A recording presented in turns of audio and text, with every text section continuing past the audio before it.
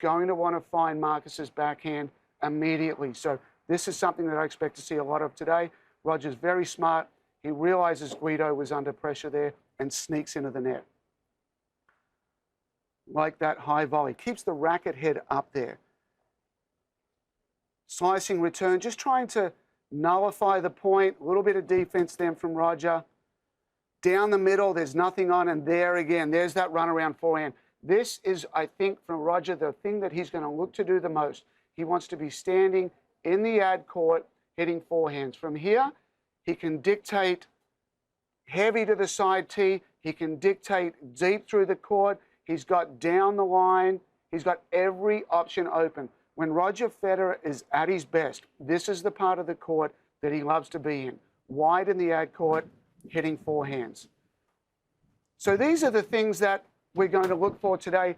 These are the elements that Marcus has got to try and stop from Roger. Roger's going to be looking for a lot of forehands. And it's that, you know, as a lefty, we call it like a crafty lefty or a dirty lefty. And that's a compliment to all lefties, including myself. He's got to bring that heavy slice and really put Roger under pressure, hitting backhands. Intriguing stuff, Craig. One quick question. Although he didn't win and he didn't manage to get a set, Guido Pella did take Federer to 2 tiebreaks. So he got something right in that match. Yes. What did he get right? Yeah, I think there's a little bit of Guido played his normal kind of game. I don't think Roger's back to being Roger. I think he was a little bit off. This was one of those matches where he's feeling his way into the tournament. And I think Roger was, you know, maybe it's his B game, maybe it's his B+ game, but it certainly wasn't his A game. So Guido came, he played well, he got to the net a little bit, he pressures the backhand, he held serve. Roger's not back to the top of his game. So if ever Marcus wants to play him, this is the right time to do it. Do it early. As each match progresses in this tournament, you know, if Roger gets through this one, I expect him to play better and better. Roger Federer doesn't do an awful lot wrong or badly. Yes. But like a lot of other right-handed players, he's very good moving around his backhand and playing that forehand from the backhand side of the court. Yes. Why is he so much better from that side of the court instead of the right side of the court? Yeah, it's I did a lot of analysis with the Dartfish software in the past 10 years, and I learned this from studying Rafa, and I learned it from studying Roger. So let's start with Rafa, who does it the most. When Rafa hits a serve and when the ball comes back, his first shot after the serve is a forehand. He's basically hitting 8 out of 10 forehands. He's doing everything he can to avoid hitting a backhand. And the reason is the forehand is a bigger weapon. And we talked yesterday about the forehand. You know, the perfect analogy is the forehand is your sword and the backhand is your shield. So when you run around, when you've got time to run around a backhand and upgrade to a forehand, you're hitting a bigger weapon. In general, it's about 8 miles an hour faster. From the back of the court, around 75% of ground stroke winners are with the forehand side and about 25% with the backhand side. So from analyzing Roger and Rafa, what I began to see was that when they're standing in the normal court, so for Roger, that's in the juice court hitting forehands, he's very, very good there with the forehand. But when he runs around it, he produces more winners and he has less errors from over there. So the reason that happens is if it's a normal backhand or a neutral backhand, it's pretty much got to go cross-court and the opponent has anticipation with that. When he runs around it, there's no anticipation anymore. The opponent's split-stepping and they're not leaning one way or another. So it robs them of precious tenths of seconds to get that ball. He hits a bigger shot from the other side of the court and he can run that secondary pattern down the line. So for most players on tour, the run-around forehand is a much more potent weapon than the normal forehand. Craig, insightful stuff as always. Very, very interesting listening to you and analysing Roger Federer's game and the task that faces, the sheer weight of the task that faces Marcus Willis today. Thank you for that. Now, time for some more analysis of Roger Federer's game. It's Cara and Mark with Coaching Corner. Right, time to discuss Roger Federer, of course, the 7-time Wimbledon champion, Mark. He's had so much success on the grass courts here at SW19. His serve almost seems to get better and better. Had this fantastic statistic last year. He didn't lose a service game since the start of Halle all the way through to the quarterfinals at Wimbledon. What is it that makes him so dominant off his serve? First of all, that's incredible. I didn't even know that stat, so that's amazing. His serve has always been great. But I feel like the last few years he's just gotten better and better. And I feel it all starts with the ball toss. Okay. He has a beautiful, consistent ball toss. No matter where he's going to serve, it's always going to be the same. And he guides it up so well. A lot of people, they flick their serve, they flick the ball toss, and they have inconsistent ball tosses. Okay. But he kind of guides it up beautifully, and it's always in the same area. He's got a very natural swing, very easy power. Got great knee bend, and it, just like I said, it all starts with the ball toss, and from there, he can go out wide, he can go down the middle and into the body. And what he's doing so well, placing it so well, he can literally place it on a dime. You know, he's got that one out wide, it opens up the court for him, mixes it up. He's one of the guys that still comes to the net, you know, fairly regularly. And he's got the good serve, his beautiful serve in the body, and that second serve. I mean, the second serve isn't kicking like what it maybe he used to, but he still gets it out there, and it takes a lot of pressure off the rest of his game. You know, if you can hold serve that easily, then you can afford to take risks on your return of serve. So with the ball toss, with the fact that he's so consistent with it and places it almost in the same spot every time, does it make it even harder to read? Absolutely. When the ball toss is in the same spot, you know, you don't know where it's coming. Right. That's when you got to start guessing. There's certain guys on the tour that are huge servers, some of the best servers on the tour, that might give a little bit away because when they want to go out wide, their ball toss tends to go a little bit further out because that gives them better angle to come on the outside and go out wide. Or if they want to go down the middle, they might hook the ball a little bit more over their head so they can kind of flatten it out. Right, okay. When you have a consistent ball toss like he does, like Pete Sampras did, you can go anywhere you want, and then there's times where you have to guess, especially on big points, because you don't know where it's going to go. And with the second serve, what do you see different in terms of when he is using his second serve as opposed to his first? His first obviously a bit more successful and more powerful. Does he take anything away to the second serve? Everything's exactly the same, except what he might do is the ball toss would look very, very similar, but it'll have a little bit more hook on the ball. Okay. So it'll be kind of coming over his head a little bit more. But the thing is, from the direction of his opponent, it looks the same. The only difference is it's kind of coming over his head a little bit more. And then with that beautiful knee bend that he has, he can come underneath the ball and he really gets that beautiful work on the ball. Because on the second serve, you don't want to be as flat. You want to have that work, that consistency, you know, that trajectory over the net, you know, so you can have that percentage goes up. And he has that beautifully well. But with that ball toss, even on the second serve, he can still go down the middle, you know, instead of out wide. So that keeps him guessing all day long. So when he's returning, obviously he doesn't have the strength of his serve to rely on. What is the next part of his game that he uses to the best ability? The fact that he's one of the only few guys that loves to come to the net. Got the best volleys on the tour. Particularly here. Best, you know, some of the best volleys of all time. And the work that he's done, I think, with Stefan Edberg over the years, where I felt like he started coming to the net a lot more than what he used to.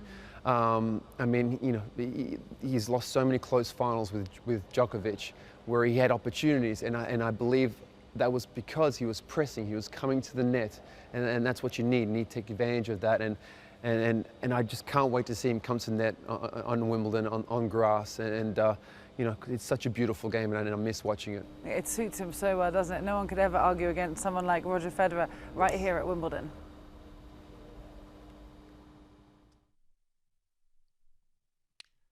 Welcome back to centre court, where Agnieszka Radvanska is serving for the match, having taken the first 6-2. She is 5-1 up in the second. It's 15:30 at the moment. Just going for an official review. You can hear the crowd chanting in the background.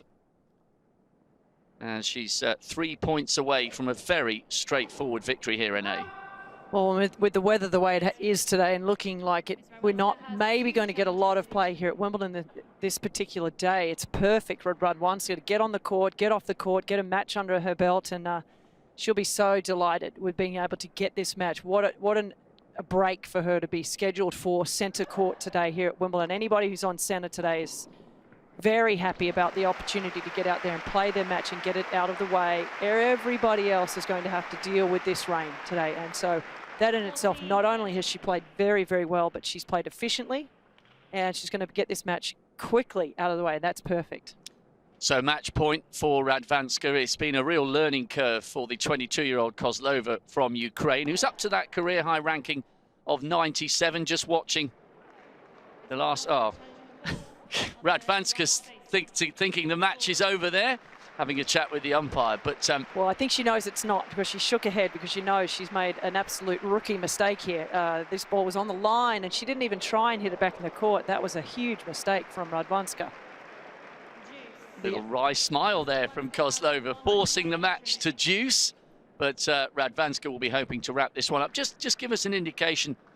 Obviously, players are very professional, and they know when they come to Wimbledon that unless they're on centre court, there's always the possibility of a delay. But when you're down at a rangy, then you're pulled off, your match is on, your match is off, it's postponed. That must be quite difficult to deal with, not just on the practical level of when do you eat and how much do you eat, but psychologically as well, getting ready for the very moment you know you've got to perform. But that keeps changing. Yeah, it's very taxing, very, very taxing for players to have to, be prepared. I was down in the locker room and the covers came off, and so therefore the players get ready to go out and play. Players that are second on are warming up in the gym and ready to go, and then the covers get back on again. So it's one of those days that stops and starts, and it's very frustrating. But as you said, you just have to realize that not only are you going through it, but your opponents are as well. And so you try and sort of not get too worried about it, because it's not like you're the only one that's going through it. Like, why me? It's not why me. It's everyone's having to go through it. So it is tough, though. Like you said, worrying about when to eat, when to warm up again, when to get stretched. Maybe you start getting a little bit tight. So it's a difficult situation. But as you said, when you come to Wimbledon, you know that's going to happen. Well, and actually, in 3 years' time, there'll be a roof on court 1 as well. So there'll be even more play that will be scheduled to happen irrespective of the weather. Radvanska has got advantage here, so she is now once again just a single point away from wrapping this one up. It would be 6-2, 6-1, and as Renee has said, absolutely brilliant just to get this out the way. She's thinking that she's served an ace. I think this one's good too. I think this one caught the line a little bit. She'll be happy. 1 didn't go her way, and 2 didn't go her way. She's going to think this is a never-ending match now. It looked for all the world as though that was a definite ace with just a millimetre of the ball in contact with the line, but we've just had the official review. And yet again, well, Kozlova's got more lives than a cat at the moment. Radvanska is not smiling as broadly as her opponent down the other end of the court. No, but when that happens, if that had gone over, then you would have thought, maybe it's just not my day. So hit the net and bobbled back. Radvanska does wrap it up 6-2, 6-1. The crowd on their feet, stretching their legs. And a little wave there from a former Wimbledon finalist. Made the semis last year, knocked out by Muguruza, who was on her way to a great, great match against Serena. But Radvanska, the number 3 seed, safely through. And as you were saying, Renee, she will be absolutely delighted that given the conditions outside, her match is over and she'll have an opportunity to get some rest on board and let everybody else sweat. No disrespect or no disgrace there to Kozlova. A really, really difficult job for her, and she will learn from this one as she learned from her first round match against Matic Sands at the US Open last year. Yeah, I love to see the players when they walk off, and they really do appreciate the beauty of this place, because she looked around and realized maybe if this is the last time I'm going to be out here, I'm going to appreciate it, and she did. But a really terrific match for Radvanska. She will be absolutely, as you said, delighted to get through this match quickly. And do you think, I know you talked very eloquently earlier on when the guys joined us here on centre court about the fact that her percentages on the serves are not good enough when she gets to the semi and the final. But is there a chance, Gemma Arterton just watching on there, British actress, is there a chance that she could get her hands on this year if Serena's wobble continues? Well, absolutely. I mean, look, she took Serena to 3 sets in the final when she appeared here, so she has the ability to go deep here, and I would like to see her go deep, because she's, as I said, one of my favourite players to watch, and always entertaining. In particular against a big hitter, that she makes some play. So many interesting points. So I'm happy, and I want her to move through the draw. Well, it would be good if she did win. She won the girls' title way back in 2005, and in fact, her sister won the girls' title, I think, a couple of years later. So talented family. Yeah, there's good omens for the Radvanska family. So Agnieszka Radvanska, the number 3 seed, is safely through.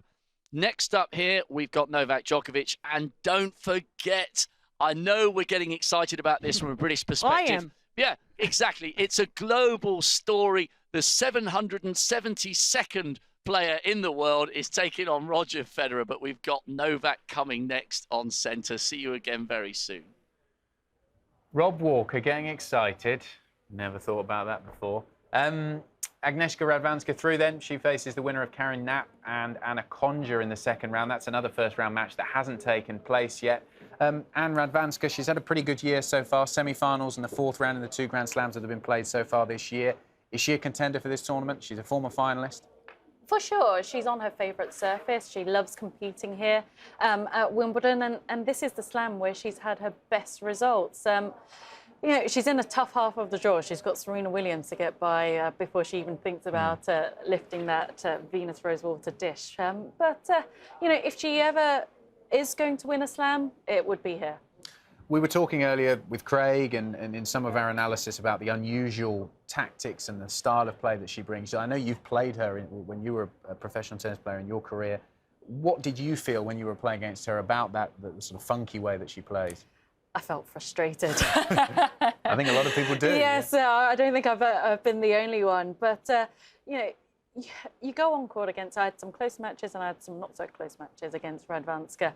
She makes you play so many balls. She moves well. But what she does, I mean, yes, she's got great footwork, but her anticipation, the way she's able to read patterns of play and, you know, anticipate where you're going to hit it and seemingly be in the very place on the court where you strike the ball. It's really something you can't teach. She's got a real unbelievable eye for the game. When you're up against her, you feel she doesn't give you that much pace, so you feel you can almost overpower her, but actually that's what she teases you into doing, going for that bit too much, and so many players fall into that trap.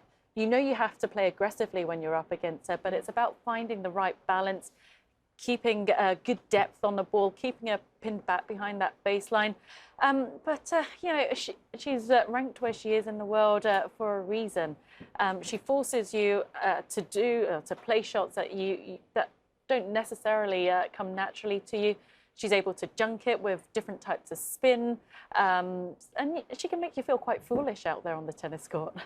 Indeed, a good performance from Agnieszka Radvanska, 6-2, 6-1, so she's through to the second round. So focus will now turn to the second match on centre court with the roof still on. There, Novak Djokovic, the defending champion, the #1 seed up against the Frenchman Adrian Mannarino, the second match there on centre court. Just to give you a bit of a weather update, we were telling you a few minutes ago how we received official confirmation that there would be no play before 2:30. We don't think, with that only about 9 minutes away, that is going to be the time that the players do come back onto court, because as you can see from those pictures there, the rain is still coming down very, very heavily. If anything, it's got even more heavy. You can see the umbrellas up. I think that's court number 2, where a few hardy fans are out there waiting for some play, but I don't think they're going to be seeing too much for quite some time. There's the picture at Orangi, the practice facilities, the cover's still on there. Jo-Wilfried Tsonga heading for cover, and the famous London skyline that's behind us, off into the distance, behind us here at the studio. You can see it there from those pictures, disappearing into the clouds. So a rather gloomy outlook on day 3 here at Wimbledon, but that hasn't stopped our very own Rachel Stringer. I'm sure she's been busy. She's out around the ground, gauging the feeling amongst the fans, and we can join her now. So the rackets are being strung down here at the Racket Stringing Centre at Wimbledon, and I'm joined by Andy Phillips, and he's the manager down here. Andy, how are you doing? Very well, thanks. Very well. Looks pretty busy at the moment. What's going on down here? It is. It has been very busy. We sort of got over the initial hurdle, which was the Sunday and the Monday, getting the rackets ready for the first rounds. We took a record amount of rackets on Sunday, which was 430. So we got 14 stringers. So as you can sort of work out, that's a lot of rackets per stringer. So yeah, it's been busy. Still going, you know, obviously busy in the first week, but so far so good. It sounds like a silly question, but what exactly goes on in here? Well, the process, the players or the coaches will bring the rackets in. They'll specify what tensions, when they want them done by, whether they want them delivered to court or to the locker room, or they'll come and collect them. So the strings get cut out of the rackets and then they get allocated to a stringer. It will get strung, get taken down to the end there, where the sort of the actual model of the rackets get stenciled on. They get bagged and either hung up ready for collection, or one of the runners will take them to destination. And it happens on one of these machines right here. It does, yeah. This is a Babolat electronic sensor machine. As you can see, you set the tension on here. All stringers are, very competent and experienced, and it'll be a consistent string job. So. Well, Andy, let's go and find one of these stringers down here in action. This is someone of your team. This is Richard. And Richard, whose racket are you stringing at the moment? This is Venus Williams. Okay, and that says it here, so you're not going to get it mixed up. If you can see that here, it tells you her name, and it tells you exactly what she wants done. Is that right? That's right. You can see there it says 66 pounds on the mains with 5% pre-stretch, and that's on natural gut. And then there's the crosses are a monofilament with no pre-stretch, because they're a slightly stiffer string. And as long as I read the label, I know what to do. So you just mentioned a few technical words there, which for most people probably don't know what that means. Can you just tell us exactly what you were talking about in terms of the stringing just then? Well, the main strings are made out of natural gut, and that is made from the cow's intestines, the serosa, collagen-rich layer. And they're the most elastic, which gives her a little bit more power. And she has that at a slightly higher tension with the pre-stretch to take out the excess elasticity. Then the crosses to bring the power down a little bit. Then she has a monofilament with no pre-stretch because it's already a stiff string. And with that, then that gives her the feel that she wants when she goes on court. And does she keep this throughout every single tournament she plays on? Yes, she does. She always uses the same setup, so it's the same string, mains and crosses. She might alter the tension a little bit, depending on the weather and the surface. But basically, she normally plays around 66, 64, which actually is the highest of all the ladies, and I think it's the second highest, ladies and gents. Okay, so that might change though today, because obviously the weather's not too good outside. So you're stringing it now. Do you think it might come back because of the weather today? I think she'd still go on court with these today. If she didn't get on court today, they might come back to be cut out and restrung tomorrow, so she has them fresh for if she doesn't get on today. And is this the first time that you've strung Venus's racket? I've been stringing for Venus probably about the last 10 years, so I'm quite used to them. So you're her go-to guy. Is there anyone else in the circuit that kind of comes to you as well? Well, Nenad Zimanic is one of my friends, so he he always sends me a little message before to find out if I'm here and how long I'm here for. And then sends me a little message about 11 o'clock at night saying, could you prepare me some for tomorrow morning at a certain tension? So yes. And do the players just bring one racket in, or is there more than just the one racket each time? Well, this is the 6th that I've done for Venus this morning, and then you get others who use slightly less. Some players can say they generally gauge 2 rackets a set, so they'll go on court with 10 rackets, and then they'll still throw some back while they're playing. You see them rushing off court, they rush them to us, we string them and rush them back to court. And is it just Wimbledon that you work on? No, I don't do that many tournaments. I did Australia this year as well. I tend to teach a lot, so I prefer teaching. The hours are slightly better. Okay, talking of teaching, I know it's slightly different, but do you have to have a qualification to string rackets? You don't, but most of the stringers on the Apollo Leisure team are master racket technicians or above Pro Tour stringers, so you don't necessarily have to, but everyone here is. It's a way of showing your level. So You have to be quite ambidextrous. I don't think I would be any good at doing this because I'm not too good with my hands, but you're doing a great job, Richard. Thank you very much. I hope Venus loves the rackets. This is the Racket Centre down here at Wimbledon, and it's pretty busy because there's lots of games still to play this tournament. Thanks very much, Rachel. I don't know about you, Anne, but that was intriguing. How many rackets did you get through when you were in your playing days? On average per day, how many were you stringing? Well, I mean, I would always travel with a minimum of 6 rackets. Wow. So I would always have at least 4 rackets strung up for each match, not necessarily at the same tension. Yeah, like a lot of players, I'd like a fresh restring for every match. And then you think, you know, change of balls, get another fresh racket out. And a lot of it depends on conditions as well. You know, in hot and humid conditions, you lose the tension in your racket quite quickly. So it's important to have even more strength. Well, as the rain falls outside, there's a buzz on centre court, and that's because that man there, Novak Djokovic, has taken to it. The number 1 seed, the defending champion, looking to win his 3rd Wimbledon in a row. Up against the Frenchman. Quite a tricky encounter, this one. Unseeded Adrian Mannarino, but he managed to beat British player Kyle Edmund in the first round. He's got a fairly unique game style, left-hander, moves well. He's got a very, very good backhand. What can he do to test Novak Djokovic this afternoon here at SW19? Players just about to begin their warm-up. And what's your preview of this one? Can you see Mannarino causing Djokovic any problems? I mean, as a lefty on a grass court, you can make yourself difficult to beat.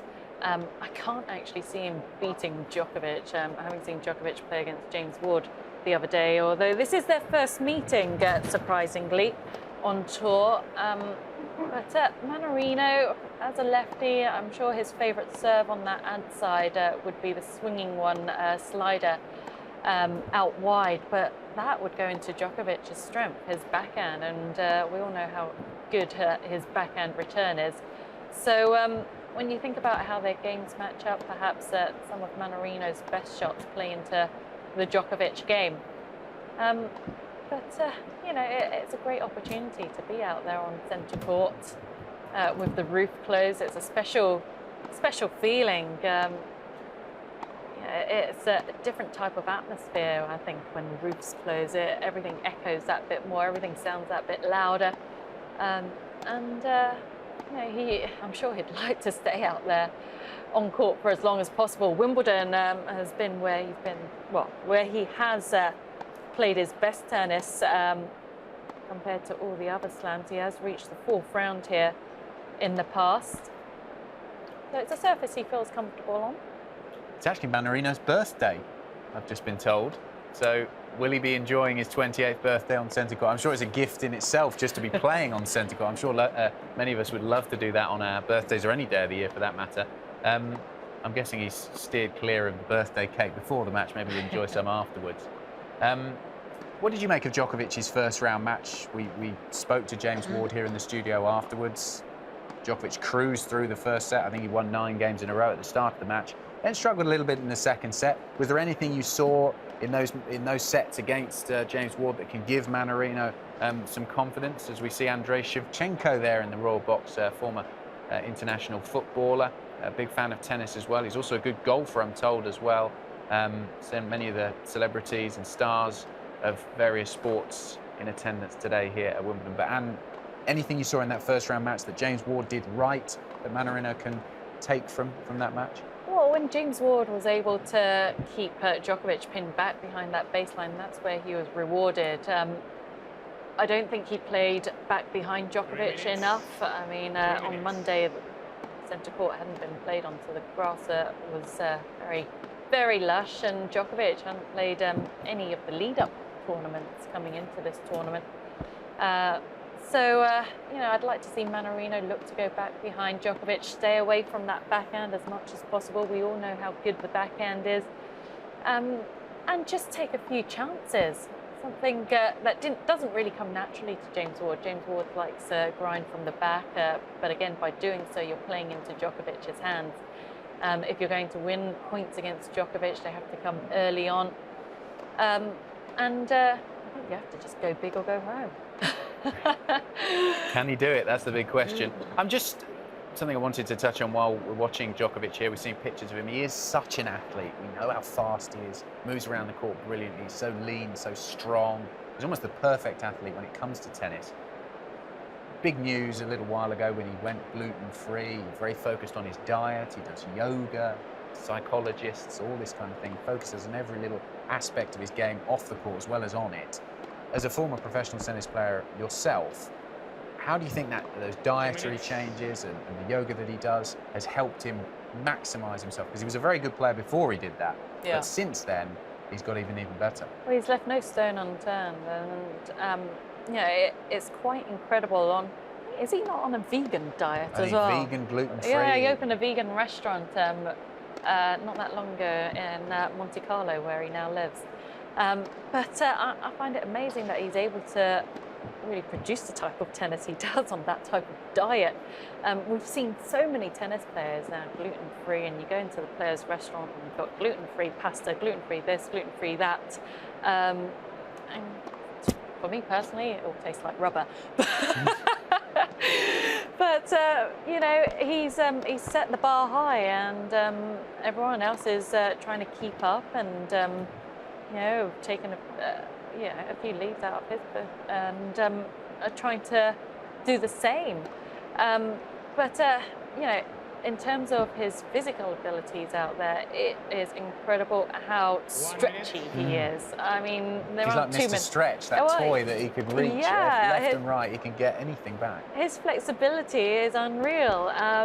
You know, I think that there are very few tennis players, particularly the guys, who can do the splits in the way that he does. And I think his wife was quoted as saying, you know, whenever he's got some spare time, you'll just find him stretching. He's obsessed with stretching. And I guess you can never be too flexible, and it helps him when he's pulled out wide. I mean, when you see him play on a hard court, even on the grass court, the way he's able to slide out wide to some of these shots, or some of these drop shots even, and then recover well. I mean, I'm just amazed, because most people would slide for something and just get stuck and stay out there. They struggle to get back and cover the other side of the court. So he set the bar high, and you know, it's tough for everyone else to follow. And I suppose the gluten-free or vegan diets, each to their own. Some players follow that, some players don't.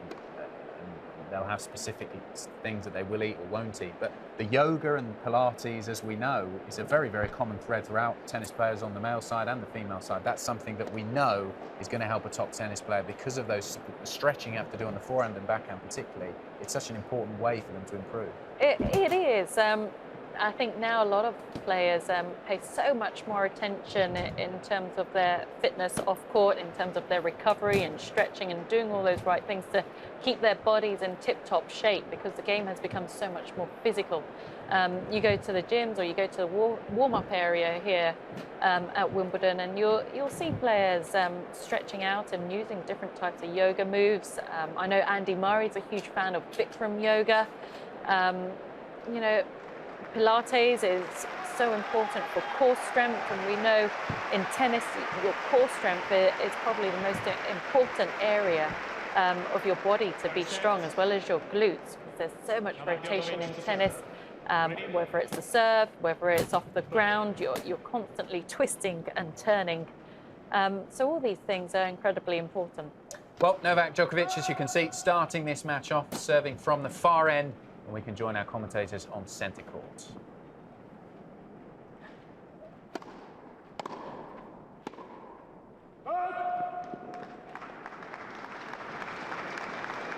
Love 15. Said he uses pace well. He's actually been returning the ball well. Returned the ball against Carl Edmund faster than Novak managed to do against James Ward in his encounter out there.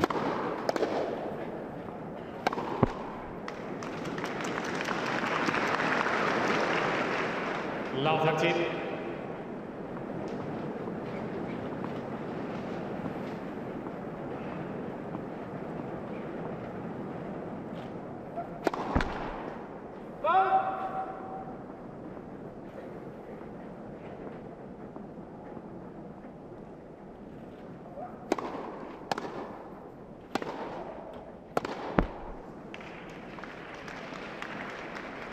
Fifteen 30.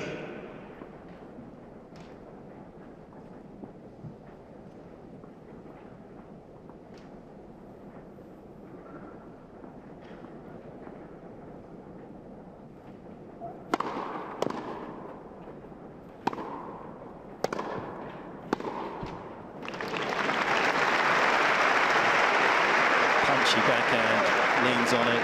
Ball comes through at a pretty uncomfortable height at times for opponents, and Novak unable to handle that particular one. Looks like a good decision to receive serve at this stage.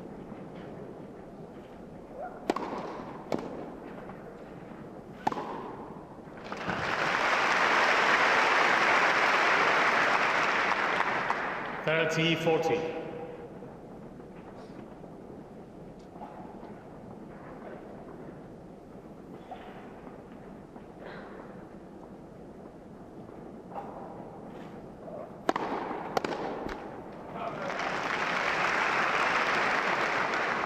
Arguably the most improved shot in men's tennis since the end of 2010, the Djokovic first serve.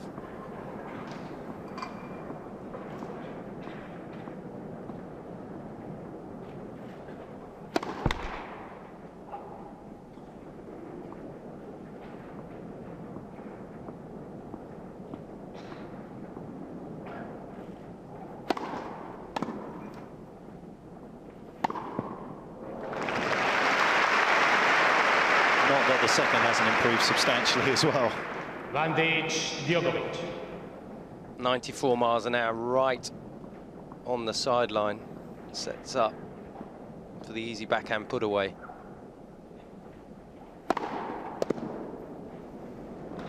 Game Djokovic.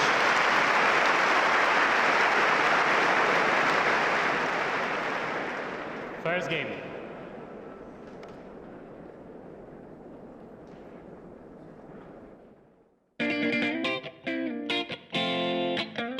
All right, now with Novak Djokovic. Novak, if you could play one player in history at Wimbledon.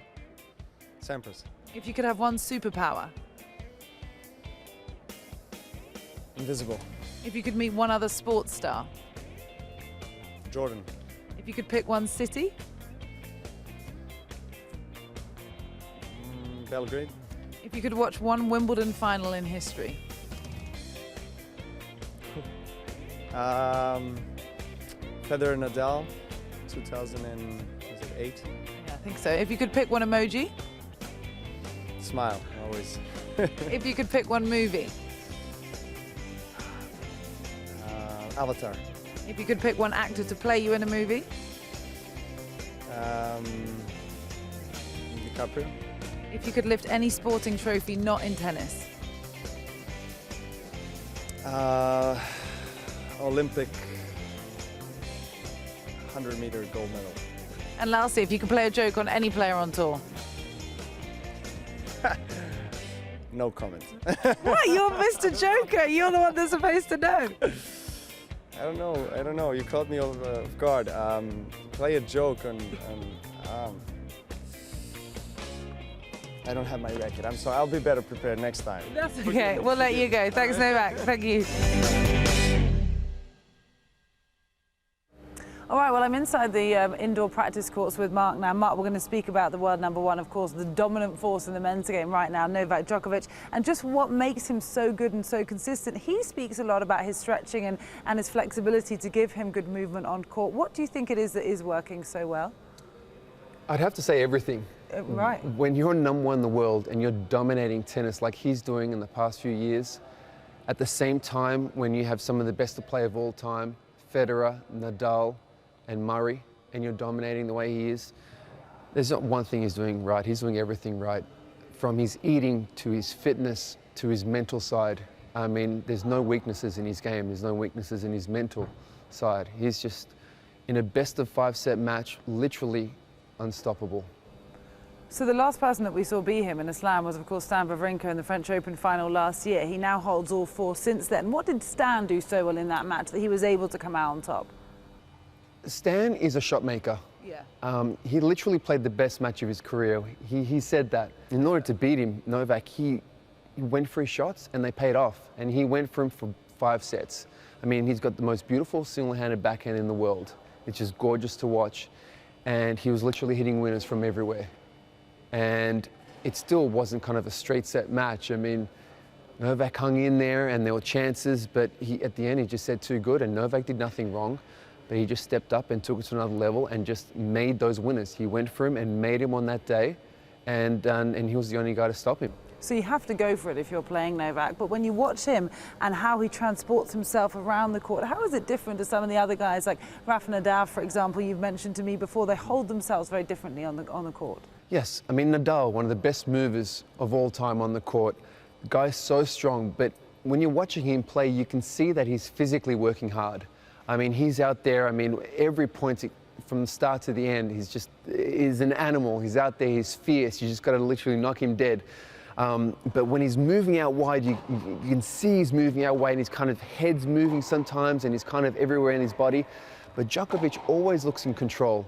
His feet are always underneath him, and his head's very stable. I'm not sure if you happen to watch him moving on the court. His head's kind of never going up and down. It's always very, very stable. Whereas Federer is exactly the same. But the flexibility that Djokovic has, moving out wide, getting there, hitting that forehand and still recovering. Same on the backhand side where it's normally winners. Not only is he getting him back, but he's going from defense into offense incredibly quickly on the court. If you come up against Novak Djokovic across this fortnight of the Wimbledon Championships, you know how dominant he is, you know how well he's playing at the moment. What can you try and do when you walk on court alongside him to try and get an advantage? Well, besides trying to trip him on change of ends while he's walking, you have to, like I said, you have to take it to him. I see, for instance, Murray is just playing some great tennis, and then he's getting to the finals a lot of these events against him. And I feel like before he's getting there, he's being aggressive, and when he plays Djokovic, he's kind of waiting a little bit. And we all know the legs, I think if there's anyone that does anything better than Murray, it's Djokovic. He's another guy that takes defense into offense so incredibly quick. One of the best movers on the court, probably alongside Djokovic. But Djokovic just doesn't miss. He's just not going to miss, and especially in fight, maybe in 3 sets. Maybe he'll lose maybe one bad point here or there, and you'll get a break and beat him in a best of 3. But a best of 5, he might lose focus for a game, but he's going to break back and get it back. And if he loses a set, he stays focused, and he knows he's going to come back. To beat him in a best of 5, you cannot sit back and wait for him to miss. You have to take it to him.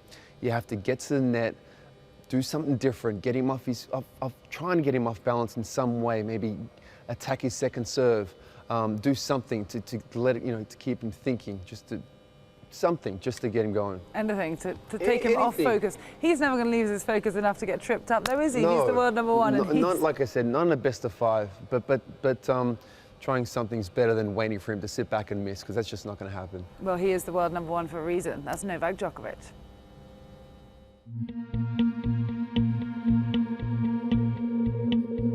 There is this enormous sense of responsibility to deliver. It's been so successful the 142 years prior to me arriving. You just don't want anything to go wrong on your shift. 4 weeks out from the tournament, I probably have 2 hours sleep. As soon as I wake up, my mind is completely racing. I used to think that as a negative, but if I'm not waking up, thinking about the championships, wanting it to be perfect, then it's time for me to move on. Grass is a living organism. By the time we get around to the championships, it comes under so much stress. It's on the threshold of living or dying, and that's the balancing act that we do. I see myself as more of a custodian of the court, and it's almost like a snapshot of time. You're given a period of the championships to manage and then pass on. There's nothing else out there that compares to a tennis court at the All England Club. We always think we can do better. As long as we keep thinking that, then I think we'll keep on improving. Unfortunately, that grass that Neil Stubley and his team work so hard to take care of is undercover at the moment because the rain is falling still here at SW19. It is slightly lighter than it had been about half an hour ago. We did have another heavy rain shower, but it's starting to clear a little bit. But maybe I'm being a bit too positive because you can see there on Henman Hill, the umbrellas are still up. A lot of people racing for cover. Courts are still covered. And then those covers have been inflated, which means that it looks like play isn't going to be starting for quite some time on those outside courts. So it's time for a little bit more analysis. Now, we heard Cara and Mark there talking about one of the best backhands in the game, the best double-handed backhands in the game, which is Novak Djokovic's, of course. But now it's time to talk about a single-handed backhand that is absolutely beautiful. Craig's back with us in the studio to talk about Stan Wawrinka's wonderful one-hander. Yeah, globally, we have this theory at the moment that the one-handed backhand is on the way out and it's tougher and the game has been taken over by two-handed backhands. you know, the power that Agassi brought to his backhand, just crushing balls everywhere. But I don't buy that at all. I think the one-handed backhand is here to stay. I'm a big fan of it. When you look at the greatest volleyers that have ever played our game, let's go through a short list of Mannarino and Pat Rafter and Pat Cash, Martina. They've all got a one-handed backhand from the back of the court. And the opposite hand that lives up on the throat does all the maneuvering. It does all the grip changing. So you learn that at the back of the court, and it helps the front of the court out. So even though there may be a little less power, you know, debatably in a one-handed backhand, I'm still a huge fan of it. So we're going to have a look at Stan Wawrinka's one-handed backhand. I believe it's the best in the game today. He hits it as hard as anyone has ever hit a backhand. It was a major component in winning the Roland Garros final against Novak Djokovic last year. Stan won that 4-6, 6-4, 6-3, 6-4. In the last 3 games of that final, he hit 5 clean backhand winners down the line, and it was a major part in closing out that match. So first round here, he defeated Taylor Fritz. In the next round, it's Andrea Seppi, who also has a magnificent backhand. It's a two-handed backhand. But Stan hit 11 backhand winners in the first round. So let's have a look at the strategy of how he hits it, where he hits it from, and what we can expect from Stan for the rest of the tournament.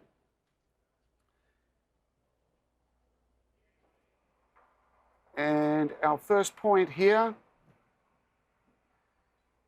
nice serve, back foot, just a nice little block there. And then he loads up. So what we see here, the foot goes across, and it's this part right up in here that we're looking at. The upper body is turning against the lower body.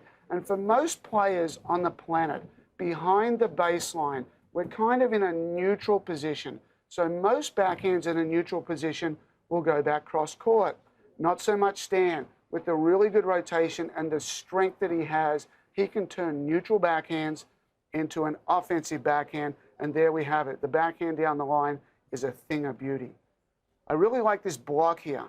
Just blocks it. You can see his upper body staying so still, loads, sets, and from just way out in front. For those of you out there that have a one-handed backhand, a really key component that you can take away from Stan's backhand is the point of contact way out in front of the body. Leaning back, that's the first one, that's the block. Watch the opposite hand. There's the grip change, nice and strong, racket head pointing at the sky, and he stays very still. And you can tell that he liked that one.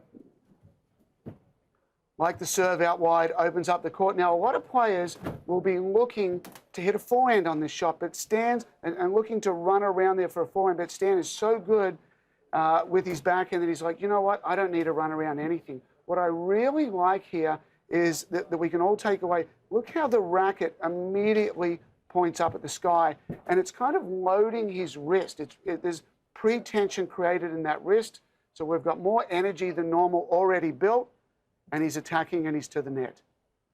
Not too many players on the planet can hit it that good from that position. Once again, good knees, and you know, whereas Roger Federer has more of a shorter follow-through, this follow-through is big. Love the court position here. The thing to take away is I'm inside, I'm attacking from this part of the court. We see the really big follow-through. Stan doesn't care where that goes. And from that court position, you can go down the line, you can go cross court. And the really important thing that stands out on the other side of the net is that Taylor Fritz, look at his feet. He doesn't know where this is going. So essentially with the good court position, he's freezing Taylor, and we watch Taylor, he just doesn't even take a step. So really good court position combined with the great technique. Good kicker out wide, goes cross court, nothing's on. And what we have here is when nothing is really happening. Now we saw in the last shot when Stan was out wide, he's basically in neutral. So from out wide, he says, you know what, I'll go cross. I'll go neutral across. But this ball was hit more middle to middle. And we've talked about this before, whereas the players, you know, the better players, when they're in the middle of the court, they don't try and force anything. He goes down the middle. Now Taylor gets a little wider, and he gets a little wider. So this is the best way to build a point. Depth first, direction second, and stands in his favorite spot inside the baseline, hitting backhands. Look how well he stays down. That back knee's almost going down to the court. Huge follow through, and those are the kind of elements that we look for in Stan's backhand.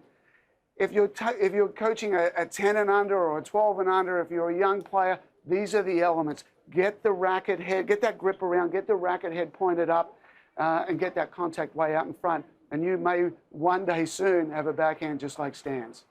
And Craig, clearly two great Swiss tennis players at the top of the men's game with beautiful one-handed backhands, Roger Federer and Stan Wawrinka. What's similar and different about those two one-handed backhands? Because when you watch them on television or live here at Wimbledon, they are quite different the way they look, yes, but they both get the job done.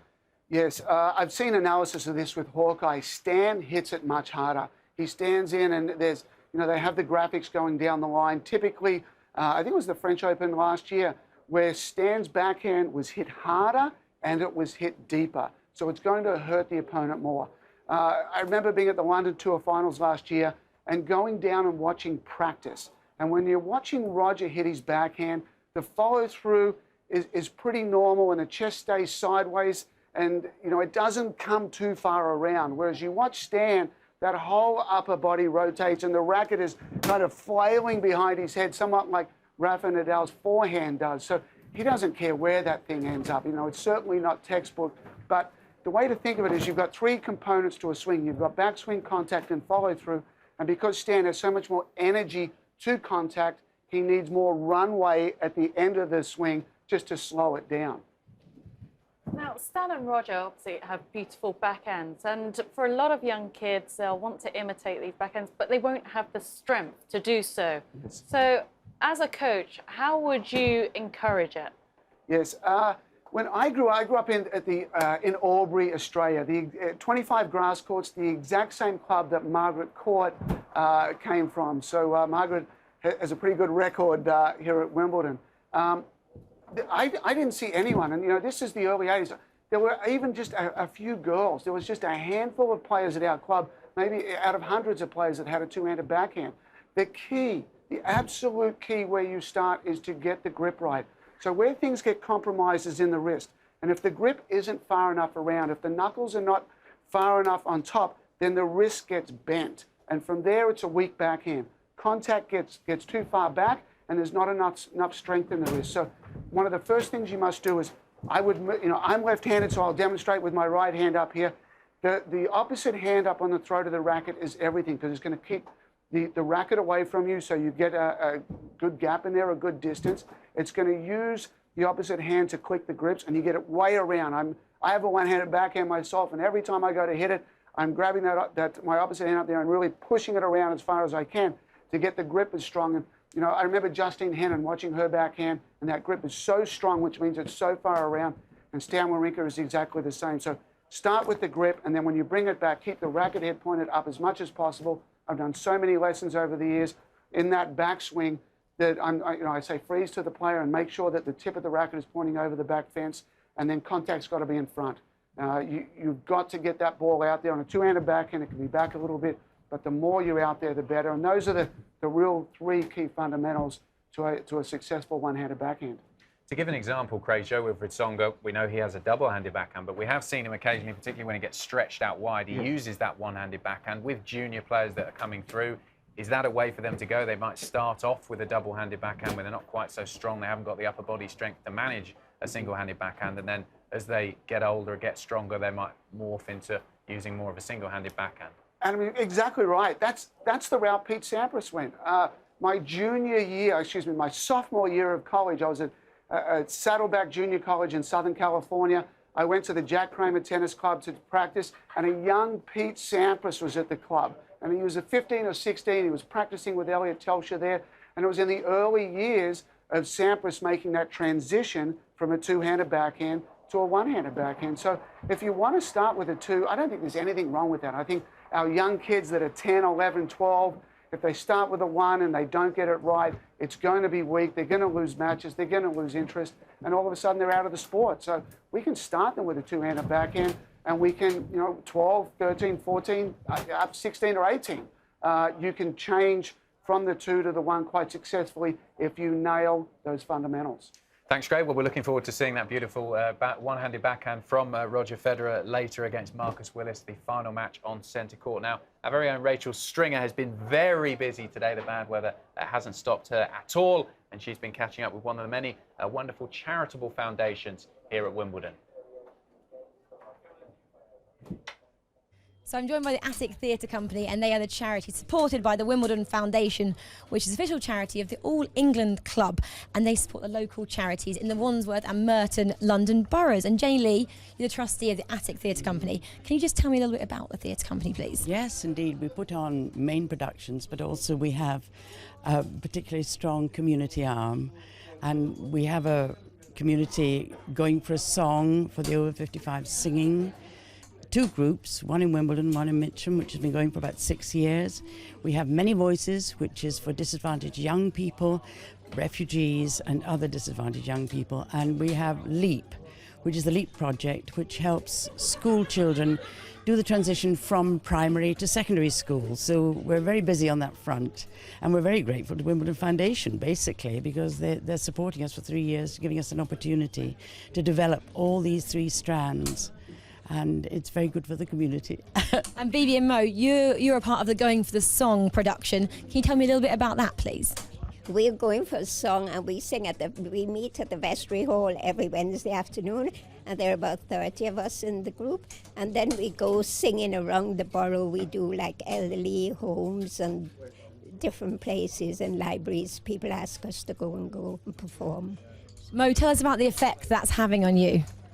Well, it gets people of my age out of their homes and meeting other people, which is good, because a lot of people are lonely and have nothing to do, so they come out and it's really good. And just tell me about what Wimbledon Foundation has actually done for you as well. Well, it's supported Going for a Song, and we're able to go and sing to the Alzheimer's societies and the stroke centres and associations. We've performed in Wimbledon Centre. I think they're very high quality now. Christopher Killaby, who's our choir master, is actually singing in Holland Park at the moment. But he's splendid, and it's allowed us to develop. But we also work with Cricket Green School, and we're putting on Mark Kelly's Doorstep, which is about bogus caller crime. You know, the gas man and the various people who turn up pretending to be police and all sorts of things, who really do fleece the older people, and the effect is absolutely dreadful on them. But the show's lots of fun. It has songs and everything, so it actually has a serious message which gets across something very important, and everyone goes away having had a good time, but with a very good idea about what to watch out for. So there's a lot of things. And we do feel part of the community, partly thanks to the Wimbledon Foundation, because we have a solid base upon which to work, and we can build relationships with a lot of people. We've obviously built a very good relationship with Wimbledon Foundation because they've invited you down here today. Indeed. And just talk us about what we've got planned today. What we're planning to go to Court 3 and see the tennis. We've had a wonderful tour, a simply wonderful tour already, and opened our eyes to a lot, hasn't it? Well, that's where we currently are. We're in the stringing racket section of Wimbledon. And what have you found out down here today? Ladies? All the different rackets, who they belong to, and how hard these guys work. Perfect. Well, you've got a brilliant day planned, and I hope the Attic Theatre Company goes from strength to strength. Thank you very much for chatting to us. Thanks, Rachel. Well, one man has made it through today, the only men's match to finish. Thomas Berdych up against Ivan Berdych of Croatia. It was a match carried over on court 18, and it's Berdych who's won it, the number 10 seed, in 4 sets. 7-6, he lost the second set 7-5, won the third set 6-1. They came back to resume in the 4th set, and he won it on a tiebreak. As you can see, they're 7-6 in the 4th set, won the tiebreak 7-2. So he is through. That's the only men's match to finish today on the outside courts, because they didn't really have too much to finish before the rain came. So, Anne, good news for Berdych, safely through. Yes, relief to get this match done and dusted before the rain. Wasn't easy against Berdych, but he came back today and got the job done. Yeah, good performance from Thomas Berdych across the 2 days. Just to confirm for you, we are being told, official sources telling us, that we won't have any play on the outside courts here at Wimbledon today on day 3 until at least 3:30, so for at least another half an hour, and 12 doubles matches that were on the order of play have now been cancelled. But we can hear from Thomas Berdych. This is his press conference after that victory against Ivan Berdych. Just the overnight sort of focus, and I mean, you've been around for a while. Is it something that always is a challenge, or you've gotten used to a delay like that? Well, no, I think you just mentioned it all in your question. You know, it's always a challenge, but with all the years on the tour, I mean, you get used to it. So really, it's just something that you know, you just have to keep your focus, that you don't have a day off after the day that you play the match or that you've been scheduled to play a match, and that's it. So I mean, no matter if you have to finish for a few points or, you know, a set or more, it's just the same thing. You just have to stay focused and be ready for as a new match. Given the weather forecast for today, how pleased were you to be able to get it finished quickly? Oh yeah, I mean, it's been really up and down match, but I mean, first of all, I should have been done, you know, already yesterday, but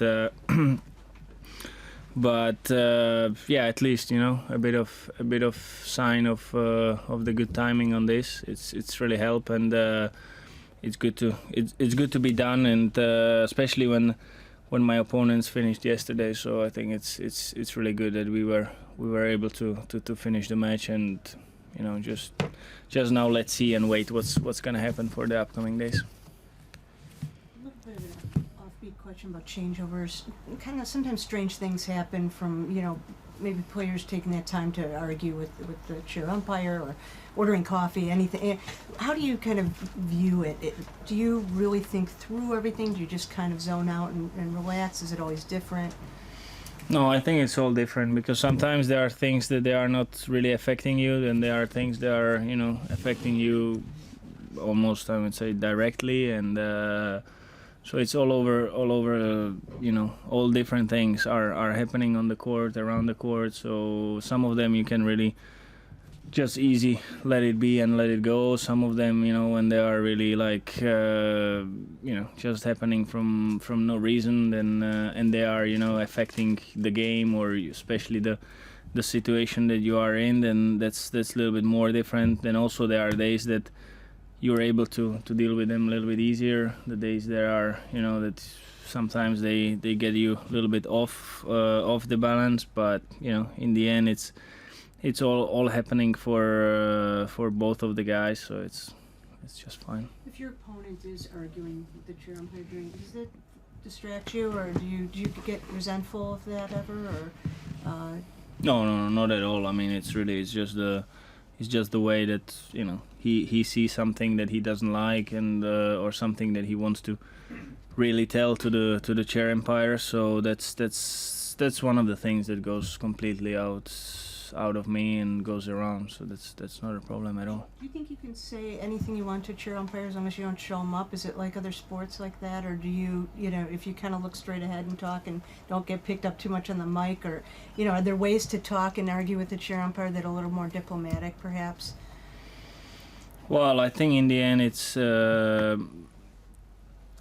I don't really see that, you know, many things can really change. You know, I think it's more about like the emotional thing. You know, you just sometimes you feel, you know, that you should say something, and you know, maybe he's gonna pick up the point, maybe not. You know, that's really something you can't really you know, do much about it. But I think that's all. I mean, of course you can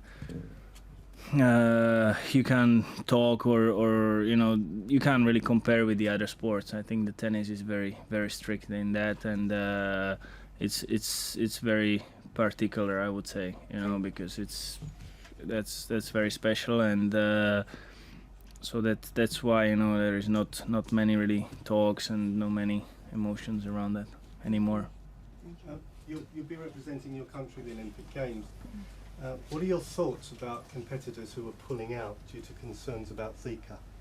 Well, I think they definitely have their own reasons, and the decisions are totally up to them, so I totally respect that. Thomas, can you tell me a little bit about your coaching situation? I know you had a pretty strong statement when you parted ways with Danny about having not so much time left in your career, being a little bit older and wanting to find the right situation, and you've moved forward now for a few months, are you still kind of operating coachless, or are you happy with how you have it here at Wimbledon?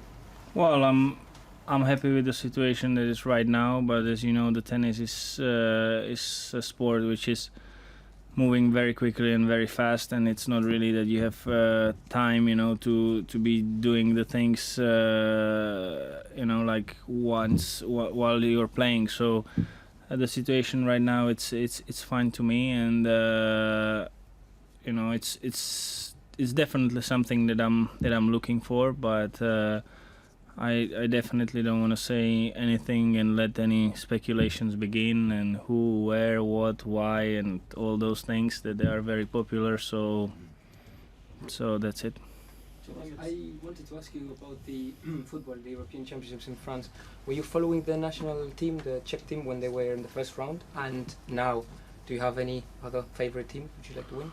Well, yeah, I've been following. I was watching that. I mean, you know, I'm not a big football expert, so I don't really like when people who doesn't know about the sport and they are not close to the sport, you know, they are pretending to understand and saying what was wrong, what was good, how they should play, what not should do, and things like that. You know, I mean, I can listen this all day long about my tennis and about this. So I don't think I'm the right person to talk about the football. So I mean, they were trying their best. That's the result. What happened, and I don't know really any details about it. So that's about the Czechs. And yeah, I mean, of course, I like sports. So I'm following it still, and I like to see the matches, and yeah, I mean, I think that's a pretty good time to cut the time when it's raining here. Thomas, we British are very excited about Marcus Willis playing Federer today on centre court. Is it something that's quite interesting, quite surprising for you professionals as well, that somebody ranked so low is playing Federer on centre? Well, absolutely. I think it's just showing how tennis is a tough sport. That even the guy with the low ranking can pass the. I think he's went through pre-qualification, then won the qualifying, and then now he's won his first round. So that's basically 7 matches, right? Yeah. So he won the title. So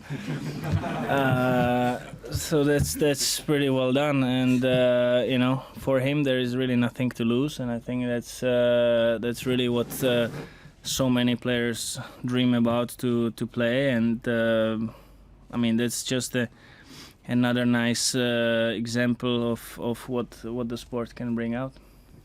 To what extent are you a creature of habit? Do you stay in the same house every year? Do you eat at the same restaurants, or do you like to mix it up? No. I mean, I don't even think I stay twice in the same house, but I'm just always trying to pick something else. I mean, just to have something different, you know, because the year's getting quite same, and you know, after so many years on tour, it just becomes really the same. So at least this is a little change that you can do, and you can have a little different house, different place, and that's it. You know, I mean, it's important that it's close by, it's convenient, but if it's one or another place, that's absolutely fine. So Thomas Berdych came through today in 4 sets out on court number 18, managed to get his first round completed before this wet rain set in, and as a result, centre court is really the only match with any tennis going on. Currently, it has been the case for quite some time. We've heard that there will be no play on the outside courts before 3:30 p.m. local time. But Novak Djokovic got his first set dealt with fairly quickly, 6-4 against the birthday boy, Adrian Mannarino. The Frenchman turns 28 years of age today, and well, the last time Novak played someone on their birthday, it was Andy Murray at the Rome Masters back in May. Andy actually won on that occasion. Well, Mannarino will be needing to take this to at least 4 sets if he hopes to do that today. We'll join this one now live with commentary at the start of the second set on centre court.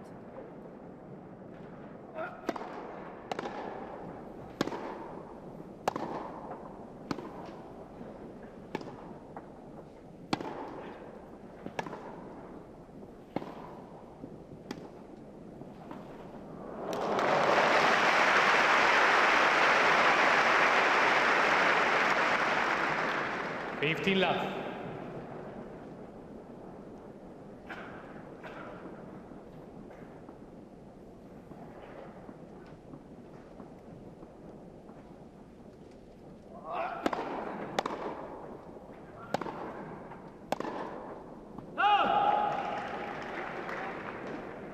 hardest thing for Mannarino at the start of the second set is to not just continue with his level, but also obviously continue to really believe that he can cause any upset after playing what was a wonderful set of tennis.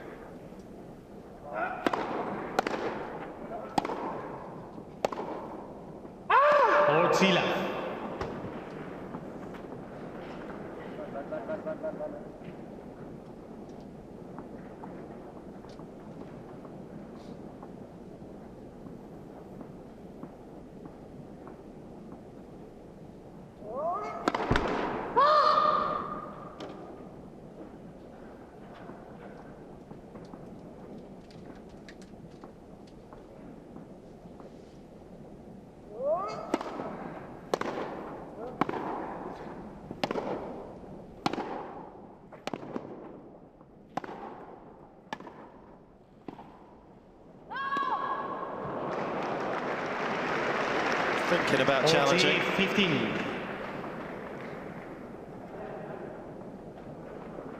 Given the scoreboard at the opening part of this game, probably not worth throwing away a challenge potentially.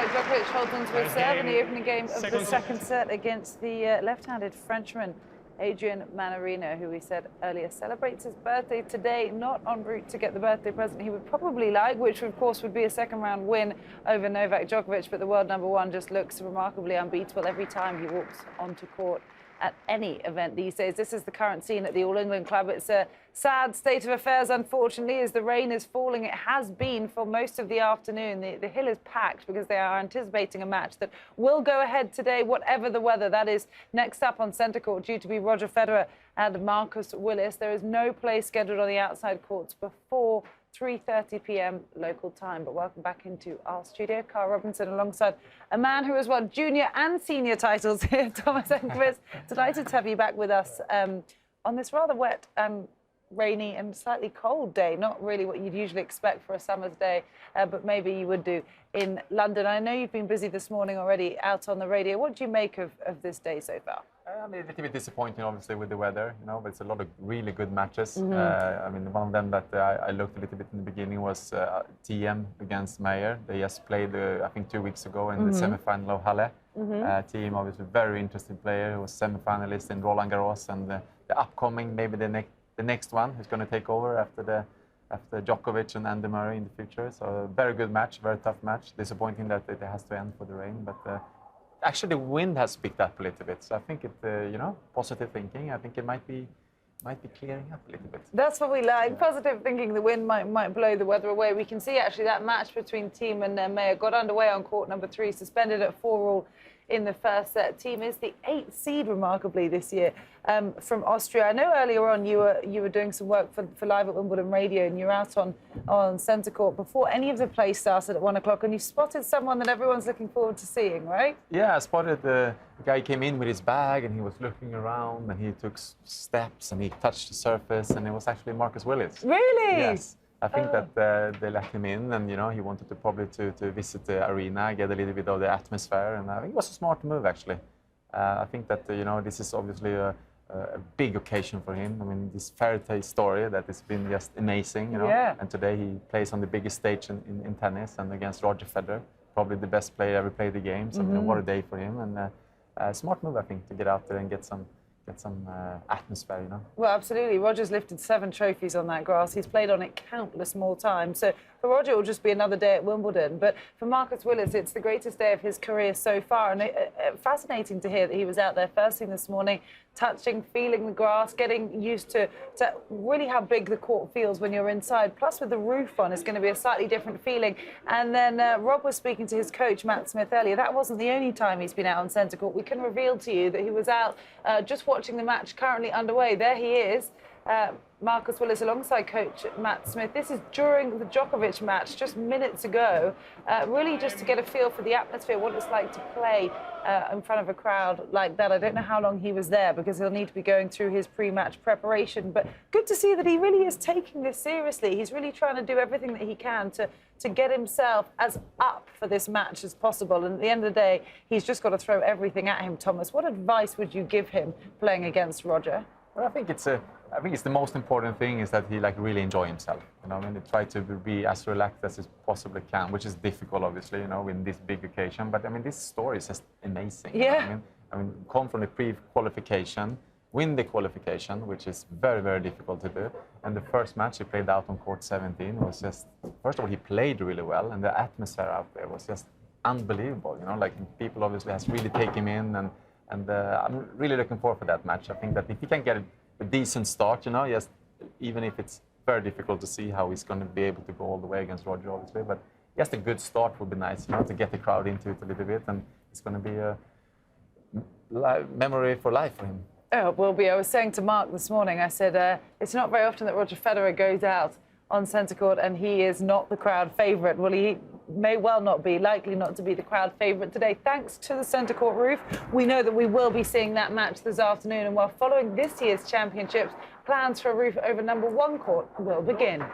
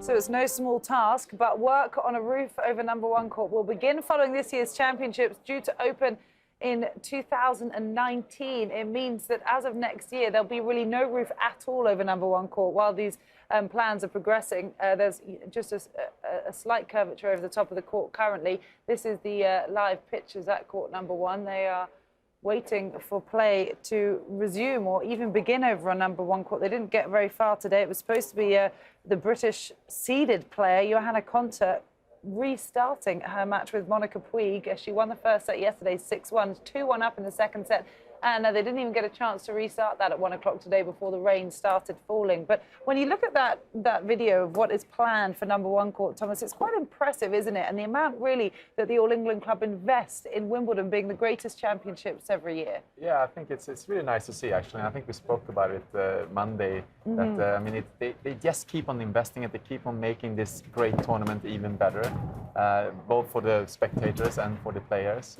And I think that I mean, it's so tasteful, everything is, you know. And it's plus that they have managed to keep the tradition. I mean, they are really doing a great job, and it's nice to see that they also put another roof on, because see what the roof do today on the center court. You know, like we all, of course, disappointed that we cannot have, you know, this great atmosphere on all the outside courts, but still we still have, you know, play on the center court, and in a couple of years' time we will also have it on court number 1, which I think is fantastic. Somewhere that's likely to be very busy today is the players' lounge, the players' restaurant, the locker rooms, the gym, as all these players that are mid-matches are trying to keep themselves busy, waiting to know whether they will or will not go back on court. What did you used to do to fill your time in a rain delay?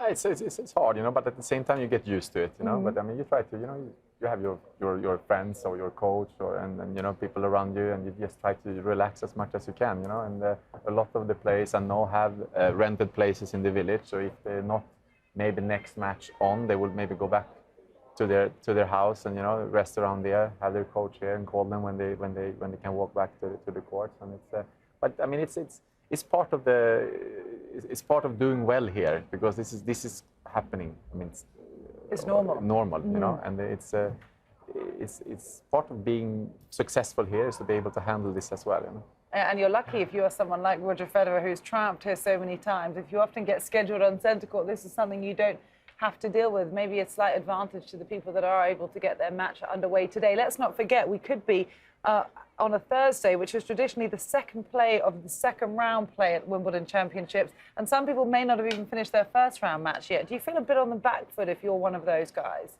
Yeah, you really want to get going, I think. You know, you're obviously the biggest tournament of the year. I mean, you have prepared and you are very eager to get going. And of course, if this lasts a little bit and you are maybe have watched some tennis and you see that somebody might even be in the 3rd round and you haven't finished your 1st round. But again, I mean, it's all part of the game, and most of the players they are used to it, and they handle it well. And it's part of the Grand Slam buffer, really. You get the extra day off in between matches, and Wimbledon, very traditionally, of course, has that middle Sunday off as well, which, fingers crossed, usually happens as long as we're not really behind on play due to weather. Well, it's time now to say hello again to our tennis insider, Catherine Whitaker, who is across all the social spheres for us and checking out what's going on online. We already know there's a lot of buzz ahead of the Federer-Willis match, but some comments as well on the weather, Catherine. Yeah, well, it's hard to ignore, isn't it? I mean, that is the story today, Marcus Willis aside. The fact that it's raining, the fact that spirits are a little bit dampened. We do have play on centre court, which is fabulous, but yes, the weather is rather unavoidable. We've got quite a lot of tweets like this one from Ben Rothenberg of the New York Times, rather mocking our great British summer. I mean, frankly, that's a picture that tells quite a story, isn't it? Pictured summer in inverted commas in England. Harsh, but probably fair, it has to be said. We've got a BBC Tennis with this photo, a couple of fans having a bit of trouble with umbrellas out on Henman Hill. Our very own Anne Kyothafong pointing out that the hardcore fans are not put off. That is the queue for resale tickets. It's actually just over our shoulder here. We can see it from the studio. They are not put off at all by the weather. If anything, that queue's probably a bit longer than it ordinarily would be at this time of the day, because I guess they're thinking people will get fed up of waiting around for there to be play, and there's more likely that there will be a few more resale tickets available. So very, very long queue over there to our right. How do you think the court coverers here at Wimbledon prepared for a rather busy day? Go on then. This is how they prepared. That's them doing some, well, it looks like yoga. Yeah. Looking very zen. Probably feeling a bit less zen now. Very busy day for them. I wonder what time that was. It must have been before the gates were open this morning. It must have been, yeah. You wouldn't find enough space here at Wimbledon. We'll have to get in early to go and join them tomorrow. Bit of morning yoga. Make sure you get a picture, and I'll factor it into my social review, Cara. I would actually know how they get organized, because I mean they are unbelievable how quick they are to get that cover on and off the court. You know what I mean? And it's so many courts here the first week. You know what I mean? And they are so quick. They are so organized. It's military precision, Thomas. It is, for sure. My cousins actually work here a couple of years ago, and one of them still this year is the court coverers. And when it's lovely sunny weather, you know, they have the quietest job around because they have nothing to do. But they've had full training before they come to the Wimbledon Championships, and then on a day like this, it really is exceptionally busy for them. And there's this weather grading system that you can see on the side of centre court. It factors between 1 and 5, and we saw this morning it was set at number 3, which means the covers need to be on but not blown up. As we see now, covers are actually getting blown up as we speak behind us on courts 18 and 19. It must be a 4, I think, and 5. If it's down at number 1, they can go and relax and walk around the grounds and don't need to worry. So there's a good system that they have in terms of knowing when they need to be on call, and the training that goes into pulling the court covers over. They're very precise about who they have, what shapes and sizes to physically being able to pull the covers over, because it's a heavy lift. Is it true that they're set a time limit for getting the covers Yes. on and off? Is that true? Yeah, I'll have to find out what it is. I'll come back to you with it tomorrow, but they always try and race to see which court can do it the quickest. And Laura Robson's brother famously worked here a few years ago. The year that she, I think, won the girls' junior title, he was a court coverer that year. And you're in teams per court, so everyone, I think, gets quite competitive about their court. But you stay on the same court for or in the same team, and then they compete against each other? Yes. So if you get centre court, you've had a pretty good championship. We'll have to find out which court does it the fastest We and will give them do. a shout out. They deserve some credit. A few other things to bring you from social media. Marcus Willis's girlfriend obviously didn't do a very good job of checking the weather forecast today. She said she's told 5 Live, BBC Radio, she didn't know it was going to be cold and she should have brought a jacket. She didn't. So she might go to the Wimbledon shop and use Marcus's voucher. All competitors here at Wimbledon get a voucher to spend in the Wimbledon shop. She says she might spend it on buying a jacket because she's neglected to bring one. It will be a bit less perishing on the centre court under the roof, though. Though it has to be said, it's pretty cold here at Wimbledon today, isn't it? Yes, highs of 18 degrees centigrade, I think about 65 degrees Fahrenheit. Just a typical June afternoon in England. Not really. We are on the colder side. Judy Murray, how do we think she's passing the rain delay? She's passing it with dessert. If you were a follower of Judy Murray on social media, you know she loves a good cake, loves a good dessert. Well, today it's pavlova. That's how she's passing her time. Well, she did maybe want to enter the Great British Bake Off, didn't she? You were telling us yesterday, so maybe she'll start making some Maybe very... this is her audition piece. I think that's in a nice hospitality suite, personally. Or It maybe is. the I mean, players' this is what we're missing out on, guys, while we're sitting here being slightly rained on. We could be having DIY pavlova, but I'm sure Judy's having a lovely time. Of course, she'll be delighted to have seen Andy get to play on centre court yesterday, get his match done and dusted. He can have his feet up today and isn't at risk of being one of those matches that is heavily delayed, and it's going to be such a disadvantage now for some sections of the draw to be so behind. Absolutely. We are expecting a much drier day at the Championships tomorrow. And to be honest, as Thomas says, this is kind of part and parcel of Wimbledon. It's what we expect year in, year out. It's a shame for it to happen so early on when there is still an awful lot of matches to be played. As a competitor, Thomas, when you look at the order of play and you see where you are on the running order, second, third, maybe fourth match on court, at what point do you choose to come to the grounds and when do you stay back at your home or hotel until? Yeah, it depends a little bit, but if it rains really in the morning and you play late, you might delay your practice. Right. Because it's especially in the beginning of the week, it's a lot of people in the player lounge and around. It's not easy to find a place where you can relax and then. So I think most of the players, if they play fourth and they know the weather forecast is like it is today, they probably would stay home a little bit extra long and delay their first practice a little bit. You need to have a good movie library, don't you? To sit back and watch some good films. Exactly, yeah. That's what often happens in the player lounge at these Grand Slams. Well, play is underway on centre court, the only court across the grounds here where we are watching some tennis. Our very own Rob Walker actually is there alongside Renee Stubbs, and I believe they can give us an update on the second set.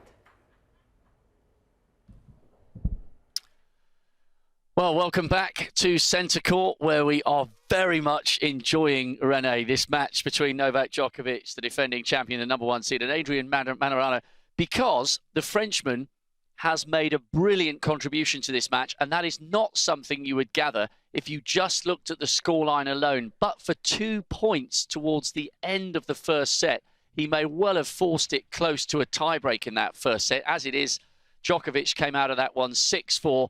And he's a break and looking comfortable in this second set. But Mannarino started this match really well. Well, he's a typical Frenchman, isn't he? And you don't want to stereotype a lot of players, but why do they have so much talent, so much flair? And he is their quintessential Frenchman, just the lefty skill around the court, just beautiful. Doesn't possess a lot of power, but he also possesses some terrific feel around the net, some choices of shots that are so beautiful to see. But having said that, this is what happens when you play against Novak Djokovic. He just gives you nothing free. And when you think about how to beat Djokovic, it's like, well, I have to absolutely throw not only my best, but then some. And Mannarino is finding out why Novak Djokovic hasn't lost a match at Grand Slam level in a very, very long time. Over 5 sets, you just feel there's no chink in the armour. Well, it was such a shame because he was playing really well in the first set, so lost that one 6-4.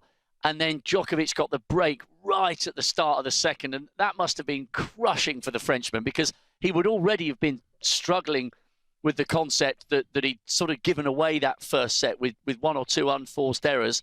And already what looks like a mountain, suddenly he can't even see the summit because he's a breakdown early on in the second. Well, I think when you play against Djokovic, it's like the first set's gone and you just think, how do I beat him now? I mean, I really believe that to beat Djokovic, you have to win the first set. And only because then you can start thinking about it being a 2 out of 3 set match rather than a 5 set match because physically he's so superior to so many players. He doesn't give you anything free and you do have to come up with something special. And to do that time after time over 3 sets, you have to win 3 out of 5 sets. Then it's so difficult. And he just has the ability to just wear you down mentally because mentally he never gives you anything free. And that's really what has separated him from, let's say, an Andy Murray, a Roger Federer over the last 3 or 4 years. And actually, just picking up on that point with Djokovic, I mean, I know you're a big fan of what Murray does, and so am I. I think, Murray's a supreme athlete, and he's worked so hard to get where he is. But maybe that slight difference, sometimes when you see Djokovic and Murray playing a big final, it's 30-15 on the Djokovic serve. He's 4-2 up in this second set. But when you see the two of them in a major final, Murray sometimes lets how he's feeling inside come out on the court, and that can only play into the opponent's hands. You don't see that with Djokovic, even when points go against him, do you? No, he has a personality that sometimes, remember a couple of years ago in the finals of the Australian Open, he kind of, was saying he's sore and he was injured and you weren't quite sure. So he still may throw that in every now and again, but it's so rare now because he's so dominant that he doesn't feel like he sort of needs to sell that he's hurt or whatever it is to his opponent. And that, of course, upset Andy Murray a couple of years ago because he thought, well, you're still running really well. So it was kind of a little bit of a mental game. Now he doesn't have to do that because now he says, I'm just better than you. I'm more superior. I know I can win these matches. And the big question to be answered, can Andy Murray get to that same situation? And now with Lendl, can he not give away free points mentally? Well, here we get a little view as to the score. It's absolutely packed in here. A couple of people changing seats. Remember, we've got Federer against Willis coming up. Just a little rerun here of the end of the Djokovic service game. Mannarino will come out serving to stay in the second set. And he's just so mercurial. One thing I didn't realise until doing my homework for this match, Renee, it's not just the fact that he won the Aussie again. It's not just the fact that he finally completed the set and did the French. He's also won Doha, Indian Wells, Miami and Madrid. 6 titles this year alone. Do you think back when Federer was at his peak, was he as far ahead, even when he was rocking and rolling with Nadal? Was he as far ahead as Djokovic is of Murray as number 2 now? I mean, I can't think of a time when Federer was that far ahead of Nadal. Well, in terms of points and so on. It's hard to say. I think, obviously that rivalry with Roger and Nadal was so special for so many reasons. But I think that there's been a separation now that has been enormous over the last 18 months with Novak Djokovic and everybody else. And I think, again, over 5 sets, mentally, he doesn't give anything free away now. Physically, he's so superior. His athleticism, I think the fact that he's brought in not only the flexibility part of the game, you see him run around the court now, he doesn't get tired. He doesn't have any weaknesses. He doesn't make mistakes, but he possesses power now that he didn't have as much about 6 years ago with the consistency. He had power, but he couldn't quite control it. Now, everything is just the perfect puzzle piece has come together from his nutrition to his athleticism to his flexibility to his confidence to the fact that he's brought Becker in to give him that added experience in these moments. There's a Zen-like quality about him. It's talked about often. And the reason is because he is the ultimate professional now in men's tennis. And he's taken professionalism of tennis to another level. And everybody comes along and pushes the envelope, whether it be fitness, Lendl, whether it be, you know, extreme calmness on the court, Federer. Now he's all of those things in one person. So you have to start really having the conversation, is he the greatest of all time? If he is to win Wimbledon, it's the first time that a man has done that since 1969, and nobody has won 4 Grand Slams at the same time on 4 different surfaces. He needs to be put into that category. Wow, that is amazing when you consider that he would be on 13 and still 4 behind Federer, but you feel the manner in which he's dominating means, and the fact that this extended run, he's bidding for his 5th slam in a row, and he wins this one, he then only needs the US, and he's done the calendar as well as the non-calendar slam. You think if he wins Wimbledon this time, he has to be regarded at least on an equal par with Federer, even though Federer's on 17 slams? Absolutely. Wow. There's absolutely no doubt in my mind. He has to go down as, you know, you have to put him in as the 3rd greatest player of all time right now, behind Rod Laver, who won the Grand Slam twice. But, you know, many of those Grand Slams were all won on grass. Nothing to take away from Rod. I mean, he didn't play a number of years when it was open as well. So he missed a few Grand Slams. So Rod's total could have been even more.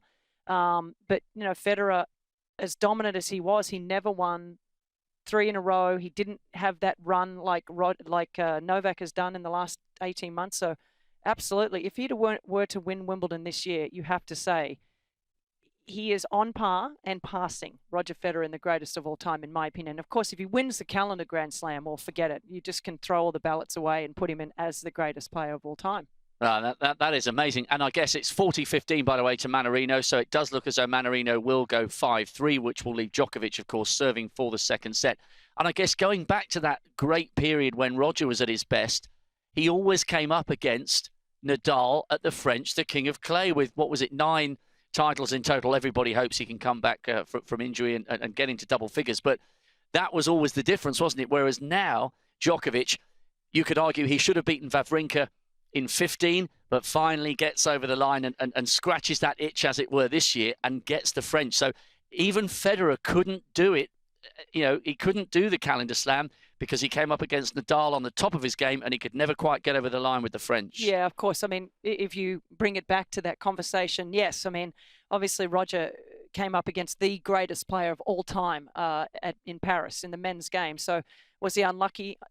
Yes. So if Nadal hadn't been there to stop him from doing it, he probably more than likely would have done what Novak has done, which is win consecutive Grand Slams at the start of the year and go into here, and he was overwhelming favourite here. So, yeah, I mean, this is why we talk about Roger being the greatest still, because of what he's done and those years that he didn't win the French, but he did win 3 Grand Slams. I think he did it twice. So, look, they're on par. If he were to win here, you have to put him on par. But if he wins the US Open and wins the calendar Grand Slam, then that's where you just say, no one's ever done that, and not on 4 different surfaces. And that's the difference. No one has ever done that before.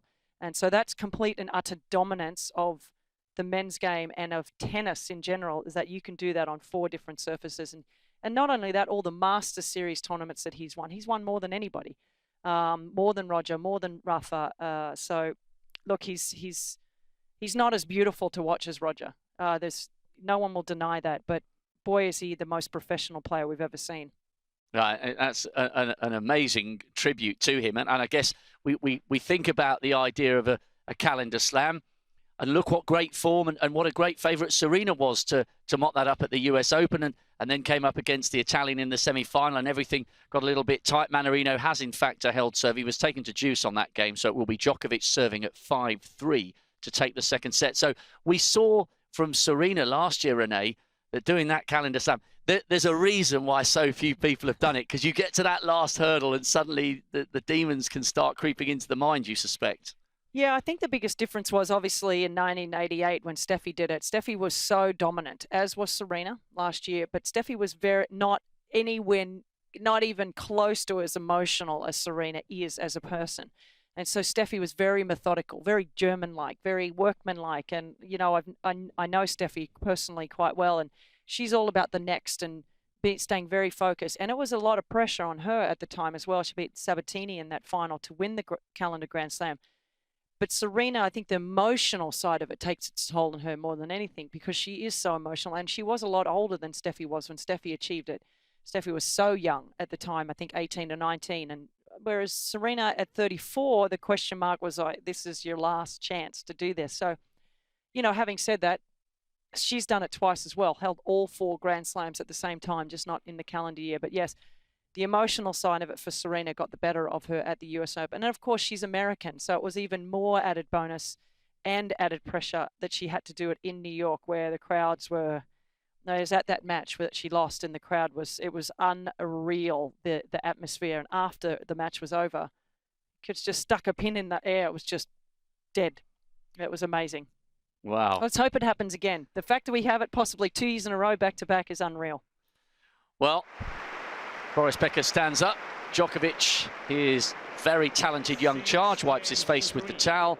He did wrap up that second set to 6-4, 6-3. So, yeah, really exciting from a neutral's perspective to think that we're watching, as you have said, Renee, arguably the greatest men's tennis player of all time. And he's looking comfortable here. He's, as you've said, he's done what he does best. He was put under a little bit of pressure in the first set, but now he's firing on all cylinders. And look at the sinew and the legs and the balance. That yoga and that overall package you're talking about, it is so hard from a layman's perspective to see where you poise and prize for weaknesses. Well, the men's game is so physical now. You know, it's always been physical, but these guys now get out wide. They get back these shots that are just outrageous how well they move.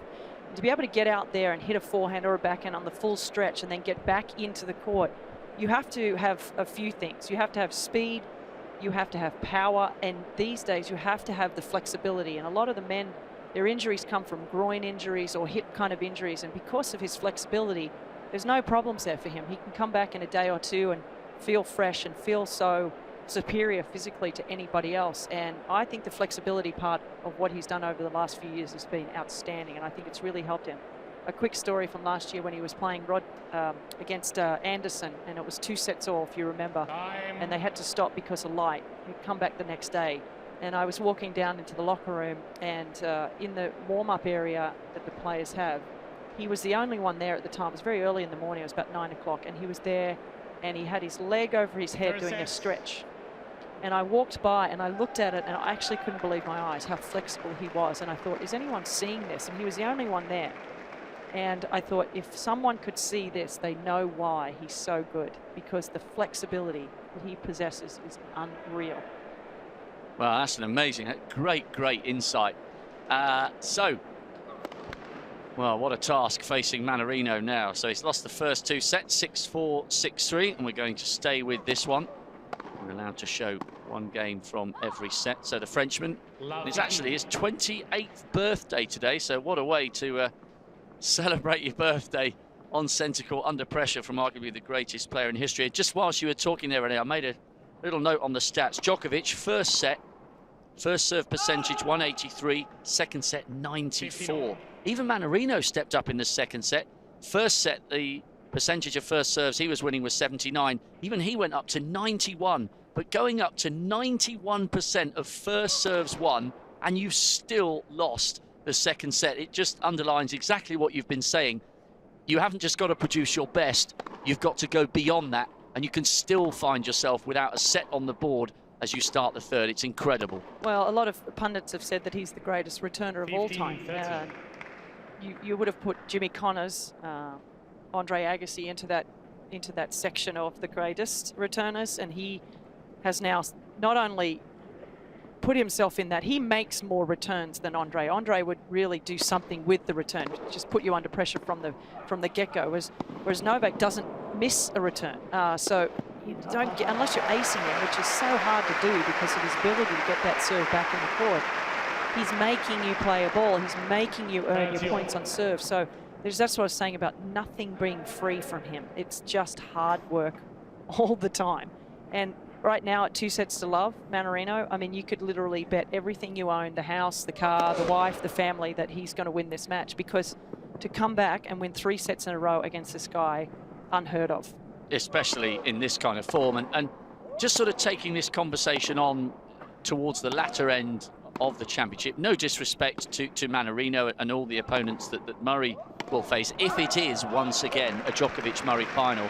You've alluded to Lendl being in the camp a little bit earlier on, and I think yesterday when you were up here in the box on the centre court, that could be so crucial for Murray, couldn't it? Because we know all about the success that he enjoyed with Lendl in the corner and up in the players' box for him, and from somewhere he's got to find some percentage points to close the gap on Djokovic, and maybe Lendl is the key for that.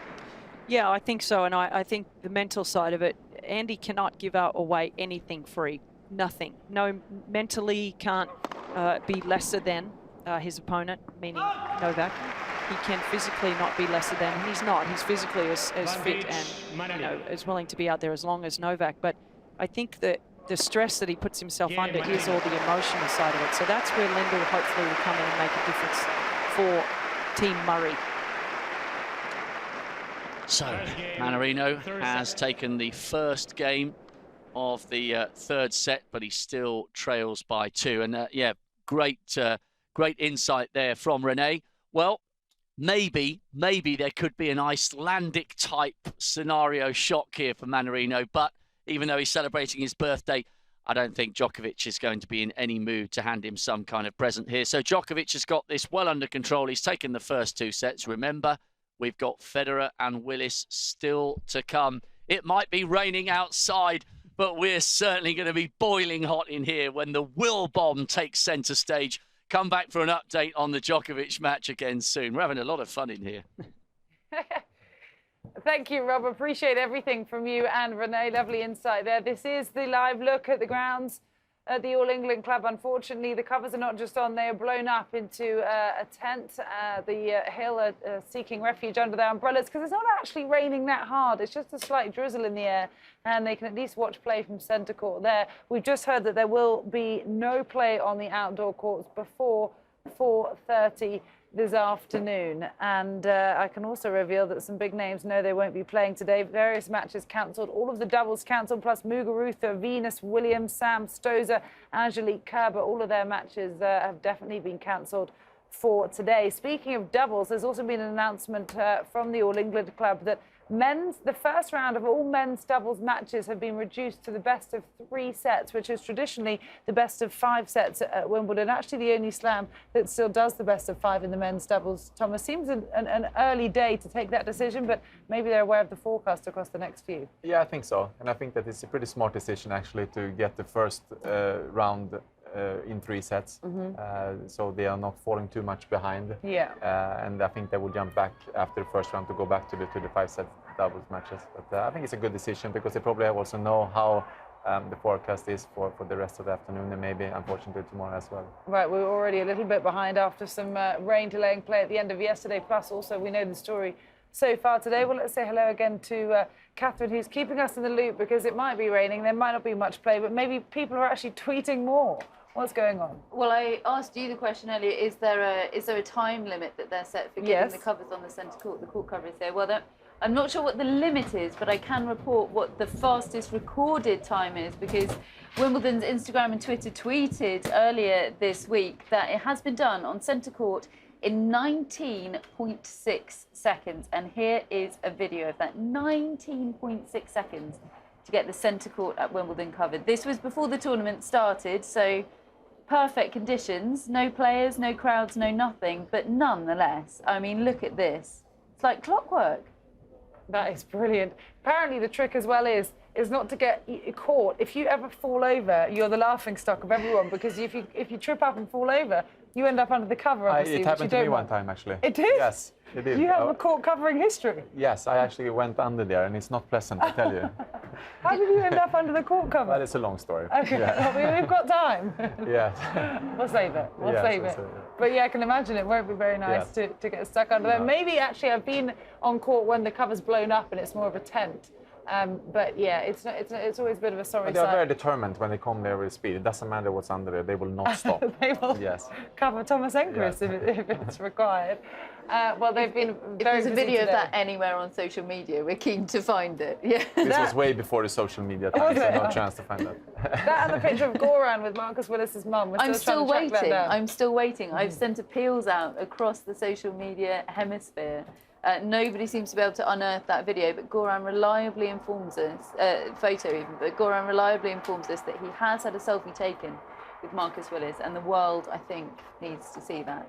A couple of other little updates for you. Dominic Thiem, I was telling you yesterday what a huge Chelsea fan he is. I mean, he's absolutely fanatical about Chelsea. Well, it's actually his first round match that hasn't even been completed yet. He's one of those really suffering with the rain here. Chelsea, to try and lighten his mood, they've sent him a present. This is the brand new team kit for Chelsea for next season. It's actually, he's got it before it's available. He's got his hands on it early, and look how delighted he looks.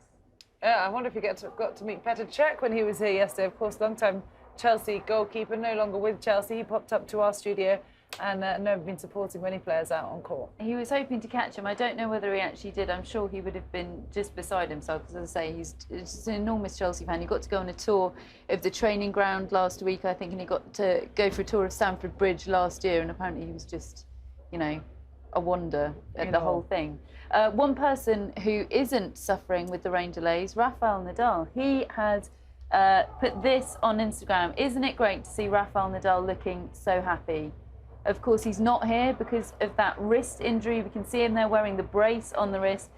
That's him celebrating 10 million followers on Twitter. Amazing stuff. And get well soon, Rafa. I know he's desperately hoping to be fit in time for the Olympics. He had to miss the London Olympics. He was announced as the flag bearer for Spain. He was so proud to be in that position, and then had to pull out. So he is utterly desperate to be fit in time for the Rio Olympics in a few weeks' time. Yeah, Wimbledon certainly missing Rafa Nadal this year. Well, let's get you out to hear the reaction of one lady who was able to complete her match today. Another 3-seed from Poland, Agnieszka Radvanska, got the job done fairly smoothly in straight sets, 6-2, 6-1 against a lady ranked 94 places below her. She played Katerina Kozlova, first match on centre court today, and she spoke with the media after. Saw the schedule last night. How pleased were you to be on centre court given the forecast? Well, of course I was happy. I knew that I think 3 days it's not good weather right now, so well, I was really lucky to play on the centre today, that's for sure. How many times have you played under the roof? I can't remember, but I think a couple of times. I remember it's very humid when it's close, so happened a couple of times. I remember also once when I was playing, I think, fourth round or quarterfinal with Kirilenko on the court 1, and then we were finishing on the center court very, very late under the roof. So yeah, happened. Do you like it? Yes, of course, especially when you know that the weather is bad, and at least you can have your match, especially that is already 1 day delayed. So yeah. Is it expected, Aga, when you come to Wimbledon that there'll be a delay like that? And for you, having been on tour now for a while, is it still a challenge though to have stay around and wait all day yesterday and then come back and need to be mentally fresh today? Of course, I was actually in the gym already, kind of warming up. It was 3-2 in the fourth set, so I was starting to warm up, and then suddenly everything changed in that match before me. So, and then raining. So I was mentally ready to go.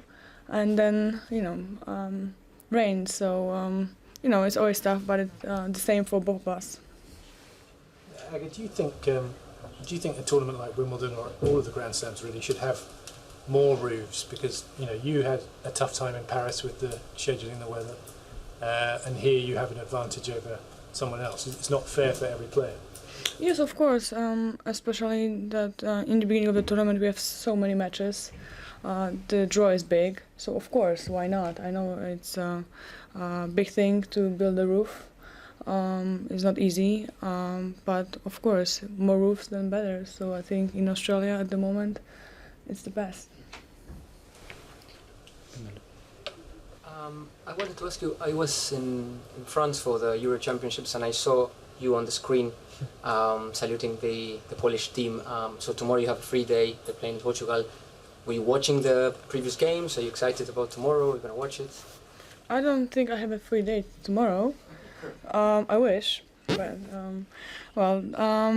but yes, I was watching every game, and I was always trying to schedule my practices just to watch Polish team, and of course we're cheering with me and my team all the time. And of course tomorrow I hope I'll play earlier than 8 o'clock. It will be late. That's what I meant. Yeah, so hopefully I'll finish till 8. Yeah. What is the procedure? So if you look back to yesterday, what time did you get to the courts yesterday? When did you find out that your match was going to be moved or canceled yesterday? And then today, what time did you get to court? Well, I knew the weather is going to be tricky, so I didn't warm up a little bit earlier. I was on court at 1 o'clock, and I have 2 men's matches, so I knew it would be very, very long. And then I was waiting till that. I was, like I was telling another question, I was already warming up. And then waiting till the last call. So I think it was around 6:30. And then came back here and I was trying to warm up at, what was that time? At 11 o'clock. Didn't happen. I was waiting there in Orangi for, I think, 1.5 hours. And then came back here and have 10 minutes of court. Gentleman there, please. Congrats on your win. Thank you. We're living in some very historic times in this country, and part of what has occurred has been some very unfortunate comments about Polish people who live in this country. Are you saddened by that? Can you share what your thoughts might be? Well, I know it's a lot of Polish community here, a lot of Polish people working or living here, but well, I don't think it's I know every comment, so I don't think I should comment that. I can ask you, there was a piece in one of the British papers today about how Wimbledon misses the star power of Maria Sharapova. Do you think that the tournament does miss her, or do you think there are other women who can, rise to that level? Well, you should ask fans or tournament or someone, but well, I think we have so many other good players, so many other women playing great tennis, so so many other good matches. So I think the women's still gonna be a great event. This Wimbledon, Milos Raonic is working with John McEnroe, and Wawrinka's brought in someone else too. Is there a point in tennis where you think we might see coaches come in for bits of time? I know that you worked with Martina for a little bit, but would you see an advantage of working with someone specifically for a short amount of time compared to a long-term coaching setup? Well, yeah, I can see a lot of players working with former champions, of course. Well, I think it's a really good idea, and it's nice to see former champions around and working with players. Well, I think with their experience, they just can help. So hopefully that we can see it more, and also that will work good for them. You have a very great season this year, but when do you have tough year? Actually, you're a very experienced player, but what do you do to maximize your conditions? When do you hit the slump zone? You mean the schedule? Slump. After you slumped. Like last year, you mean? I think from last year. From last year, yeah. I think in sport, in tennis, sometimes you have a little bit worse time, and sometimes it's few weeks, sometimes few months, and we can see players dropped a little bit, sometimes a little bit more, sometimes just a little bit. But I think that sport, then you cannot play great tennis for 10 months a year, every year, for 15 years. I think this is just impossible. We're not machines, so. The point is just to, work hard still and do your things, and sooner or later, you're gonna come back. So of course I had some worst time beginning of the last year. I had a totally different ranking at the same time, but well, I managed to come back and everything changed. Okay. During these rain delays, especially early on in a tournament, I assume the player area is very packed with players and everybody's just kind of lying around and waiting. What is kind of the mood like in there? Is everybody just have their headphones in and listening to music? Are people talking? What's it like in there? I think everything like you're saying, or eating, or talking, or watching center court. This is the only court you can watch. I think play some cards. And just waiting. And just looking at the sky if it's still raining or not. But what else you can do? What did you do yesterday while you were waiting? Actually, I was watching Caroline on TV. Great first round. So that was good to see that kind of match. But tough for Karol for sure. One last English question, please, and then we'll go to Polish. I know we were talking to Svetlana Kuznetsova the other day about creativity in tennis, and she said that you were one of the most creative players. So I was wondering who maybe nurtured this in you? Were you always like this? And did at any point did a coach ever tell you tone down the creativity and go for something safer? Well, first of all, it's very nice to hear that I can create something in tennis that is entertaining. But this is always the way that I played, and since I remember, and I always enjoy, having those kind of comments that they like watching my tennis, my game. Always trying to mix it up, everything on court. So, I think I cannot really play that powerful tennis like the others. So that's the way I play. That was Agnieszka Radvanska speaking after her straight sets win on centre court earlier today. She is trying to make it to the Wimbledon final for the second time in her career. This is the current scene at the All England Club. Most people gathering on Henman Hill or Murray Mound, or maybe today it's Marcus's mound, because he's the one that will take on Roger Federer the next match up on centre court. We did tell you there was going to be a risk of rain throughout the day, and we really have had showers on and off throughout the afternoon. There's no play anywhere except centre court. The roof has been on since play began at 1 o'clock. We'll continue to keep you posted, but Novak Djokovic is 2 sets to love up, currently in the third set against Adrian Mannarino. But we're going to welcome in our statistician now, Craig O'Shaughnessy, to speak to us in a little bit more detail, Craig, about an up-and-coming American, young Taylor, 18-year-old Taylor Fritz, lost out in the first round yesterday against Wawrinka, but so much made about this teenager. People trying to really guess what his potential is. What's your take on really where his star can rise? Yes, Taylor lost in 4 sets to Stan Wawrinka. I mean, Stan is an established elite player. So that was actually, you're not going to win every match. In fact, there's 128 players will play here at Wimbledon. 127 of them will lose. So Taylor's going to leave here saying, I lost to one of the elite players, a 2-time Grand Slam champion, and I played pretty good. I got a set off him. So I think the potential is outstanding.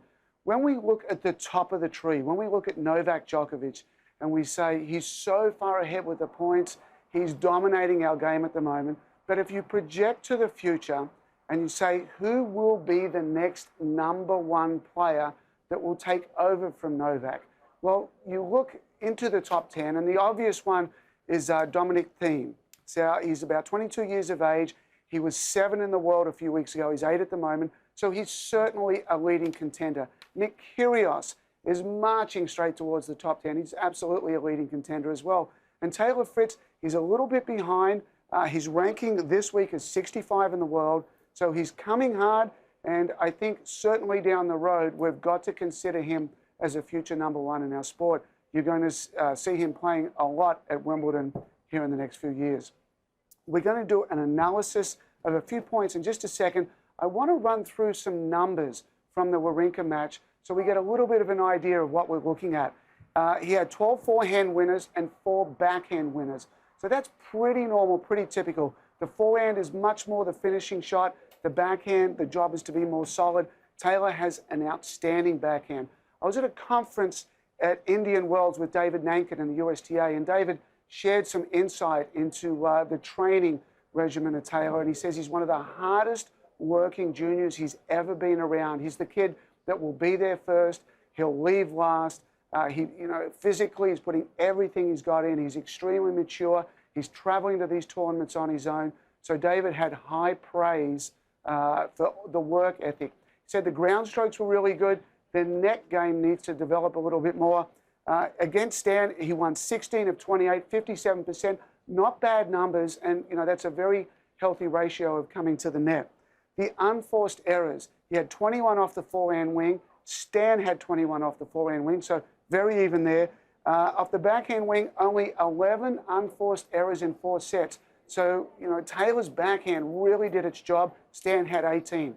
So I think, those numbers are good. The loss was good. The opponent was fantastic. So Taylor Fritz is going to leave Wimbledon this year and say, you know what, it wasn't quite my year, but I think he's going to come back and do a lot of damage in future years. Let's have a look at a few points so we understand a little bit more about the guy we're going to see in the future at Wimbledon. Got a few points. He starts off here serving. That's good solid backhand starting the point. And this is what I like here. A lot of times when we're looking at players, we're looking at court position. So right here is right around the baseline. Fantastic. And this is pretty typical in the first 4 shots of a rally. When we look at Stan, he's further back. This is the influence and the halo effect of the serve.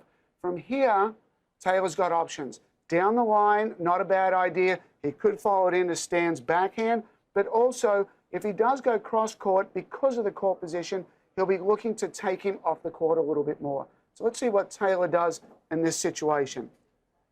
You'll see here in the replay, he covers this shot well, closes the face. He not only hits it hard, but hits really good spin to create that very short angle. Next point, we've got a big serve, and there's options. Roger Federer, for example, his favorite spot, and a lot of the top pros, their favorite spot is to slide it out wide. I call that position 1. Position 2, body forehand jam. Position 3, backhand jam, and position 4, down the tee. This big serve goes right down the tee for an ace. This was the 4th fastest serve in the first round at 135 miles an hour. 2 big weapons are the serve and the forehand for this young 18-year-old. I don't know whether Stan got the idea of this wonderful return from compatriot Roger Federer. Roger loves to hit that short angle slice and bring the ball into an almost impossible angle over here.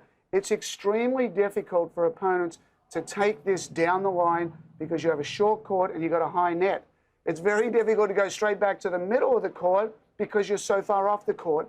The best option here, and it's a very, very difficult shot, is to go short angle back, and Taylor hits this one to perfection. So it shows that he's not only got great offense, but the defense is there as well.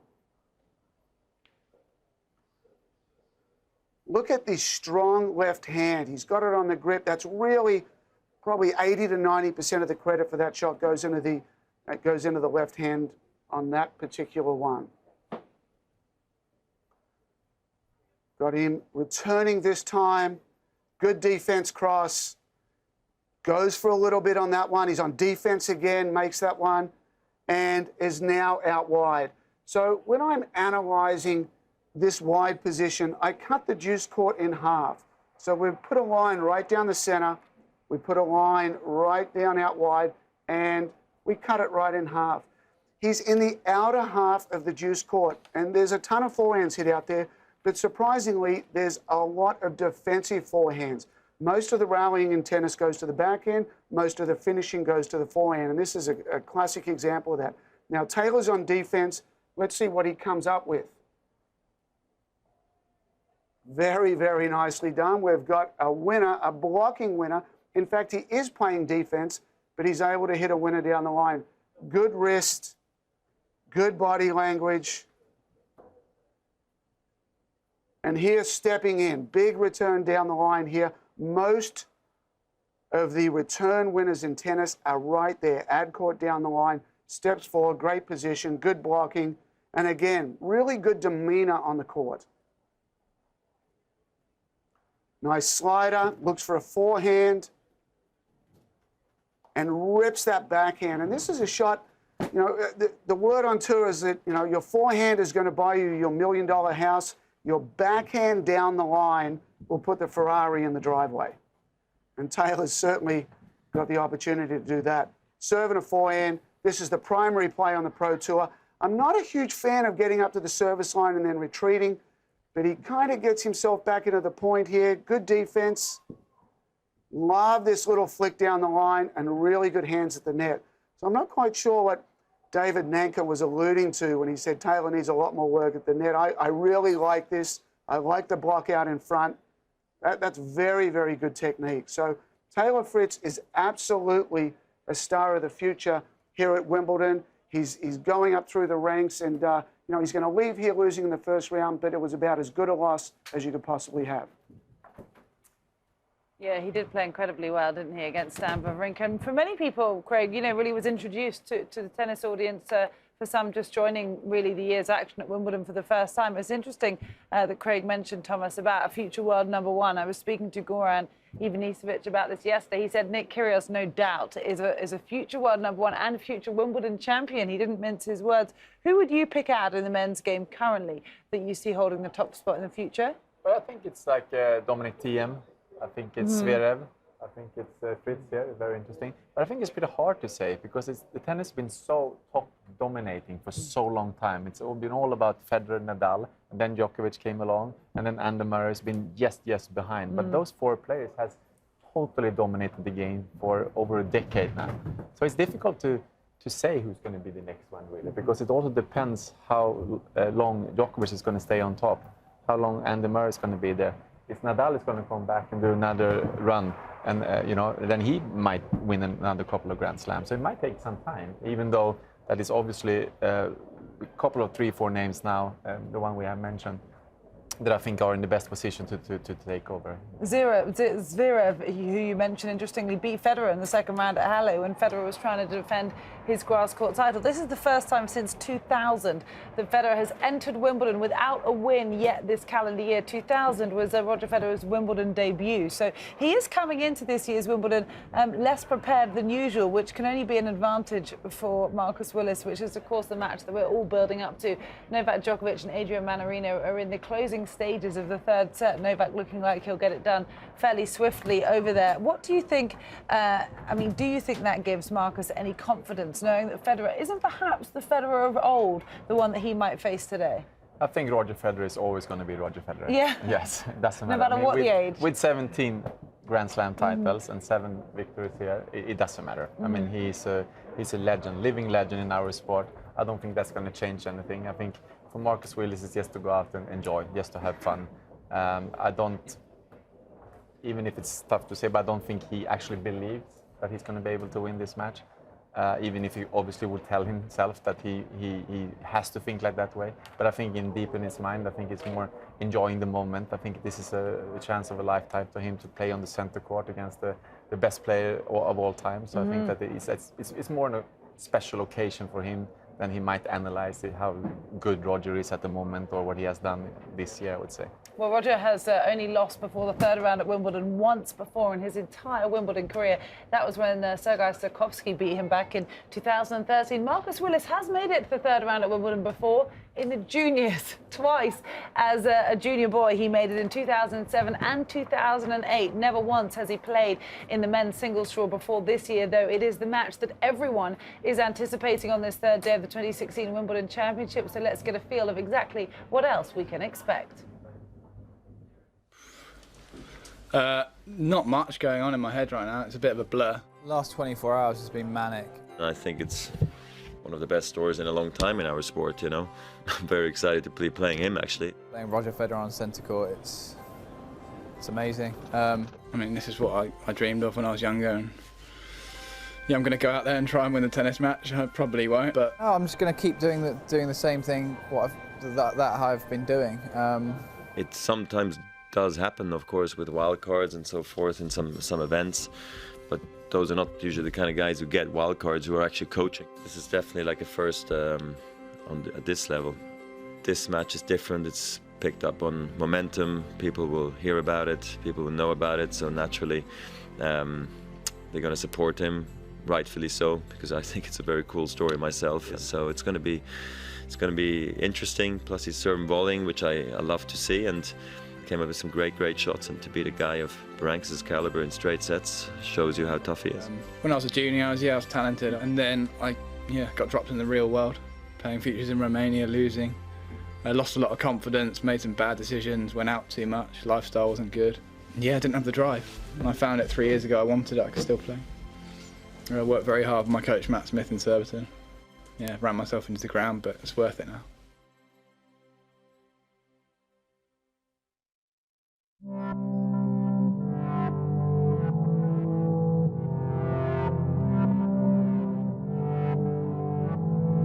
Last week and a half, a bit of a blur, but I've just got on with it and played good tennis.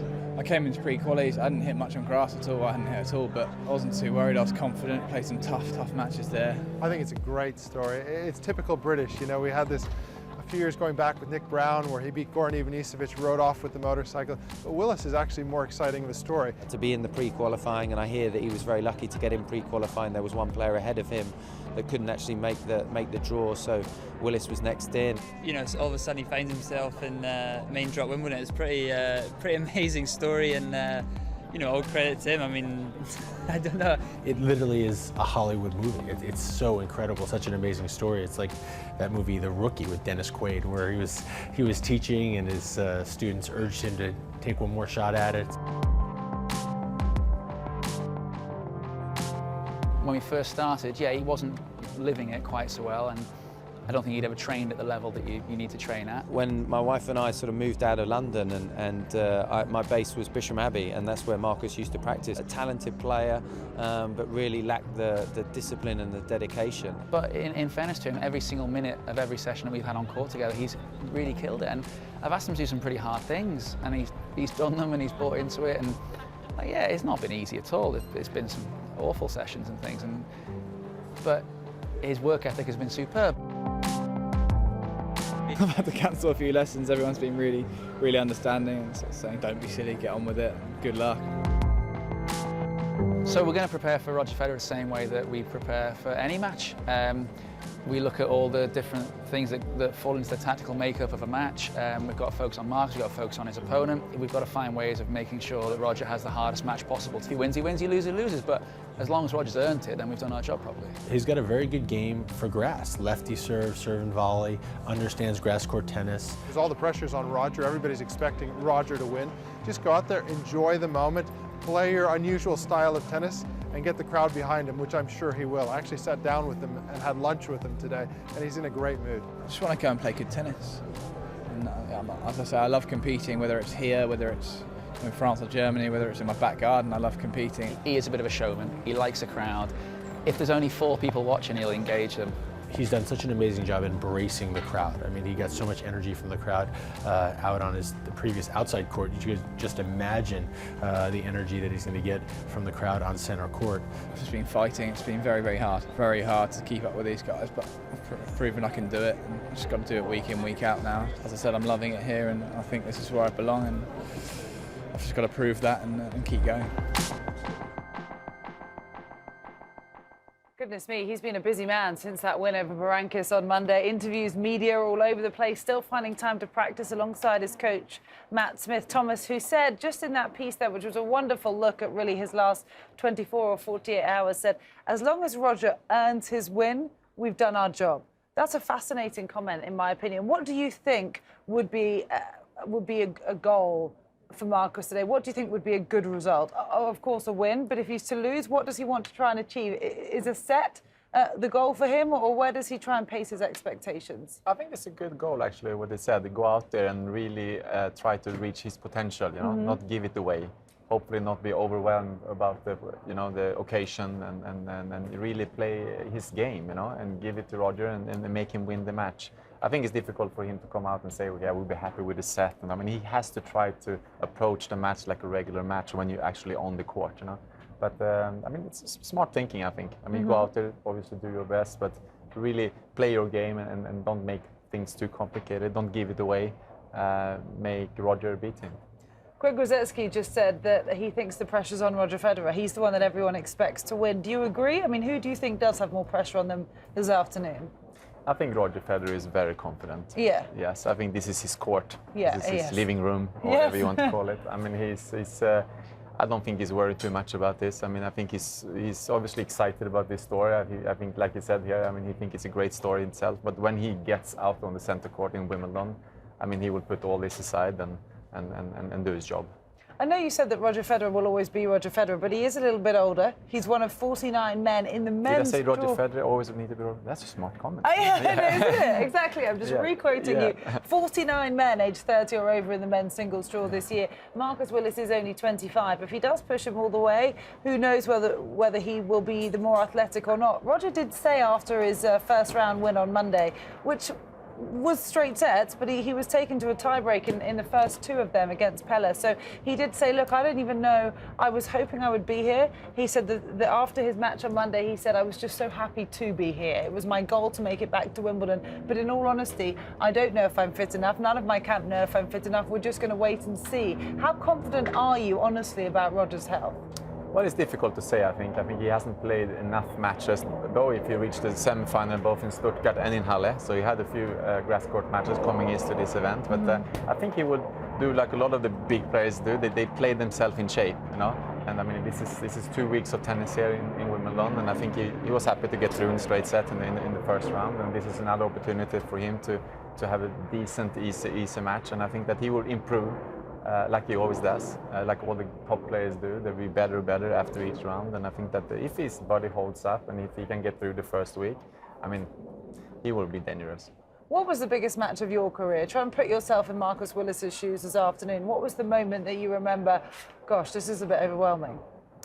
Well, Davis Cup is always a little bit overwhelming because you are not only representing yourself, you're representing your country. So Davis Cup debut was very nerve-wracking. As much as you were proud to represent your country, it was still you know, a big thing for you. But once you're out there, usually it doesn't take too long to get into the match. And I mean, you're so used to playing matches, so I think that the beginning might be a little bit difficult for Willis. But I think that when he gets his feet going and you know, maybe hold a couple of service games, I think he would do fine. The other thing is Willis is a lefty. We all know lefties produce a bit of an extra challenge on grass. Funnily enough, Djokovic, Murray have all played lefties in their couple of opening round matches. What do you need to prepare for in Roger's camp when you know that you're facing a lefty plus someone with actually a bit of an awkward game? Marcus Willis is anything but usual in his style of play. How do you think Roger would have tried to prepare for what he's going to face across the net?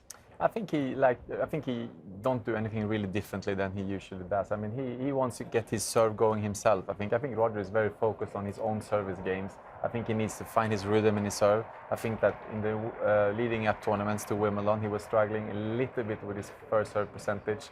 And when Roger plays his best tennis, is that when he's really serving well, he's comfortable holding his serve, and he can be played very aggressive on his return game. So I think that he's not too worried about lefty or righty or the other opponent's serve. It's more about his own service game. It's all about to find his own rhythm, and I think that if he do that, he will do well.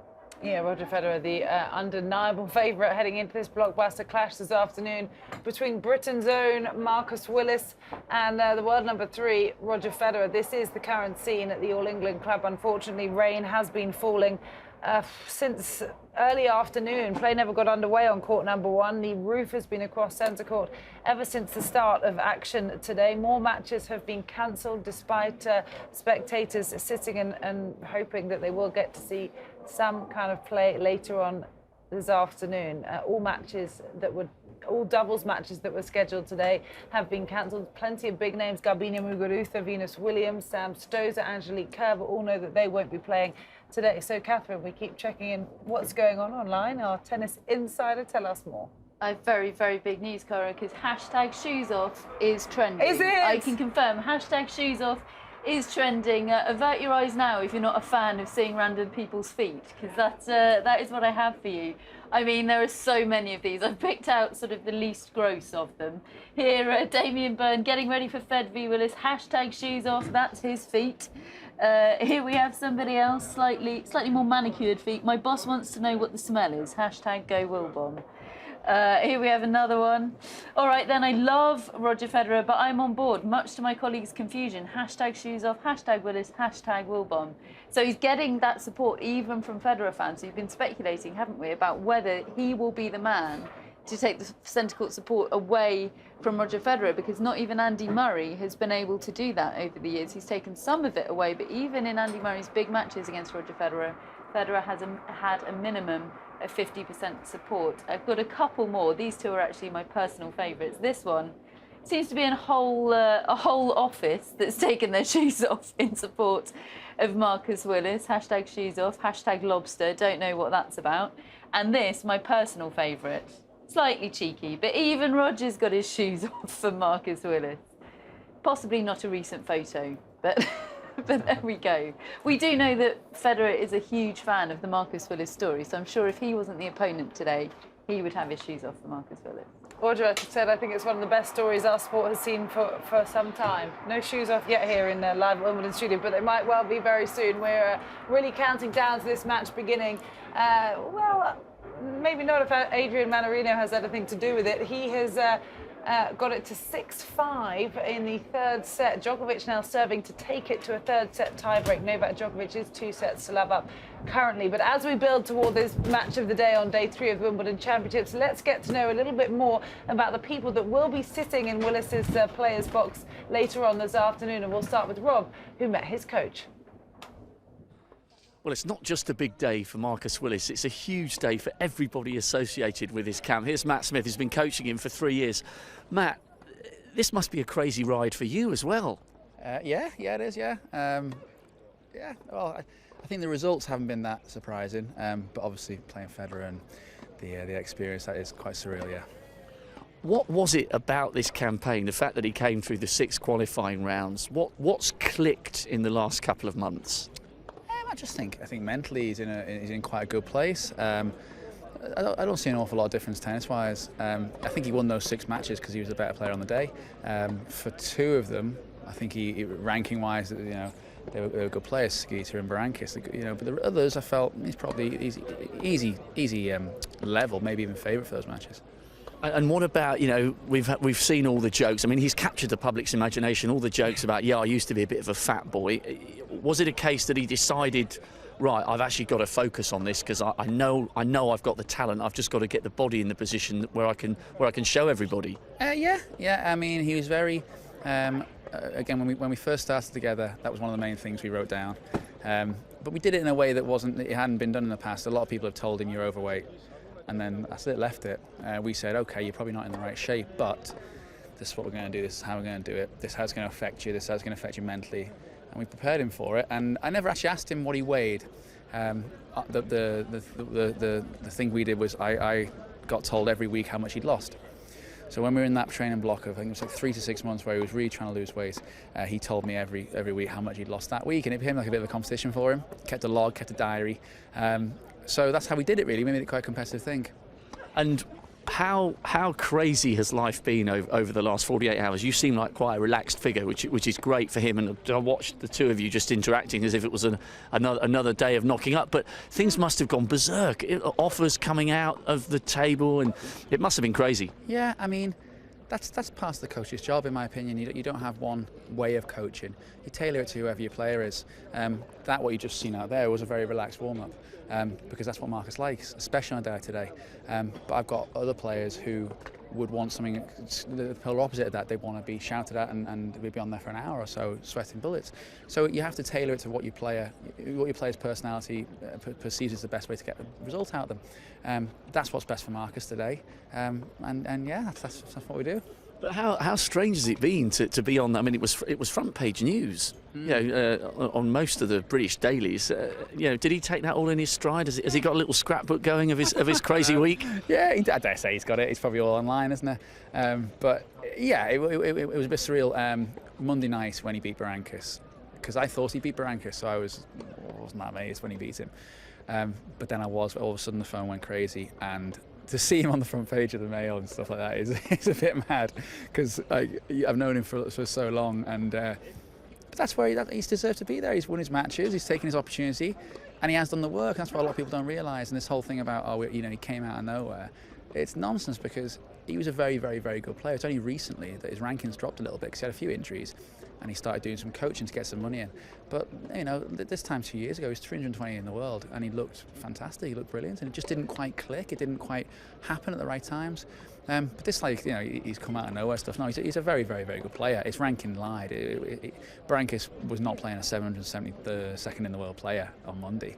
He's a superb tennis player who just had a little run of bad luck and a few little things went against him. And for him to come back from that is such a testament to his character, because when he's had that many hits, to come back like he has, it's phenomenal from him. Okay, and what about getting him ready for centre court? What will you guys do in that last hour? Because I guess it's really important. There'll be an incredible reception for him, but it's really important that he doesn't spend the first 10 minutes of the match going, wow, this is centre court, it's Roger Federer. Yeah, I mean, we've planned for this already. I've spoke to the referee this morning, and he's going to allow us to go on during the Djokovic match and just sit for 10 minutes, because it's all well and good. He's been on, he's walked around, and we were doing it this morning. But there's no one in it, and I wanted him to hear the noise and feel the vibrations off the speakers and stuff like that, and hear what the ball sounds like on the indoors, so that he doesn't spend his warm-up thinking, Christ, on centre court, thinking anything we can do to dampen that effect. It's going to help, so we're going to do that, and then we're going to treat it like any other match. He's got his game plans written down in my bag. We're going to talk it through, we're going to eat, we're going to shower. He's going to go and do it. And is he quite quiet? I mean, I guess you don't know what he's going to be like before coming out on centre court, but when he's had big matches in the past, is he quite quiet? Does he stay relaxed? What's he like in that last 10 minutes? He's like a switch. He's absolutely normal. This is like on Monday, for example. He's absolutely normal, warming up. He's having a joke. He's very, very relaxed, very loose. Exactly what you saw there. And then with about 10 minutes to go, he'll go a bit quiet, and we'll talk very seriously about what could happen, what will happen, if things go well, if things go badly. So he's as prepared as he possibly can be for all different scenarios which are going to happen today. So we'll talk about him going 6-love down today. We'll also talk about him going to break up. So whatever happens, we have spoken about it, and it's not preparing you, for that, but it helps, and it'll certainly put him in better stead. So that's what I imagine will happen. We'll see though. We'll see how it goes. And I guess the most important thing for someone who's worked so hard to get to this point, especially coming through all those qualifying matches, is the most important thing that he just goes out and embraces every element of what the day and the challenge requires. Yeah, I think he does. I think he, I don't sign up for this, we'll go and relax and have a swing when you're playing someone better than you business, because he's only a bloke. It's not. You're always either favourite or underdog, and if you're playing someone who's supposedly better than you, you still have to beat them. You still have to treat it like any other match, and you still have to find weaknesses or chinks or whatever you want to call it. You still have to find ways to get at people. And okay, it's Roger Federer, he's a bit of a different level, but no one's ungettable. And it's really important that Marcus today goes to war, goes out all guns blazing, whether that's pace or whether that's tactical or whatever it may be. And whenever Roger comes off that court, if he feels like he's had a match, and if he has won, if he's earned the win, then Marcus has done his job properly. Well, it's a great story, and it's a great day. Thank you very much for sparing so much of your time. Enjoy it. We are so looking forward to this. It's going to be massive. Cheers. Thanks very much, guys. Okay, so managed to track down Jenny Bates. She's the girlfriend of the superstar of the moment, Marcus Willis. I mean, we all know the story. It's kind of a magic story, really. No one expected it to happen.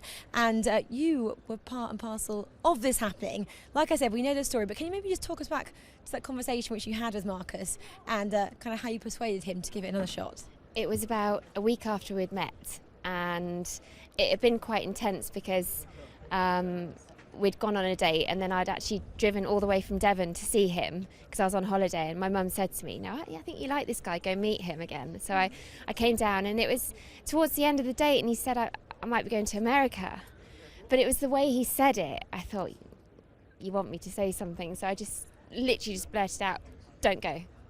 I mean, I must have sounded ridiculous, but I knew by that stage, and my brother had said to me, like, this guy's a big deal, he's good at tennis. And I just said, whatever you need, whatever you want, we'll do it. Just give it, at least give it one more shot. I just sensed he had more in him, and now we're here. Obviously, he's given it another shot, but there must have been more to it than just having another shot. What has he put in place since that conversation to get here to the second round at Wimbledon?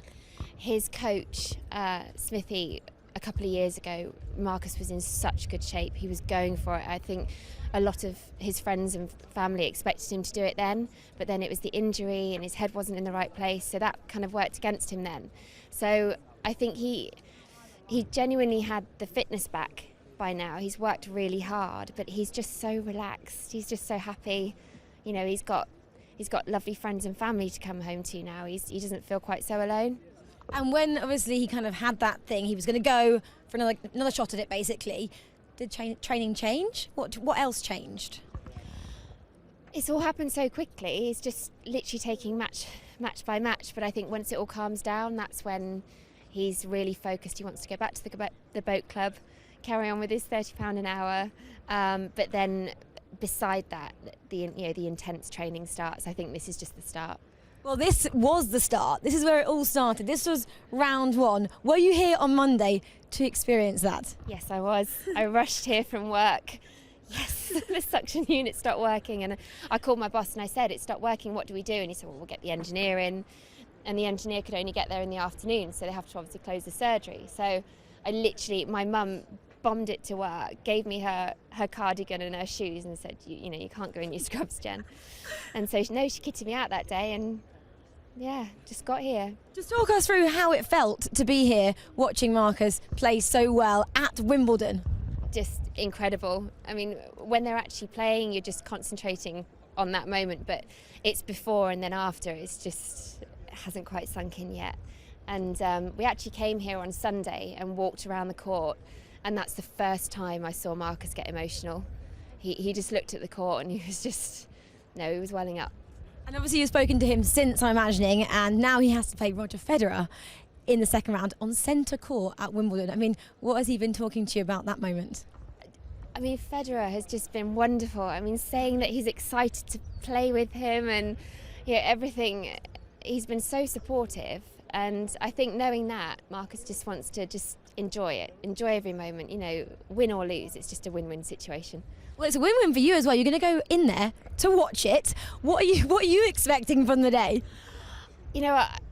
I've gone into each day not expecting anything, so I'm just going to keep my head in that direction, and what will be will be. In terms of yourself, what do you get to do today? Have you got any things lined up? Are you going to go and sit in the players' box over there in centre court? Yep, lots of interviews, and then we're going to get in the players' box, and his family are there, his mum and his dad and his sister and brother, and my brother and his wife are coming down as well, so it means a lot. Everyone's there rooting for him. Well, we're rooting for him as well. It's such a great story, and we hope it's not going to end later on centre court.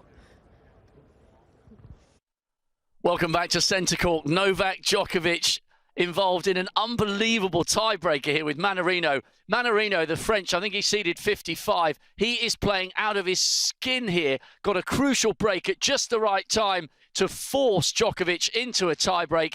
He's only made one mistake. A couple of the points here have gone deep into 20, 25, 30 shots.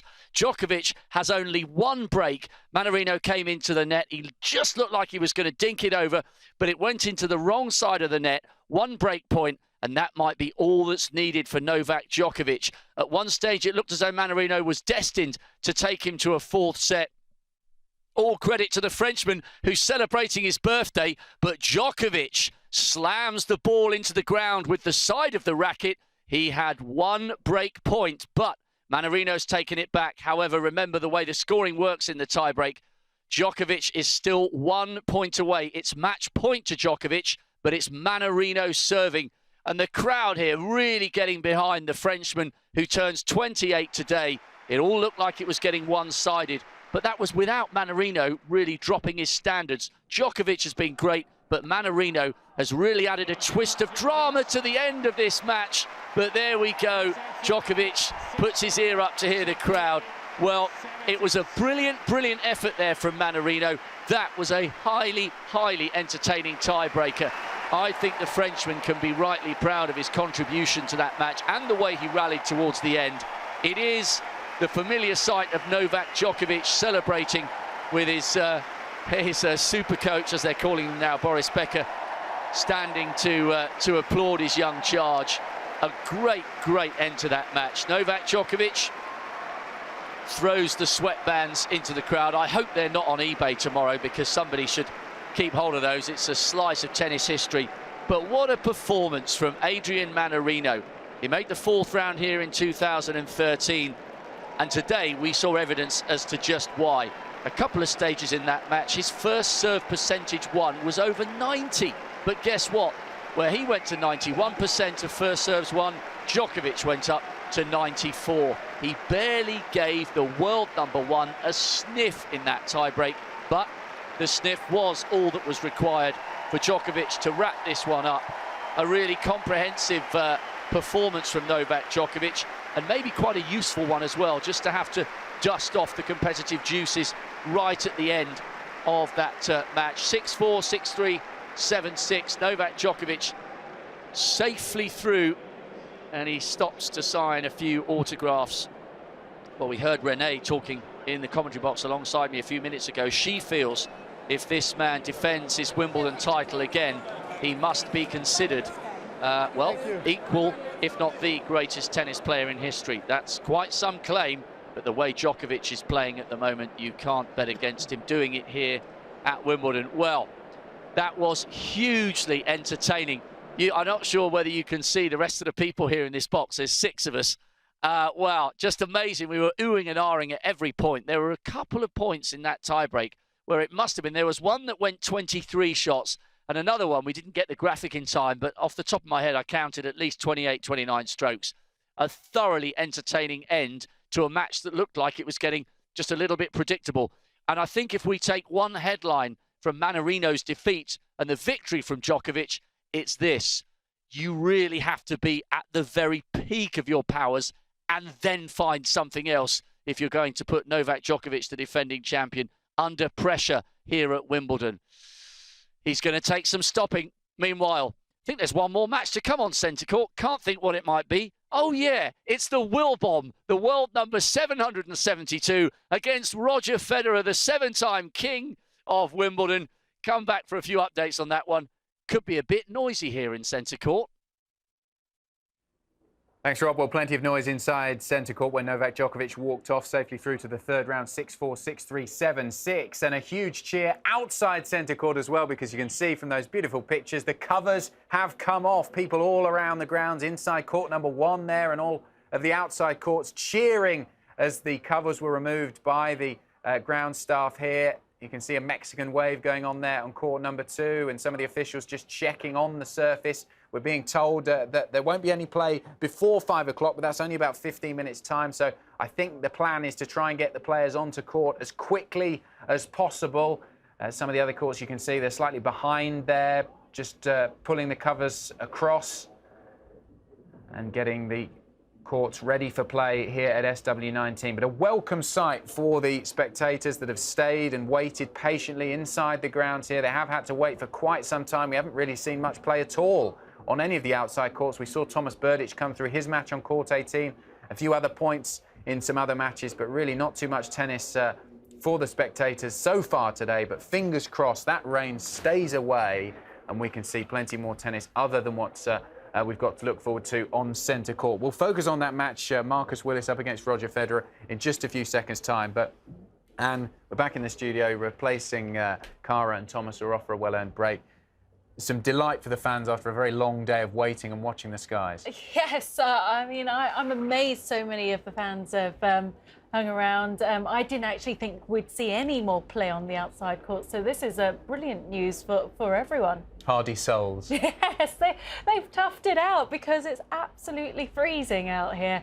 And it's windy, tough conditions for players who will be coming back out onto court to play in. But you know, it hasn't been easy, but great for the fans that there's going to be some tennis. Now, I don't know if our camera can actually see it here, but behind us, behind our studio, just above court #18 is the resale queue.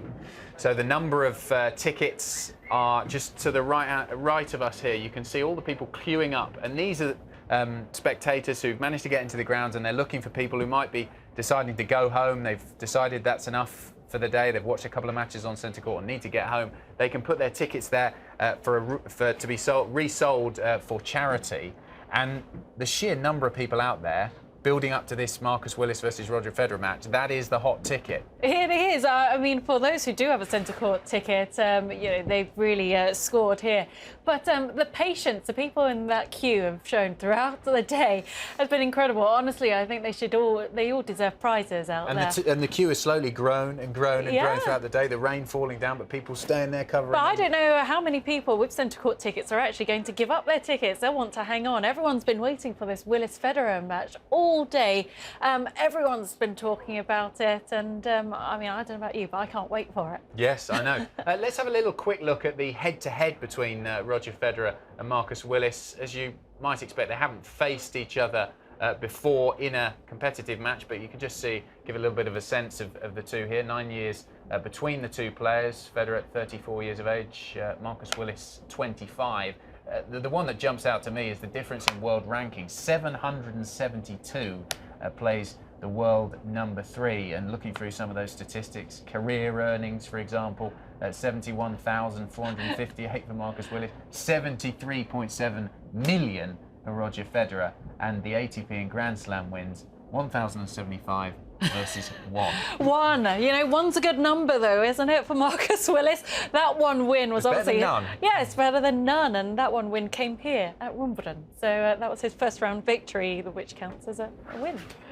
You know what it's like to come into a Grand Slam match, your first match here. He's come through the first round, so he has had a taste for the All England club, but we know that centre court is so very different to all of the other arenas here, so historic. In these moments before the match, they're due out on court any time now. What do you think is going through his mind as he sits there with his coach Matt Smith and perhaps talks through this one? I think there'll be a mixture of nerves and excitement, that's for sure. And I know, for me personally, going out onto centre court for the very first time, it was a surreal experience, because obviously you get the security guards who come outside the locker room and wait for you there. Once your name's called, they escort you through the clubhouse out onto centre court, and it's a great feeling. It made my spine tingle. I mean, you never forget your first time on centre court, and this is a moment that Marcus Willis will be talking about for the rest of his life.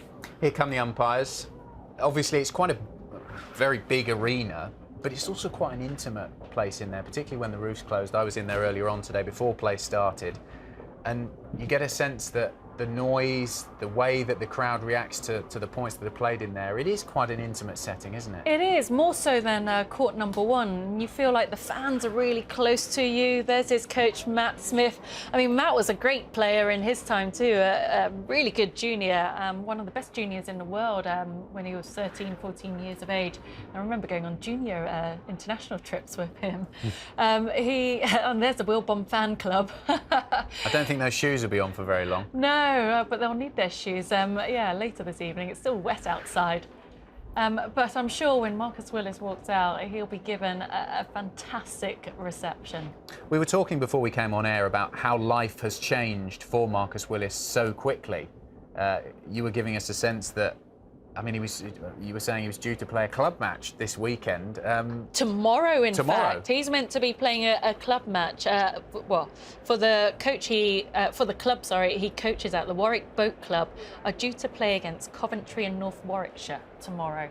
And it's quite an important club match because they're 3 points behind in the league. Ooh. So lucky for the Warwick Boat Club that they'll have a bit of a superstar on their team tomorrow.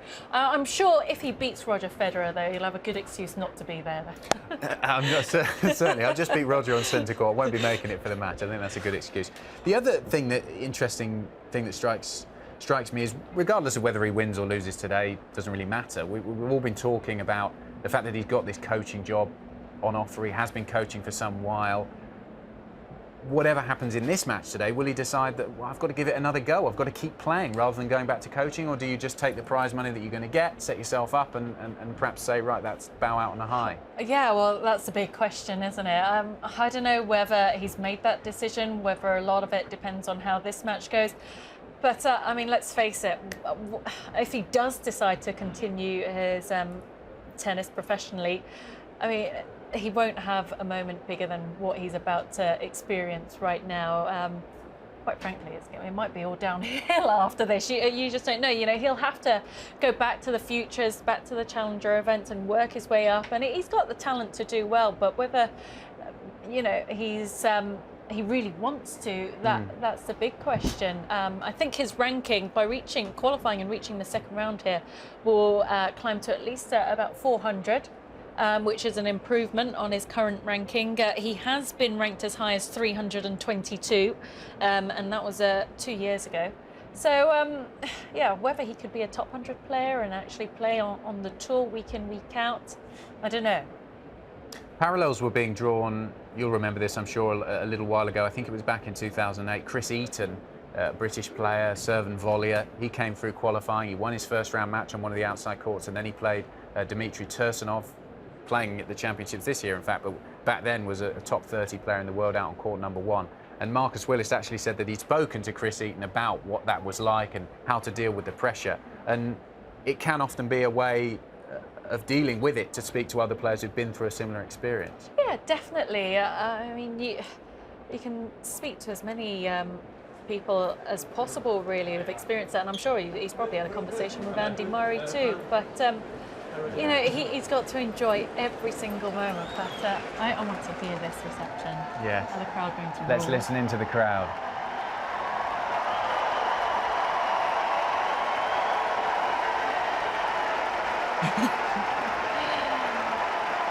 He's got a huge grin on his face. Almost shaking his head. He couldn't believe it. He can't believe that this is really happening. It all come to him so quickly because you race through the qualifying week, and then he's got to this point on the third day of the championships itself, and it must be difficult for it all to sink in at once.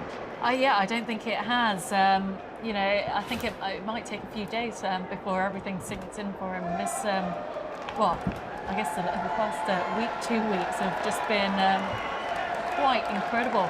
I was chatting to him last night, actually. We were both waiting for a car to take us back home. And yeah, he had these 2 big Nike bags, which clearly he'd just been given a load of kit, so we were kind of having a bit of a giggle about it. He's got some new clothes now to wear, and yeah, he said he was just absolutely exhausted. And I don't know if you can see there, but the camera just showed us his left sleeve. Actually, I think has the Roger Federer logo on it. So he's wearing Roger Federer's own line of clothing, which is a very Marcus Willis thing to do, I think.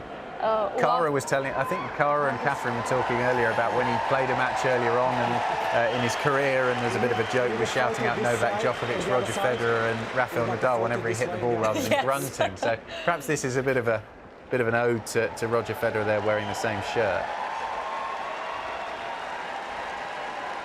It's almost like a look-alike competition, I think. Any questions? Marcus, any questions? How do you think, For me, just 2 things, I suppose please. we know that Marcus Willis is a fairly fun-loving character. We saw in his first round match, he likes to enjoy the moment. He had his crowd, group of friends there cheering for him and enjoying the moment. How will Federer deal with that? Because Federer may not experience that too often. A player who's got a home crowd rooting for him in quite the way that Willis would have. no, I think he finds the whole thing quite amusing. Well, he's won one thing today. He's won the toss. Yes, well, that's a great start. Good start. But yeah, Federer, yeah, probably won't have experienced something like this in his career. You know, he's up against an underdog at the home favourite, and the majority of the crowd, yes, will be backing Marcus Willis out here. And it's not just the crowd there inside centre court, with this match being just coming up to 5 o'clock local time. People watching on here at Live at Wimbledon, of course, but also on the BBC. British tennis fans at home. This is going to be a huge audience for Marcus Willis. I mean, in terms of the number of eyeballs on this match, not just inside the court, but watching at home, this is a massive, massive deal. Centre court at Wimbledon on day 3 up against Roger Federer. Let's not forget what this means for everybody involved. Oh, it's, you know, you couldn't have written a script like this. It's still surreal. I don't know, the more I think about it, the more bizarre it seems. I mean, that's Marcus Willis out there. You've got to be kidding me. He's taking on Roger Federer. I mean, I just think it is quite incredible. And you know, so many people are pleased for him, and I really hope the whole occasion doesn't get the better of him and he's able to give a good account of himself, because there'd be nothing worse if Federer steamrolls him out here. And you know, I do hope gets off to a good start. Yeah, I think getting off to a good start will be key.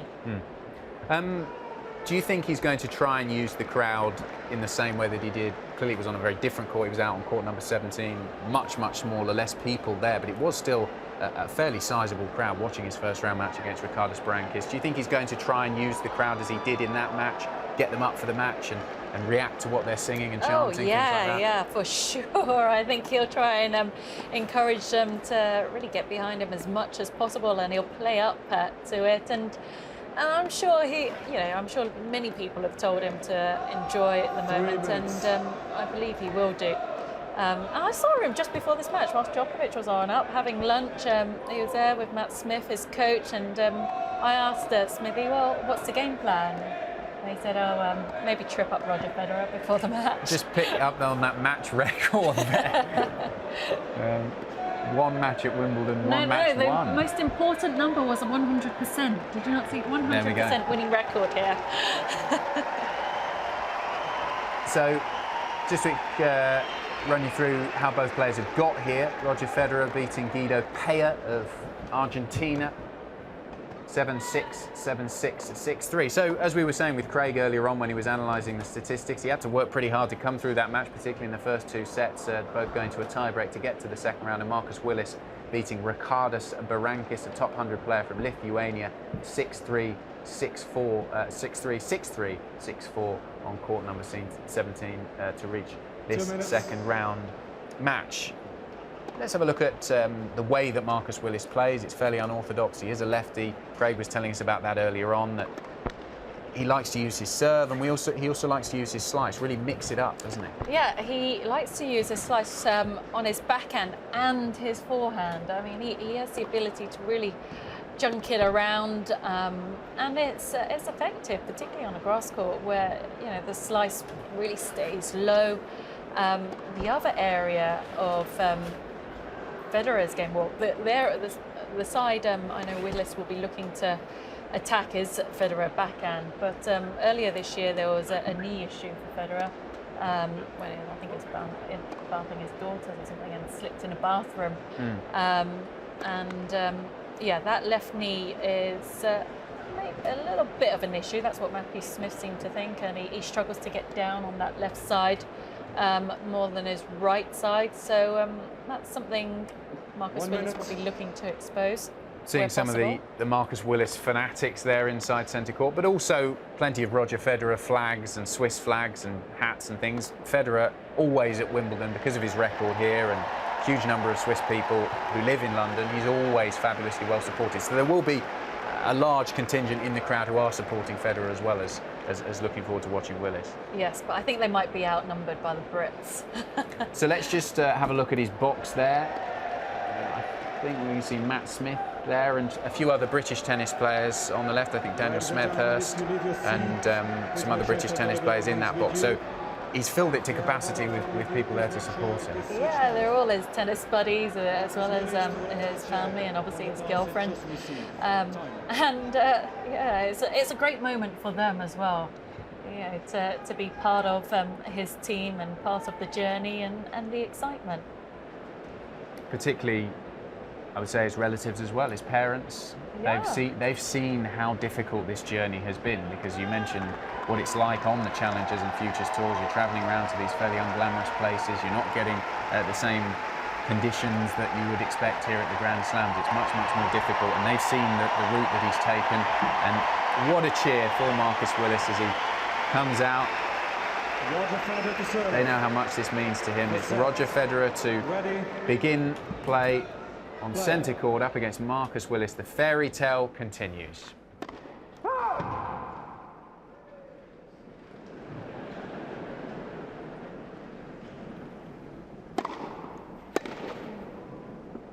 He's going to get another ovation if he wins a point, or when he wins his first point. Hey, make no mistake, he's won 7 matches to get here. Wait till you see him serve.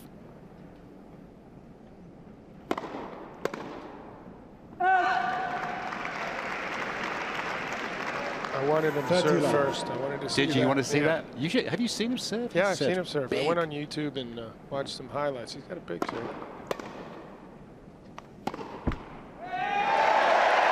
There it is. Let's all leave. 30-15. Oh, okay, I got a point. I'm in.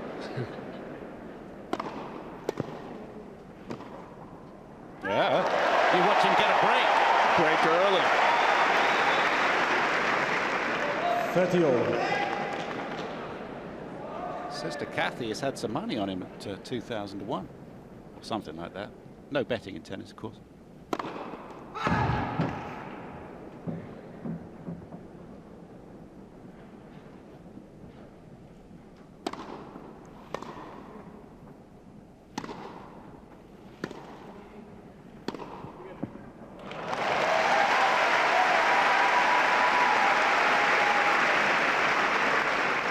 Roger was in his 10th final last year. Marcus was walking around with the groundsman earlier on just to get a feel of the court surface.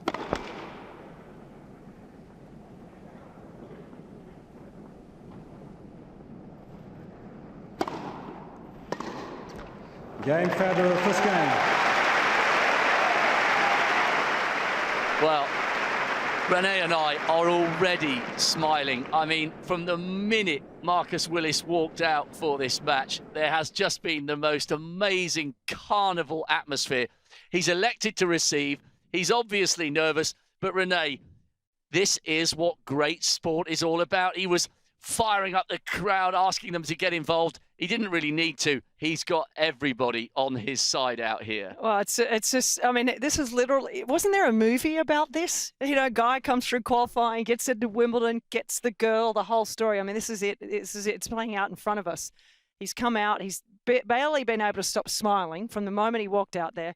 As you said, he's kind of G'd the crowd up. The thing that cracks me up about him is that he's got his nice new Nike gear on, but he's still got his Adidas shoes. So he hasn't quite got the contract yet, but, you know, just the opportunity to play literally somebody that he would have idolized for as long as he has, the crowd, the indoor feel, which makes it twice as loud, it's unreal. It's really nice to see.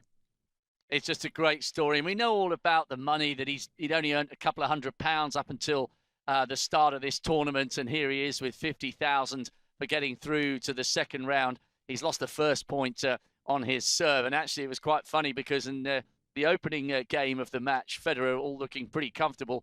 One shot of Federer's went into the net and bounced back on his own side. And the whole place erupted because he was on the board, not for any of his own doing, but an unforced error from Roger Federer. But this really has captured the wider public's imagination. It's just been amazing.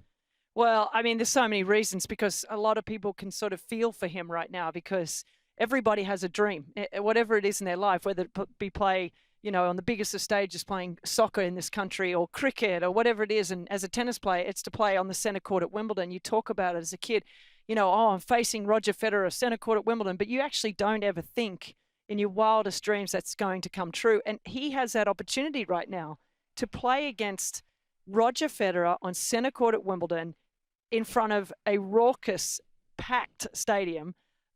It's stuff that you dream about and you don't think it could ever happen. And when you actually go out there, his face just told the story. It was just like, this is really happening. This is really happening to me. And now he's up 30-15 on his serve. What a feeling it will be, I tell you, for him to win his first service game. If he can do that, it'll settle him just a little bit. He'll still be nervous, but he needs to win an opening service game if he can in every set to have any kind of a look in to do well in these sets. I don't think he's going to win a set, but I'd like to see him have a good, at least a decent match. He's got a lovely array of shots, actually, and, you know, he's been put under he was put under pressure by Berankis. He saved 19 match points against Berankis, so it's not quite the pie man who's come from nowhere story. I mean, I think he was having a joke at his own weight, but, you know, he's dropped 30 kilos. He's always had the talent, but maybe not quite the level of application. He's facing a break point on his serve here. He's 30-40, so he needs to pull it out, but he played some lovely strokes against Berankis, and he's going to need to again here, just hoping to take this one to deuce. Beautiful chip. Can Federer bounce back? No, he's done brilliantly here. He's taken Federer to juice on his own service game. And as you said, Renee, this would just settle him down really well. And what we're seeing from these early exchanges, of course, Federer's on top in most of these rallies, but he's got some lovely touches, the Will Bomb. Well, he's got a great serve, and that's going to help quite considerably today to sort of relieve some of the pressure. The problem is that Roger's such a terrific returner, and there's not many people that have as a great a feel as Federer. So all these sort of unusual shots that Willis hits, the slice forehand, sort of an unusual forehand, tricky left-hander, as most left-handers are, Roger can kind of handle that style of play because no one really does it better than him with the slice and the feel around the court. So that's the problem that poor old Willis is going to face today. Marcus is going to play against someone who has as much talent than anyone we've ever seen on the tennis court. Just a great rally there. Willis pulling out some wonderful strokes, but he just buried one of his shots into the net. But having said that, he's just saved a second break point on his first service game. He's put a volley across. His sister, his girlfriend Jenny, and his dad standing on their feet as if he's about to win the championship. This is going to be an afternoon of top drama, and he's just put his first serve into the base of the net. It would be so good if he can just get through the next 2 points and get a first game registered on his own serve. He is giving as good as he's got in these rallies. He really is, but Federer's making him work very hard. He's got a third break point here on the Willis serve. But funny scenario in a way for Roger Federer, or is it? I guess, he's already been very gracious and said that these are the kind of stories. Ace there from Willis, by the way, so we're back to deuce. He's already come out and said, look, tennis needs stories like this. I'm glad I can be part of this journey. But of course, in reality, he can say that, but he wants to come out here and win. He wants 3 bagels and he wants to get off the court as quickly as possible. Strange scenario for him. To be honest with you, I don't think he wants 3 bagels. Actually, he's such a credit to the sport in so many ways that I don't think that he actually wants to see this guy get thrashed and embarrassed. I think he would like, knowing Roger, he would like Marcus to play the best match of his life and to be a 3-3-3 type of match and give Roger a little bit of a match and allow him to sort of enjoy the moment because Roger's such a big picture guy that I think he would feel sorry for him if he did that. I mean, that's the kind of person that Roger is, although bottom line, he knows he wants to win. Another break point to Federer, and he's got that one. That time, Marcus Willis into the base of the net, and it wasn't on deuce, it was on advantage. So Federer has the immediate break. He leads 2 games to love, but Willis has not completely capitulated in these 2 games. He's playing the very best that he can. And what about that? Federer Senior in the Mum Royal and Box. Dad. Mum and Dad in the Royal Box today. Yesterday, Oracene Williams, the mother, of course, of Venus and Serena, was in the Royal Box. So what a great idea from Philip Brook, the chairman of the All England Club, to allow some of the past great champions and now still current champions' parents to sit in the Royal Box. And Philip is just such a terrific person, and I think he understands the big picture side of the game. And Roger, Mr. and Mrs. Federer, and Oracene Williams have given so much just in the way of these children that they've brought into this sport that are a credit to the sport. So it's nice to see them in there. Bet you they're enjoying that spot because it's not a bad spot to be, I can tell you. Well, you were saying before we went live that actually, although it's very formal in the Royal Box, it's still very friendly, and you don't feel as though you're restricted. You can relax and have a chat. And you were talking, talk about a name drop. The floor nearly fell out of the commentary box when Renee said she was having a little chat with David Beckham last year. Remember when he caught the ball? He was in the Royal Box. I can't remember what the match was, but he was in the Royal Box. It was the men's doubles semi-final. And he caught, that's right, with Jamie, and he caught the ball. So you were saying that it's a wonderful, wonderful treat, even for someone who's played on the big stage here, to sit in the box. So it must be marvellous for the two parents. Well, it certainly is. I mean, they've sat in that player box area over there for a long time, and they've seen a certain angle of the court. But until you get into that Royal Box, you don't realise how special that court really is. And so, trust me, Roger, Mr. and Mrs. Federer and Mrs. Williams yesterday, Oracene would have really enjoyed that whole entire day. Great service game by Federer, some outrageous shots. He's 30-15, so Willis is in at times every rally here. Federer, of course, beginning to turn the screw. Willis again with the backhand. Remember, he's a lefty. He played some amazing shots against Berankis. He's gone for the lob. Federer chasing. Oh, this is superb tennis from both of them. Great rallies to entertain the crowd. Willis with another lob, and that one's in. Listen to the roar. He's only gone 30 all on the Federer serve, but they're absolutely loving this. 5 or 6 people standing on their feet. There's another cutaway to the Willis box and his sister standing on her feet. This is great tennis, Renee. I wonder if there was a little wry smile on Roger Federer's face after that point too, because I got to tell you, he slips over, he gets up, he makes an unbelievable lob over Roger's head to win the point. Incredible point. The crowd is going nuts. And as I said, Roger is such a big picture type of guy that he is appreciating this moment as well. There's no doubt. I mean, he wants to win, and he knows he's probably going to, but what a fantastic atmosphere for him to experience today as well. He's got a break point, believe it or not.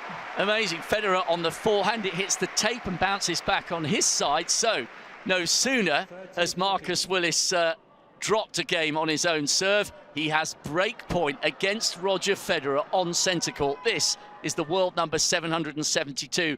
He must be in dreamland, and how this would be absolutely sensational. Federer's got to save this on a second serve, by the way. It was lightning quick, but just a touch long.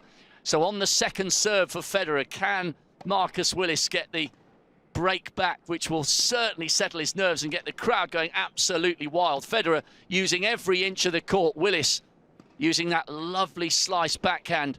He's gone across court. Oh, this one just drops deep, so we've gone to deuce on the Federer serve. This is great tennis. The thing is, watching it is Marcus is he's so old school. He's got the chip forehand. He's sort of like, you know, slice backhand, flick with the backhand two-hander. He's a lefty. I mean, his parents are just on their edge of their seat. They just want him so desperately to win a game, as we all are. There's no question everybody watching this wants him to win a game. But Roger's experience is really the thing that's the difference maker so far. Yes, Marcus just went wide with one of those returns, and Federer now has advantage on his own serve. And I think what's interesting is, OK, Federer may well serve this out, and he'll sit down.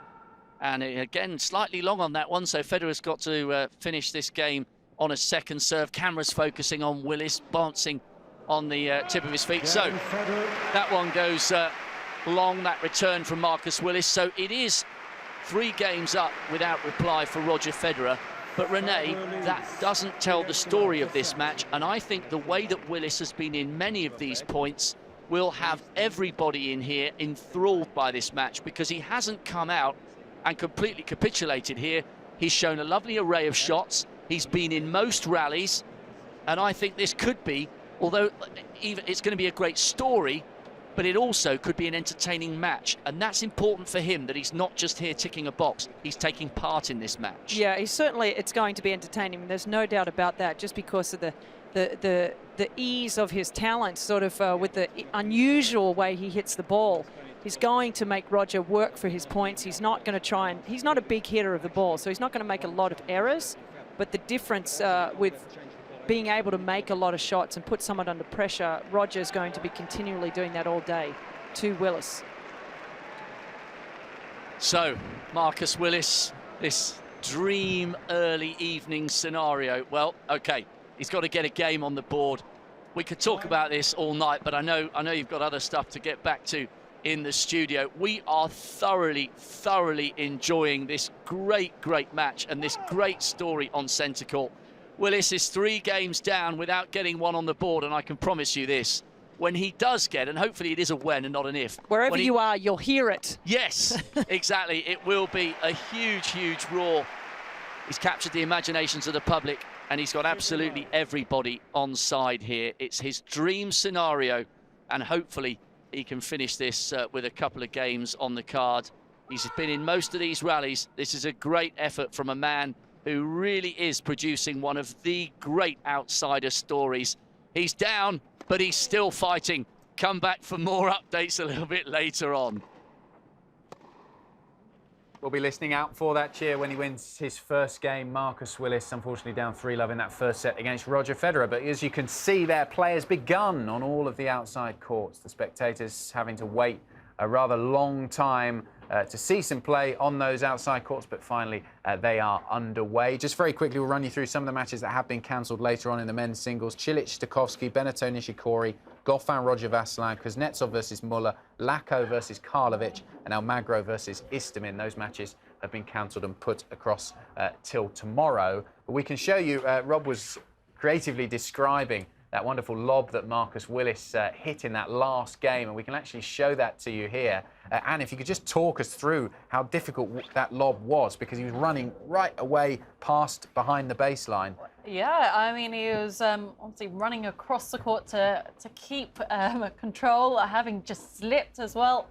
Yeah, that's not an easy shot to play, and to get it over Roger Federer's head is, yeah, some feat. But the reaction after was absolutely priceless. I mean, his whole team in his players' box were on their feet too. What have you made of his start? Obviously, he's down 3-love. That isn't what he would have wanted, but he is in, as Rob was saying, every single point in every single game, and he has to take the positives from that. Yes, but it's hard when you've yet to really get a game on the scoreboard. I mean, for Marcus Willis, that will help settle any nerves he might be feeling, and you know, that will also help the crowd as well. I mean, they're living every point with him, every point he wins as well. We can hear the huge cheers, and to keep them upbeat as well. You know, if he could just get a game on scoreboard and hopefully a few more, it will prolong everyone's excitement. Certainly will. Well, as we were telling you, play has begun again on the outside courts, and Catherine has got an update for us. Thanks, Adam. Yes. Thanks, Adam. Yes, we're just so excited that there's play on the outside courts. I've snuck out of the studio. I'm overlooking court 18, where two-time former champion Petra Kvitova is taking on the world number 85 Sorana Kaseya. She's made a very, very quick start. In fact, we've just seen her there break the Kaseya serve for the second time. She leads 3-love. She's had a very difficult season, Petra Kvitova. She's down at 10 in the rankings. She's seeded 10th here, so she will meet some of those top seeds earlier than she's used to, but she's a sort of player that actually doesn't need that much form coming into tournaments. She can produce amazing tennis seemingly from nowhere, and always when she gets onto the grass with that big serve and that big forehand, she does always seem to be able to produce something, even if she's not done anything coming in. She didn't have a good time at Eastbourne and Nottingham at the warm-up event. She didn't have a good time on the clay either. She's actually talked a little bit this season about how she suffered with feeling a bit jaded, even a bit depressed on the tour. She's taken a couple of months away from the tour, but she seems to have the hunger back. She seems to be enjoying being back on the tour, and she seems definitely to be enjoying being on the grass courts, because here she leads 3-love against the very talented young Romanian Sorana Kaseya. So we'll keep an eye on this one. You can see the crowds just delighted to be seeing live tennis out here on the outside courts, and for the moment the rain is holding off. Thanks, Catherine. Well, a good start for Petra Kvitova in that match on court 18. And Bernard Tomic, the man there, the Australian number 19 seed, has become the second man through on day 3 here at Wimbledon. He had to battle very hard to finish his match against Fernando Verdasco, dodging the rain, came back and eventually was able to win it. A long, long match, 5 sets. Verdasco took the first set yesterday, 6-4. And then Tomic took the next two, 6-3, 6-3. Verdasco won the 4 sets 6-3. They came back out to finish the match today. They then went back off for the rain, came back a few moments ago, and Tomic has won it 6-4. He had to work very hard, Anne, but good to see him through to the second round, because he is a great grass court player. Yes, he is, as is his opponent, Verdasco. I mean, talk about tough first-round match. No one would have wanted to play Fernando Verdasco in the first round. He's had success here in previous years. Remember, one year he led Andy Murray by 2-love too. Yes, a very good performance from Bernard Tomic. He's got Leighton Hewitt as part of his team now, so hopefully Leighton would have been able to give him some good advice and get him back on the straight and narrow as well. So a good start to Wimbledon this year for Bernard Tomic, a 5-set winner against Fernando Verdasco, and he will play in the second round the winner of Gastão Elias, the Portuguese player, and the qualifier from Moldova, Radu Albot, who are currently playing out on court number 19, waiting to finish their match out there. So play taking place on all of those courts. As we know, Roger Federer taking on Marcus Willis on centre court. And now we can find out a little bit more about the 7-time Wimbledon champion, Roger Federer.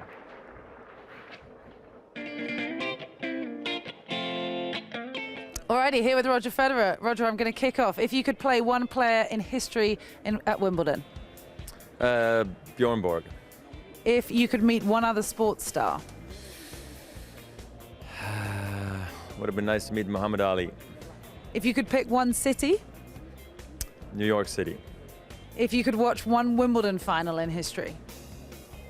McEnroe Borg. If you could pick one emoji. Smiley face. Easy. If you could pick one actor to play you in a movie. Matt Damon. Good choice. If you could lift any sporting trophy not in tennis. Stanley Cup. And if you could only eat one food for the rest of your life. Italian food. Last thing, if you could play one joke on one player on tour. Probably on Stan. He's done joke. Which joke? Yeah. I don't know, probably scare him or something. Perfect. Thanks, Roger. All right, bye-bye.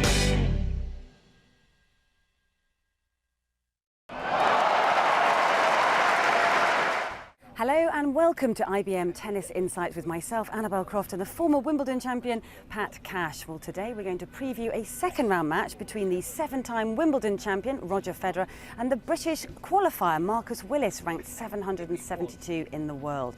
Well, there's a huge ranking difference between these two, but it's a massive opportunity for Marcus, isn't it? It is. Like, it's an unbelievable performance. He went through pre-qualifying, then he's gone through qualifying, and here he is playing one of the all-time greats, Roger Federer, and he's going to be on a major court as well. So it's a fantastic achievement for him, but of course it's a big ask as well. Well, let's take a look at the data from the first round match for Marcus Willis, because he was extremely aggressive against Richard Berankis, serve and volleying and winning 65% of the points. He was also approaching the net and winning at 55%.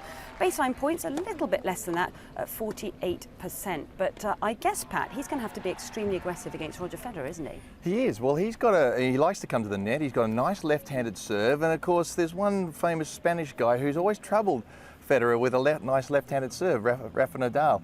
So look, Willis is, he's having a go. He's out there playing on the grass. He's experienced in as far as he's played on grass courts before. So look, I think he needs to attack and have a go. But Berankis, of course, is a smaller player, and it's a bit different playing Roger Federer. Well, Willis also returned extremely well in that first round match, making 81% of his returns back into play. He's actually tied for 4th overall in the tournament in returns in, and he won 55% of second serve return points as well. So what do we read into this, Pat?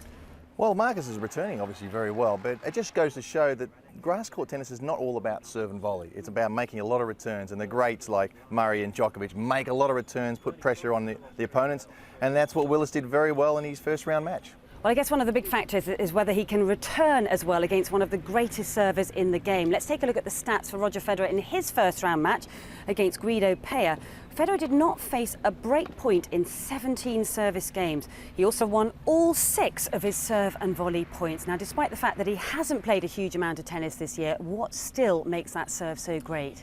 Well, first of all, it's the consistency and rhythm. It's been one of the great serves of tennis, in the history of tennis for that matter. He can hit every serve. He's got a big kick serve as well on the second ball. Over the years, he's relied time and again on that serve coming up good under pressure, and that's what's going to keep him in this tournament, and I'm sure it'll get him through this second round match against Willis and give him a shot for the title. Well, we're certainly looking forward to it. Thanks for that, Pat. Well, we'll be back with more IBM Tennis Insights tomorrow.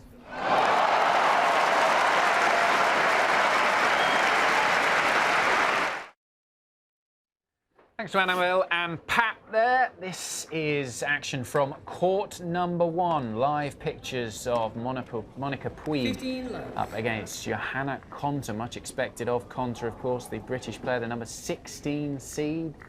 She played a great first set yesterday, 6-1. But it's Puig who leads 4-3 with a break in the second set, having resumed after the rain on court number 1. And we can join the commentators on that one.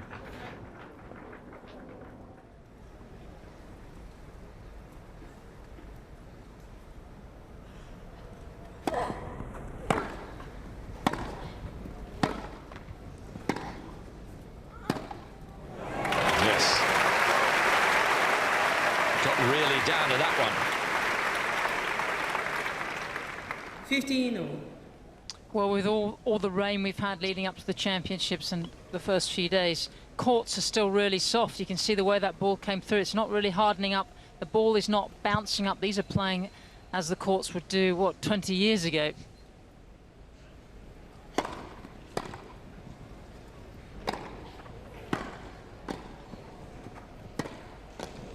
Oh, was it going in? I'm not sure. 15-30. It was in pole position, that's for sure. Maybe there was doubt in her head as to whether it was going up, but oh boy. Needs another do-over. Let first service.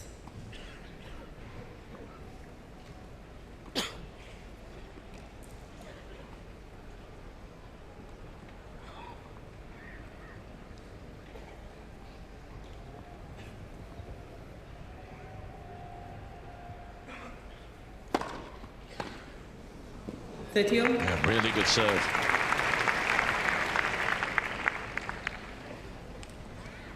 And for a woman of 5'7", she does have a penetrating serve.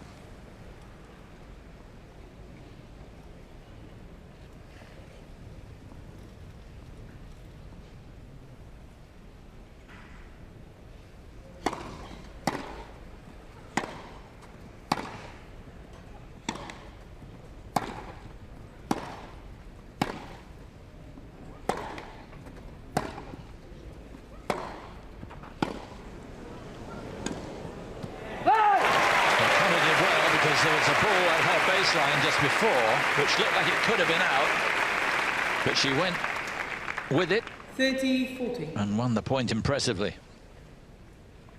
Right there, difficult shot, and here's break back point.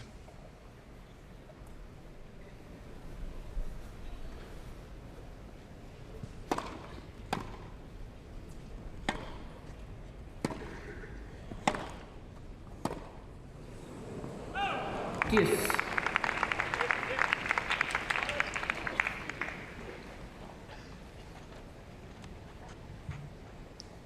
Some meaty hitting. Mr. Van Carril on the left. Quiet man, but a big influence on Jo Konta.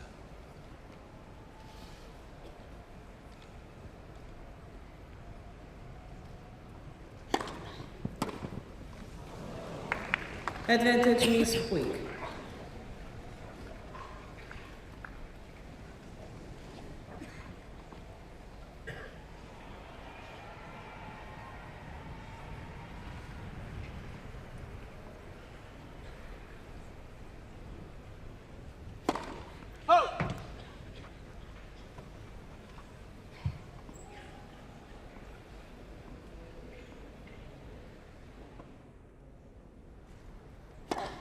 Let second service.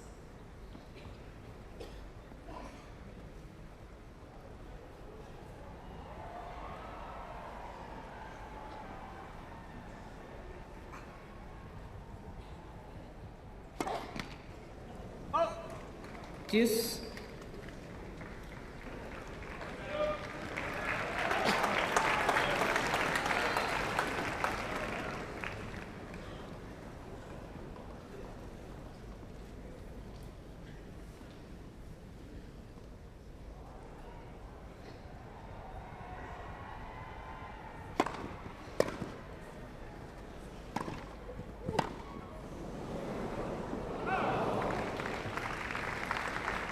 Advantage means quick.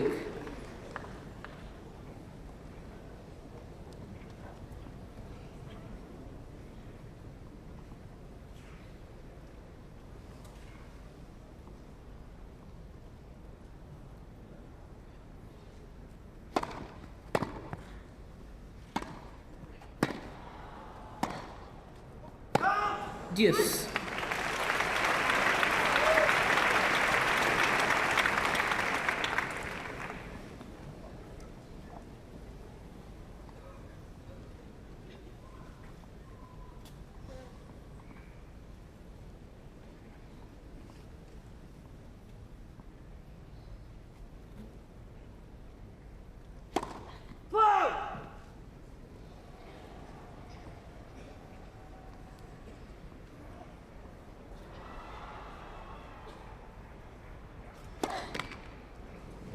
Advantage, Miss Konta.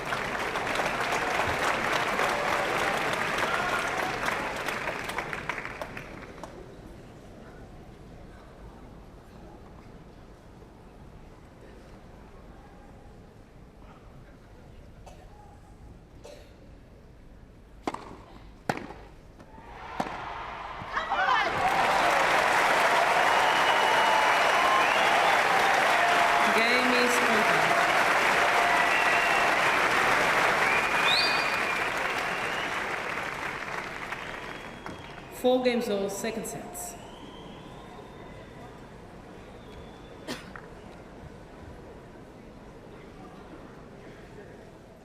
A standing ovation on centre court. They're all just taking their seats. Marcus Willis has a game on the board. He is not staring down the barrel of 3 bagels. It has been so entertaining. Great drama in that game as well, because his second point was an ace, but initially it was called long. It went to the appeal, and then of course the ball was in by what, millimetres, Renee, and he was again giving it the big one to the crowd. Love 30, by the way, on Federer's serve. So how exciting would this be if not only does he get his first game on the board on his own serve, surely he couldn't break the Federer serve, could he? It's great drama. It's really entertaining, isn't it? Well, what was interesting is also on his service game that he won, he was up 40 love and it got to 40-30. So it was really like, oh, maybe he's not going to do it. If he can't do it from 40 love, then when is he going to be able to do it? And Federer's just hit the most magnificent cross-court backhand volley there to get really away from being down love 40 on his own serve. So it's 15-30 on Federer's serve. It's a really great atmosphere. It was so nice for him to win that game, because now he can at least know that he's won a game. And that's huge for a player on any surface, especially grass, because it can get away from you really quick. And 30 all, looks like. This is great. So he's just playing this in the most amazing spirit. It looked as though he'd gone down the baseline and just secured a great winner. It was slightly long. Federer said, oh, unlucky. And Marcus leant in and said, by how far? Almost thinking as if he'd go for the big challenge. But, well, OK, Federer's on game point now. He's 40-30 up when it did look at one stage or so. It might be 2 games in a row, dreamland for Marcus Willis. But he's playing this in exactly the right spirit, because surely the key with this, Renee, is apart from the fact that he wants to win a game, and Federer has just taken that one, so he's 2-1 up in the second, and remember he took the first set to love, but he's got to enjoy this, hasn't he? He's got to make the most of this experience. Well, you've got to enjoy it, but there is a stage where you're playing in a match like this where it doesn't become enjoyable, because you're getting your, you know what, handed to you, right? So 6 love, 1 love, trying to like think, wow, am I just going to get wiped? And now the trainer's on the court, so, and he's not used to having this available to him, which is a trainer available. You know, if he's had problems in the past on the court, he just had to sort of deal with it, suck it up and get on with the pain. Now his shoulder's a bit sore, so he's decided to go out and ask for the trainer. So it's not a bad idea. I don't think he's going to take an injury time out. This looks like it's just sort of come out, I've got a bit of a shoulder strain. Can you give me a bit of a massage? And it looks like he's getting that done, because that doesn't look very nice. It's quite painful. But that's tension in the shoulders. That's tension in the shoulders. And here's his reaction when he won his game. And the whole crowd went up with him. What a moment. The only thing that would feel better than that is to actually win the match. But sister and girlfriend are really happy to see that finally on the board. Just a great story, a brilliant occasion. And of course, remember, it was only his girlfriend, Jenny, who persuaded him to have another crack and lose some weight, and that will go down in Wimbledon folklore. And actually, you have a contact. You know one of the people who might end up employing him on this coaching job in Philadelphia, which will be interesting to see. Lovely shot there. Interesting to see whether he takes it or decides to have another crack at tennis. So. Yeah, I mean, what a crazy story. But my old doubles partner, who I won the Wimbledon title with in 01, Lisa Raymond, a guy that she would hit with and use quite often in Philadelphia, his name is Eric Riley. And she said, texted me this morning and said, can you believe that Eric's the one that's employed him to come to Philadelphia and work? What a crazy story and coincidence. So yeah, it'll be interesting to see if he takes the job now. We'll see. He's got a nice check under his belt after this week. Yes, and look at that. He's got 3 game points here. He's played some lovely stuff in this. Hopefully will be his second game-winning performance. So, crowd will once again get pretty excited if he manages to put this one away. That one just glancing at the net. Federer coming in deep. No. Well, he's tried to hit that topspin lob over the backhand side of Federer a few times in this match, and it was successful once or twice, but now Roger so easy with that shot for him. Such a terrific high backhand volley, because he has a one-handed volley, so for him that shot's not difficult at all. For a lot of two-handed players, they're not as strong in the shoulder. Roger, that's no problem. So still another chance to win another game. He was grimacing a little bit there as he gathered himself between the 2 serves.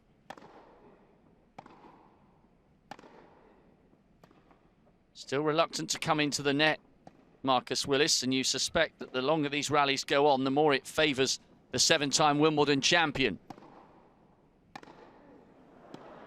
Correction, ball's good. Oh, well, it was called out. Now it was overruled. He's challenging the call. Left baseline. Roger, never been a fan of the challenge system. So I don't know if they're replaying that or not. It's a challenge, and it is way in, way in. I mean, Roger's just looking at him like, how do you miss that? We'll replay the point. Mr. Federer has 2 challenges remaining. Well, he's been... So it's back to 40-15 first. Yep, yes. First serve. It really actually does help Willis, although it was a great shot from him. But he gets a first serve here, and he does it. So, 2-all in the second set, and look, sister in the middle. Jenny was on the left and his dad was on the right. He still lives at home with mum and dad because, of course, he's only won, what, $700 or something, or he better stay at home. Yeah, a couple of £100. Mum and dad might chuck him out after this, though. Well, at the very least, he's got to clear the credit card debt. But 2-all in the second set, and it's fantastic that he's got a couple of games on the board. It's just thoroughly enjoyable. Whatever he does now, he's taken a couple of games off Roger Federer. Of course, it would be just beyond words if he was able to nick a set. But he's doing himself justice here. We've got some very entertaining tennis. Come back again. We're absolutely loving this. We're going nowhere because this is not a match we want to take our eyes off for one single second. Let's hope there's a really nice end to this fairy tale. It's arguably not going to be a victory, but I think he's holding his head up with great pride at the moment, Marcus Willis. Thanks, Rob. Well, a great start for Marcus Willis there in the second set. 2-all against the great Roger Federer, and play continuing on all of the outside courts now. A real break in the weather, much brighter scenes above, less clouds around, and no umbrellas needed to be up, apart from that in the short bottom right of the corner there. And you can see the London skyline, the famous London skyline, brightening up as the skies clear, and play continues here at SW19. Now let's break away from focusing on centre court for just a moment and look at that match on court number 1. Johanna Konta up against Monica Puig, a match that a lot of people were looking forward to watching, that carried over from yesterday. Konta taking the first set 6-1. She leads 5-4 in the second set, and Craig O'Shannessy, our very own analyst, is here in the studio to analyse her game for us. Yes, some amazing numbers are coming out of this match. So just a couple of moments ago, it was 6-1, 4-2 for Johanna Konta. There were 86% of all points only required a maximum of 2 shots for either player. It's a remarkable amount of short points. So 86% were in the 0 through 4 rally length, 10% were in the 5 through 8 shot rally length, and only 4%, 3 shots, 3 rallies total, were in the 9+. So I haven't seen those numbers at all this tournament. It's very rare. Even Serena gets up there. From the gentleman's side, I haven't seen those numbers. So a remarkable amount of first strike tennis. And, you know, it's a little bit from both players, but I think it's more Johanna Konta driving that and trying to end the points early. I watched a lot of her matches at the Australian Open. I saw her good run there, and she really likes to get after it at the start of a point. So we're going to watch a few points and see exactly the style of play that has really is driving her higher up the rankings. So we've got Johanna here. She's returning in the first point, out wide. And, you know, it's a defensive shot. She's been pulled wide, but she blocks it well, and it ends up as an offensive winner. Again, stepping up, down the line, that forehand return, keeping it short in the backswing, keeping it out in front, and just attacking at will early in the point.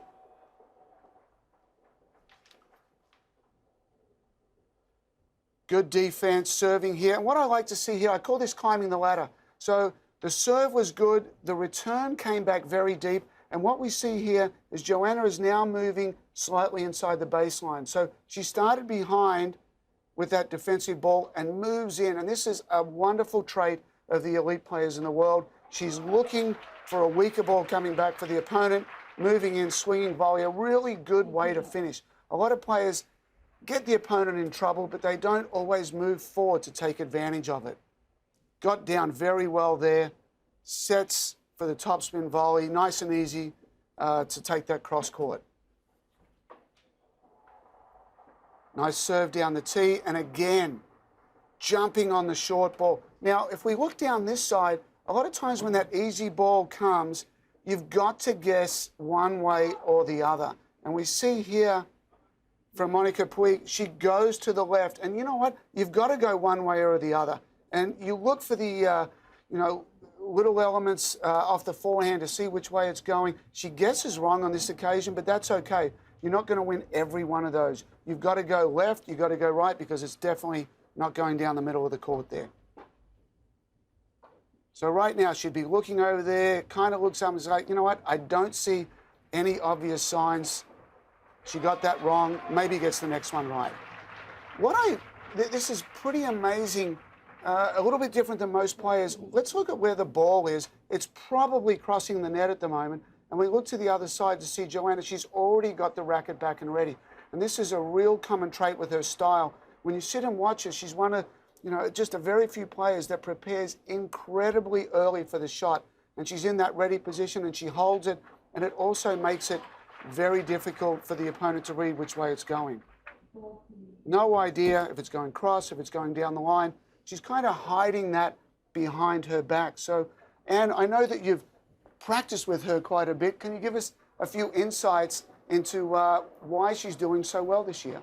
Well, I mean, I used to practice with Johanna all the time at the National Tennis Centre just down the road in Roehampton, and I'm amazed at her improvement. I mean, I just can't believe it, but I know how much she's worked on that forehand side, in particular with her coach, Esteban Carril. And the forehand, for me, fascinates me because she used to get the yips on it. 80% of the time it used to go cross-court, but it's the forehand down the line I see her use so much more. And the way she's able to get behind the ball and play it aggressively, but also by using that forehand down the line, the chances are her opponent will be on the back foot, hopefully, or even if they're not, the chances are that ball is going to go back cross-court. Yes. I mean, when you spot these patterns of play, I mean, surely as the opposition, what can you do to really, well, do something about it? What do you do? To shut it down. I watched a lot of Johanna in Australia, and when she prepares for the forehand, she drops her opposite hand early. So the right hand will go back, the left hand comes off, and that's really when you want to pressure one side or the other, that's really where it breaks down a little bit. But I saw time and time again down under the redirection of the ball. It wasn't always cross-court. She's looking to go down the line as much as she possibly can. Sometimes she's on defense and misses it, but it's really working overall for her, holding good court position, keeping the ball early, and getting the opponent on the run. So a big part of her game.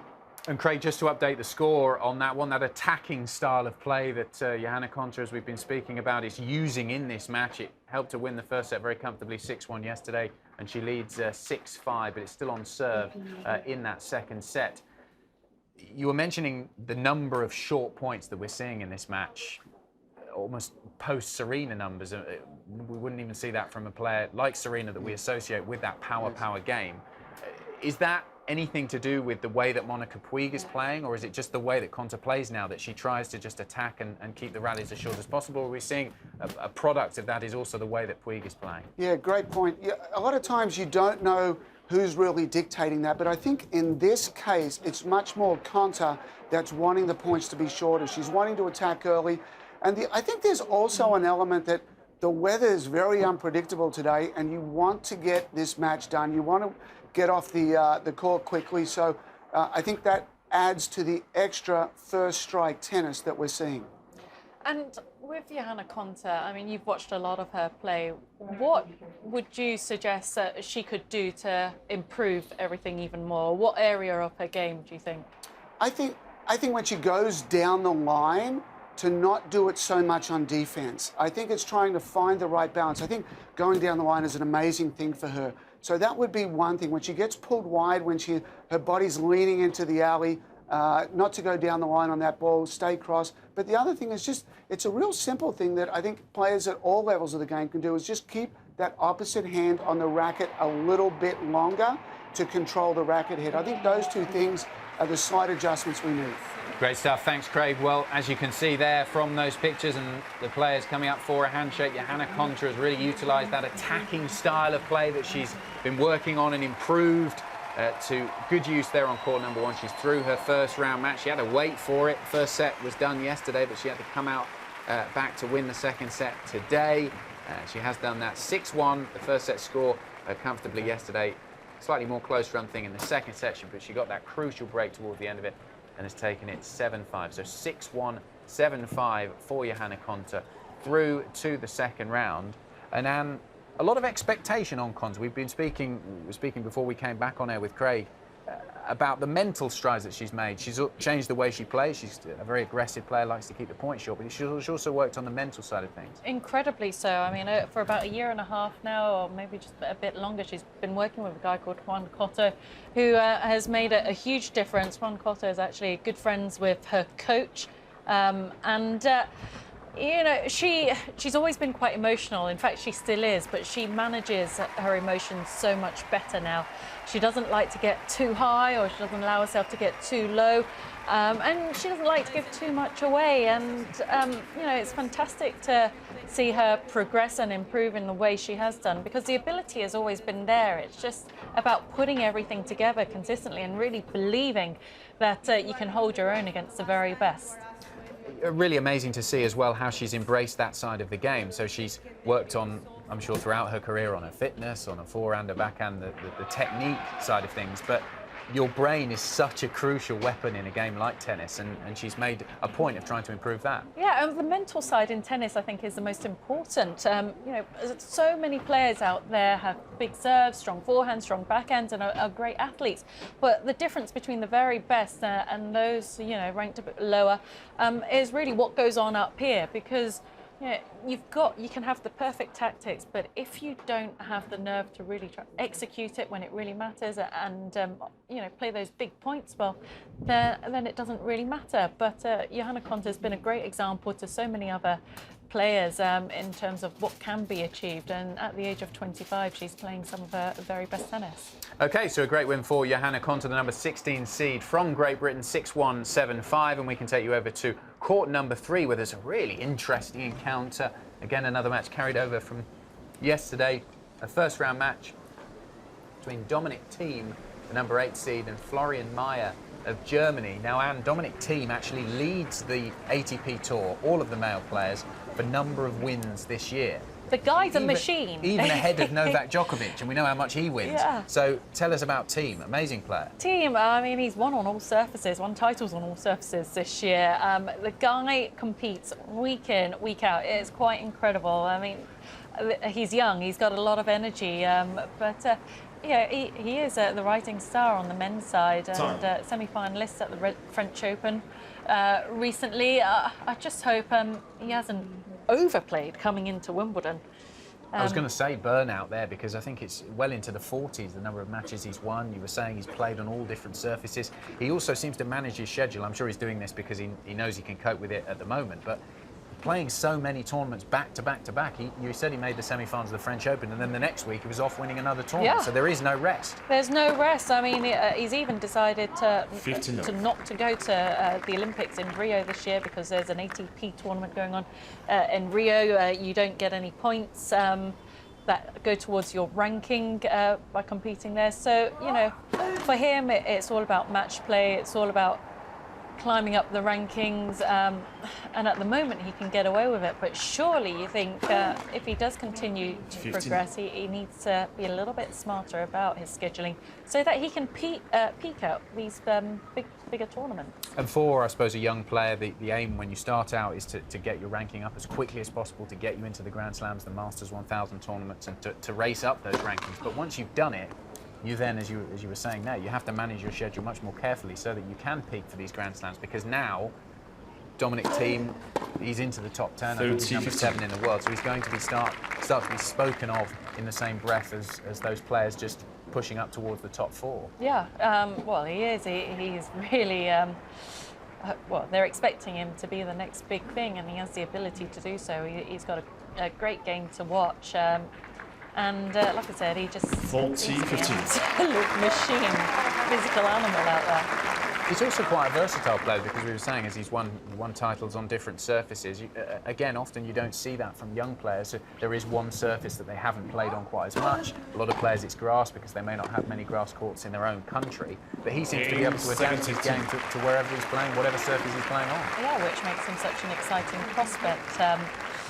Yeah, he's definitely a name to watch out for in the years to come. I think we'll be saying his name, talking about him a lot.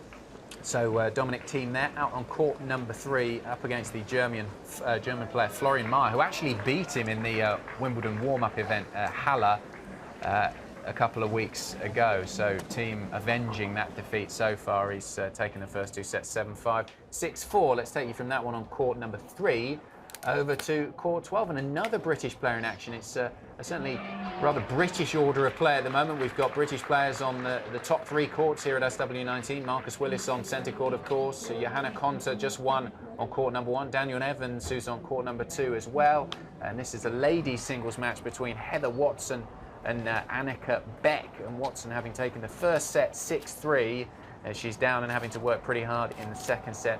3-love. So we know plenty about Heather Watson. We'll get on to her in a minute, Anne, but what can you tell us about Annika Beck? Well, Annika Beck was a very good junior, French Open junior champion, and she's not too bad on the grass court, not a very tall and powerful player, but she stays down low. She'll enjoy playing on the grass. They have played against each other before, but it was a number of years ago.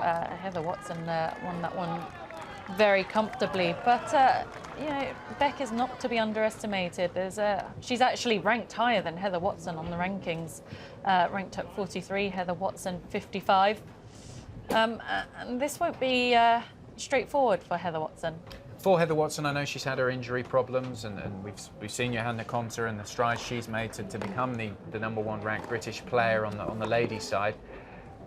Heather Watson, having really announced herself on the world stage, that famous when she made the 3rd round, she lost to Serena Williams, gave a great account of herself that year. How do you see her career? How's it progressed since that moment that she really became known to the British public? Well, the past 12 months, I don't think have really gone as well as we would have liked to have seen from Heather Watson. She did pick up a WTA title in Mexico earlier this year, but the ranking hasn't really changed too much. She's had a number of injuries to deal with. There was an ab injury at the start of the grass court season, and you know, that's been an ongoing problem for her. But you know, she's constantly looking to play more aggressively. She's got herself into some great positions in a lot of the matches she's played over the past 12 months, but she hasn't really been able to close them out. Nerves have got the better of her. But you know, it's still a work in progress. You know, I know how hard she works and how much she wants it. The depth in the women's game now is so much greater. And there's her coach, who she's been working with for some time. He's based in Argentina. just gone blank on his name, Diego Veronelli.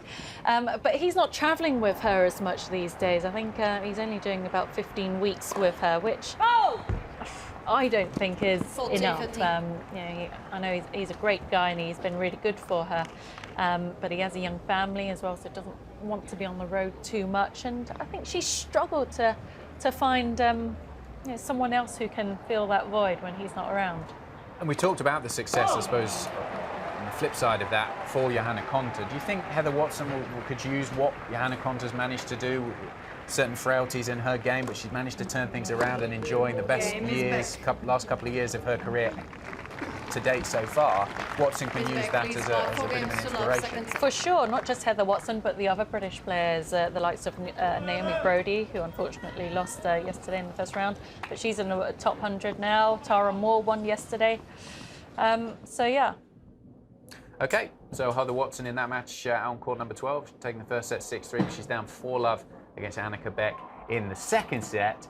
And now let's go into that wonderful arena you can see at the top of your screen there and rejoin Rob Walker and Renee Stubbs, who are watching Roger Federer and Marcus Willis.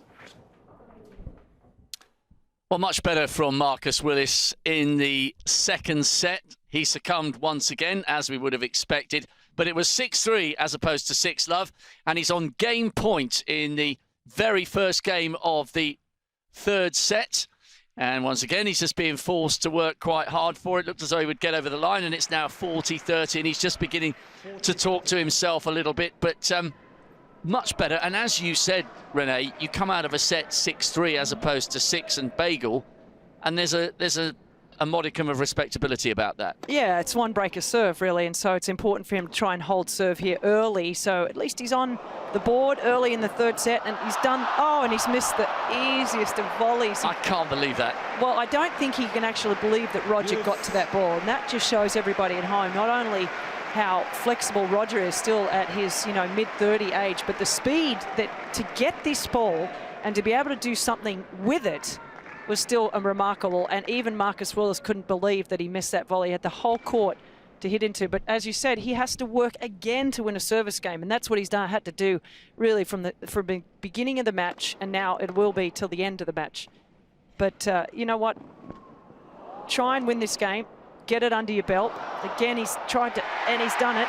He's got to try and win this game, because if he can get this under his belt, it really does allow him to maybe get a 6-3 set again. And I just want to add the fact that he's wearing the Nike, he's wearing the Adidas shoes, and the shirt, that's a Nike shirt, is a Roger Federer line shirt. So, I mean, just the whole thing is just unbelievable. The story to this is so great. He's got to win this game, though. Yes, he's on advantage now on his serve. Fabulous point that he's just contested, but Federer's really making him work for this. And there he's got it. Brilliant.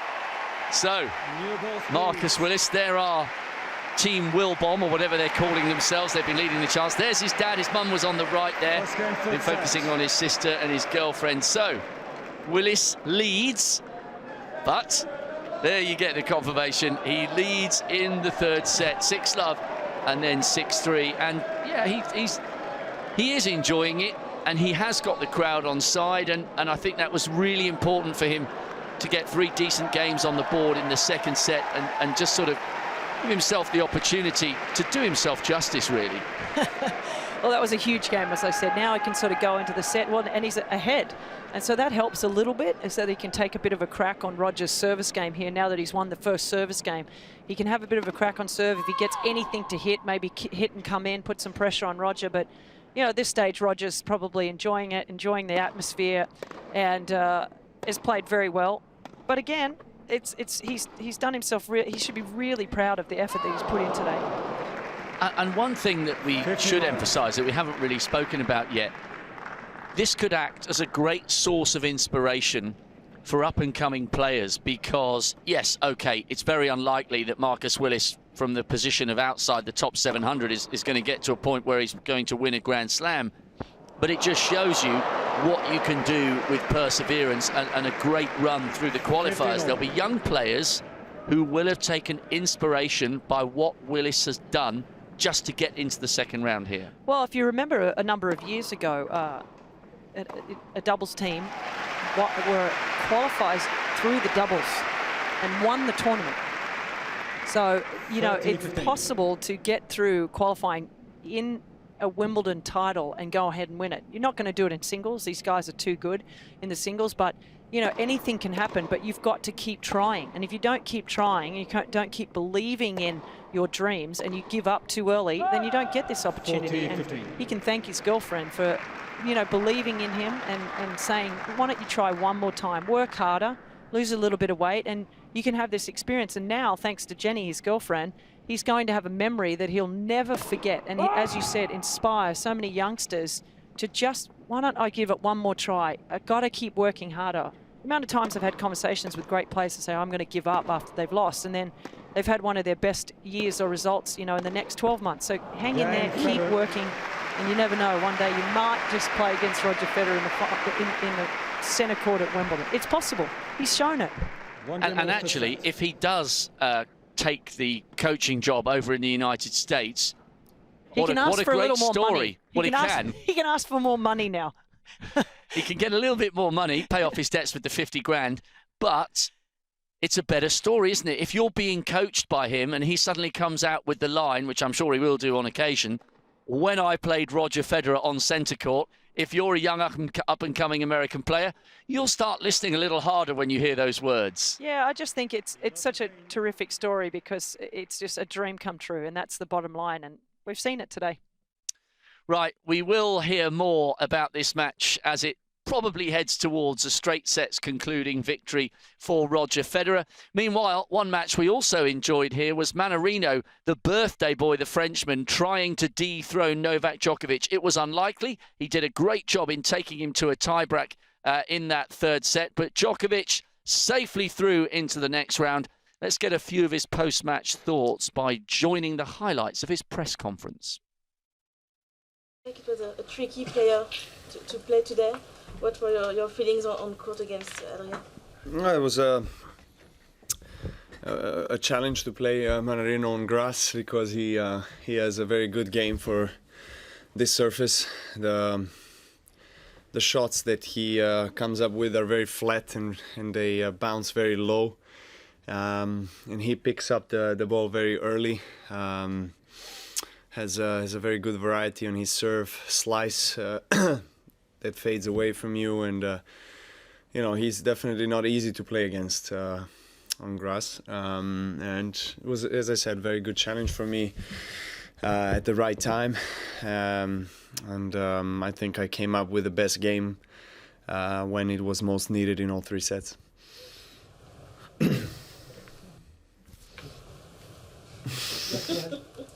Novak, that was your 30th consecutive victory in Grand Slams, which is a record for the Open era. Were you aware that that would be a record before the match, and do these sorts of statistics mean much to you these days? Well, I have to be very grateful to have the opportunity to make a history of the sport, and of course every single record that I managed to achieve in the last couple of years is important and is unique to me. So every next one that I have a possibility to achieve is motivation more. So that's how I look at it. Do you think that you can go on and make this a record that will never be bettered? It's been in place for almost 50 years. Look, you can go on and achieve something that no one will ever break. Of course, it's very flattering to know that, and it makes my team and myself very proud of you know, what we managed to accomplish. The record that I managed to break today is one of the better ones, because obviously as a professional tennis player, you always aim to play your best in Grand Slams, and you want to be consistent and win as many matches in this tournament that matter the most in our sport. So, you know, knowing that I've won 30 in a row, it's very pleasing, obviously, and I want to keep on going, and let's see where it takes me. Novak, the ITF plan in 2018 to organize the final of the Davis Cup on neutral ground.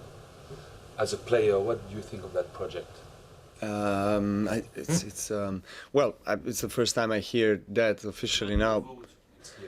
Okay, well, there were different talks about the change of format of Davis Cup, and I definitely stand for the change of Davis Cup format, and I've been saying that openly in public for many years, and obviously the Davis Cup format as it is doesn't work anymore, and you know there are not many top players that are participating in Davis Cup. You know, for many previous years we have seen just few of us managing to to play for our countries, but you know throughout the whole year it's a big challenge because of their schedule. You know, you have 4 rounds in the best case scenario of the world group. The best match in terms of schedule for top player is the first one, and then every match after that you need to play after either a Grand Slam or after a season finale. So you know, we all love representing our country. We all love being part of this competition because it brings out the best in us, and it's the only official team competition we have in sports. But you know, we can't always be available, you know, because it's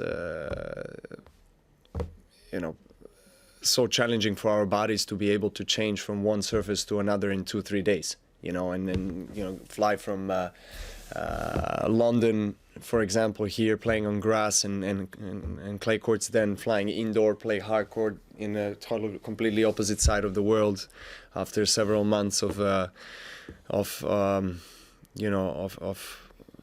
week in and week out tennis matches on a highest competitive level. So having all this in mind, I definitely stand for the change in format. We need that. I think that the best way is to create some kind of a structure that is similar to, let's say, European or World Championships in football. So create one event in 1 year or 2 years that would be held over 2 weeks' time. Make 4 groups, the winners of all groups go to playoffs, and create a really you know, attractive event, not just for tennis, for us tennis players, but for fans, for media, for everybody, for sponsors. I think we do need to create a radical change, because if we continue having this kind of format, it's not gonna be good for players. Thank you.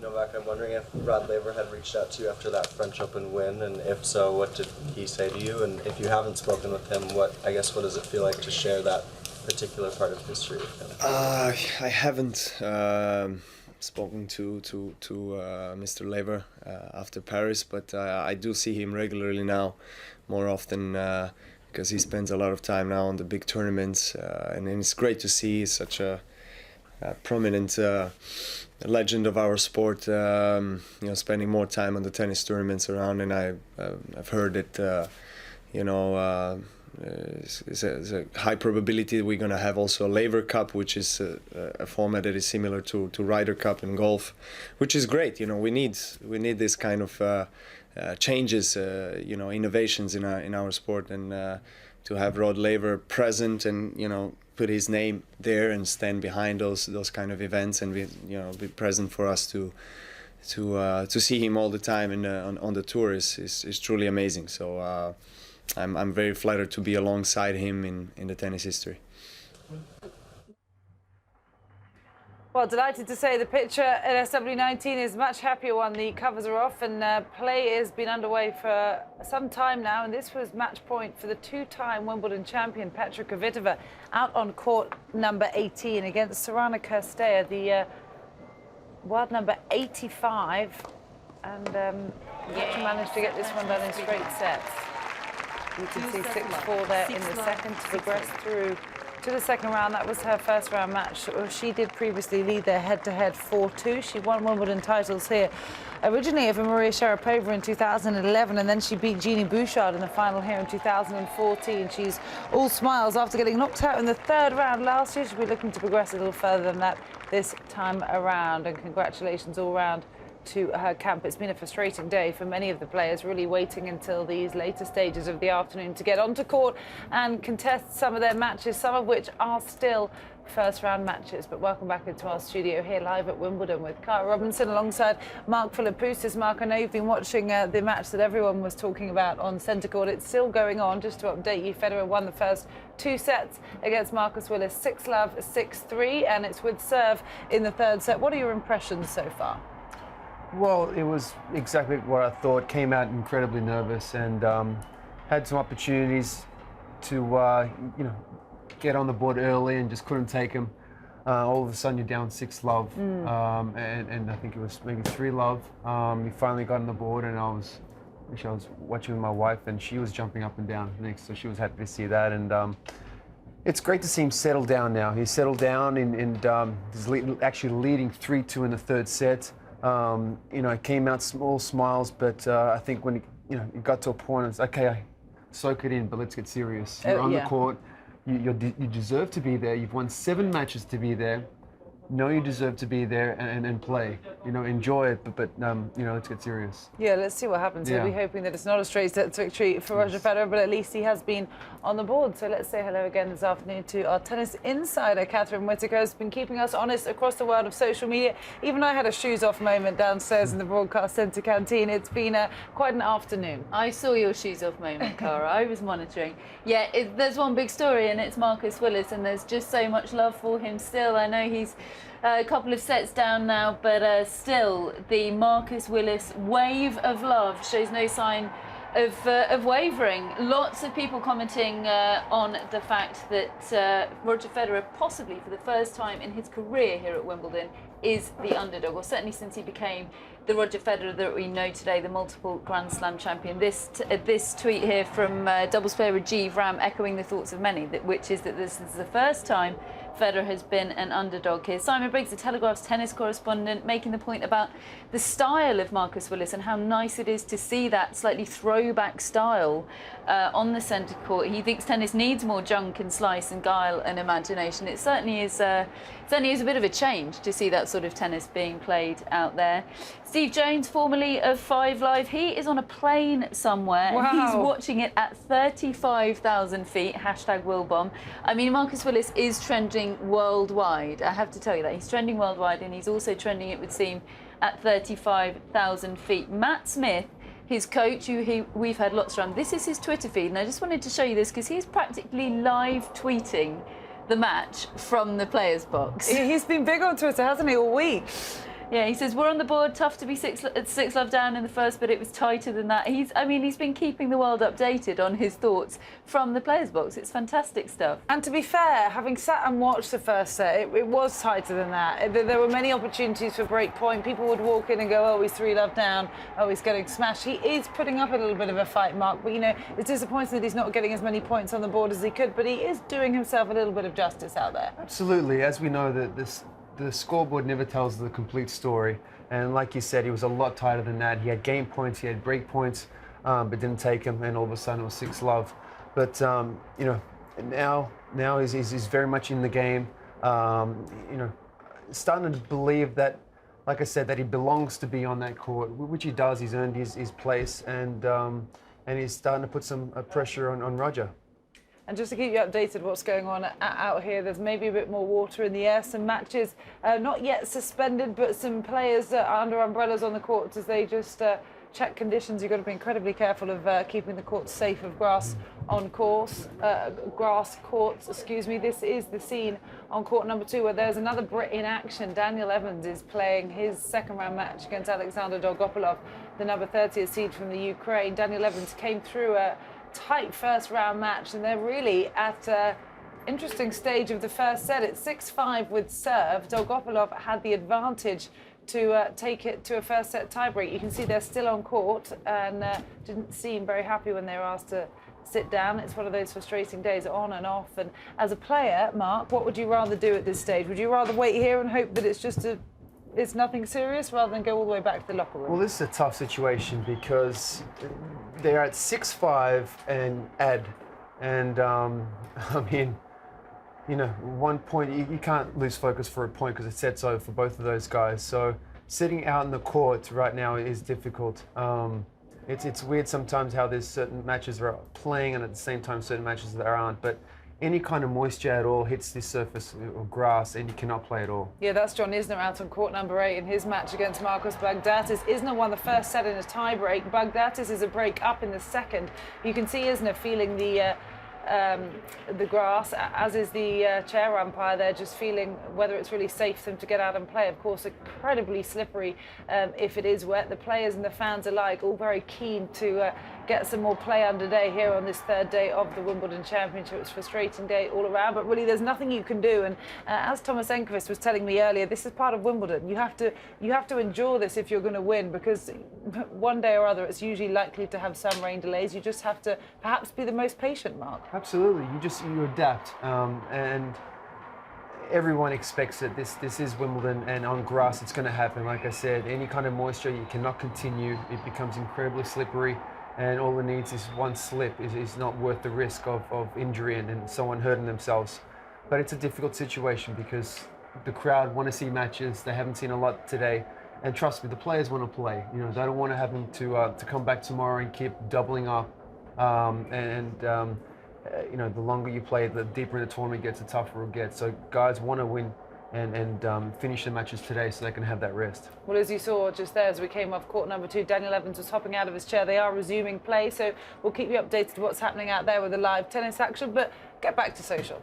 Just some people of note tweeting their support for old Marcus Willis. Alex Ward, the British player, he went out in the first round a couple of days ago. He says, slightly ironically, I would suggest, such a good level from Federer here. He looks like he might pull off the upset against @Wilbon90. Nice one there. Tara Moore, who of course won her first round match yesterday, she'll be playing again tomorrow. She has snuck out to watch some of this match on centre court. I don't know where her positioning is there. She looks like she's sort of just to the left of the commentary boxes out there. How she snuck there, I don't know, but boy, has she got a good view.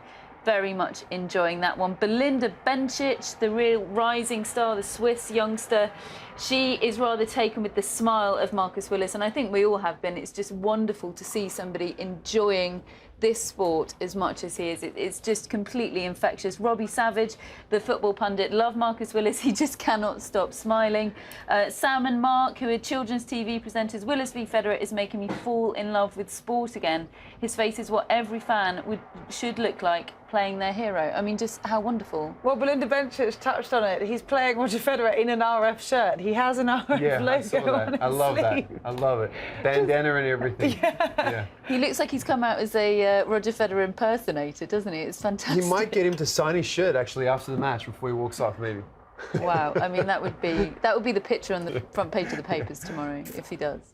It is a heroic moment no matter what. Everyone's been looking forward to this all day. He's hanging in there in the third set. It's still with 4-3. Roger's 30-love up in the third set. The crowd absolutely want to see it keep going. I'm sure they'll put another match onto centre court if it ends sooner rather than later, because they've got an awful lot to catch up on. And just to get you updated, in case you weren't with us earlier on today, the All England Club have made the decision for the first round of all men's doubles matches to be the best of 3 sets as opposed to the best of 5. They're, I think, a bit concerned about getting behind, looking ahead to the weather forecast across the next few days as well. You can see it's anything but bright sunshine here right now. Some clouds above, and it could be touch and go for the rest of the evening here. The roof, though, is on centre court. And Mark, to react to that news about the doubles, I know you've played obviously a considerable amount in your time. Wimbledon actually the only slam now that does keep the best of 5 sets with men's doubles. What's your take to the fact that they're changing it slightly just for the opening round?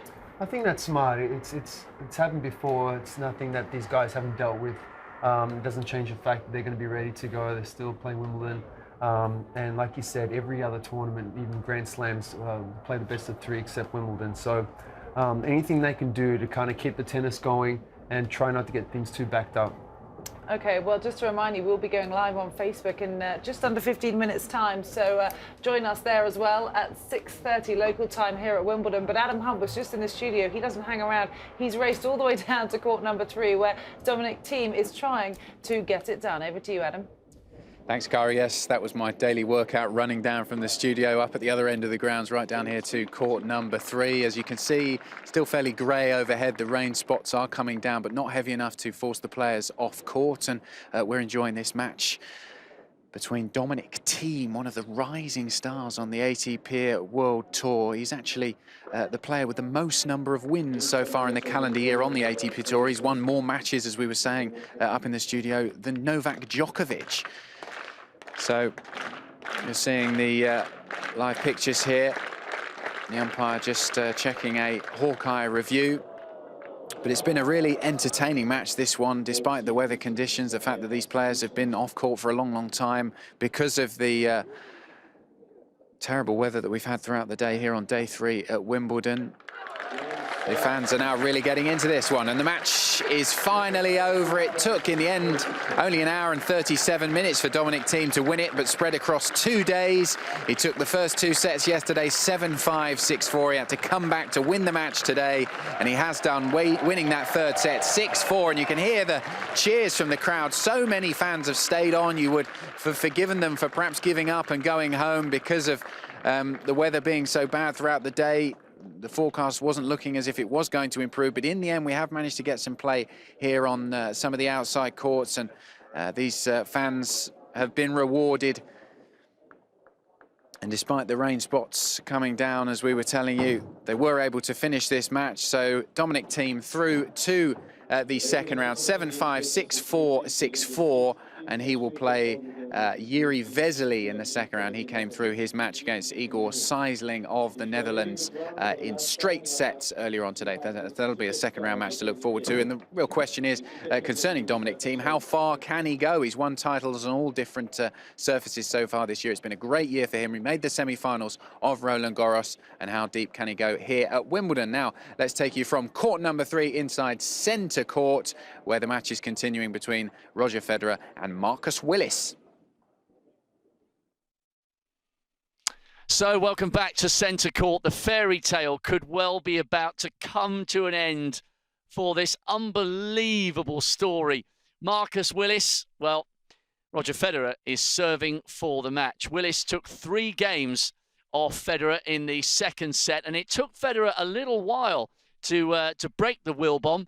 Just waiting for an official review on the first point of the game.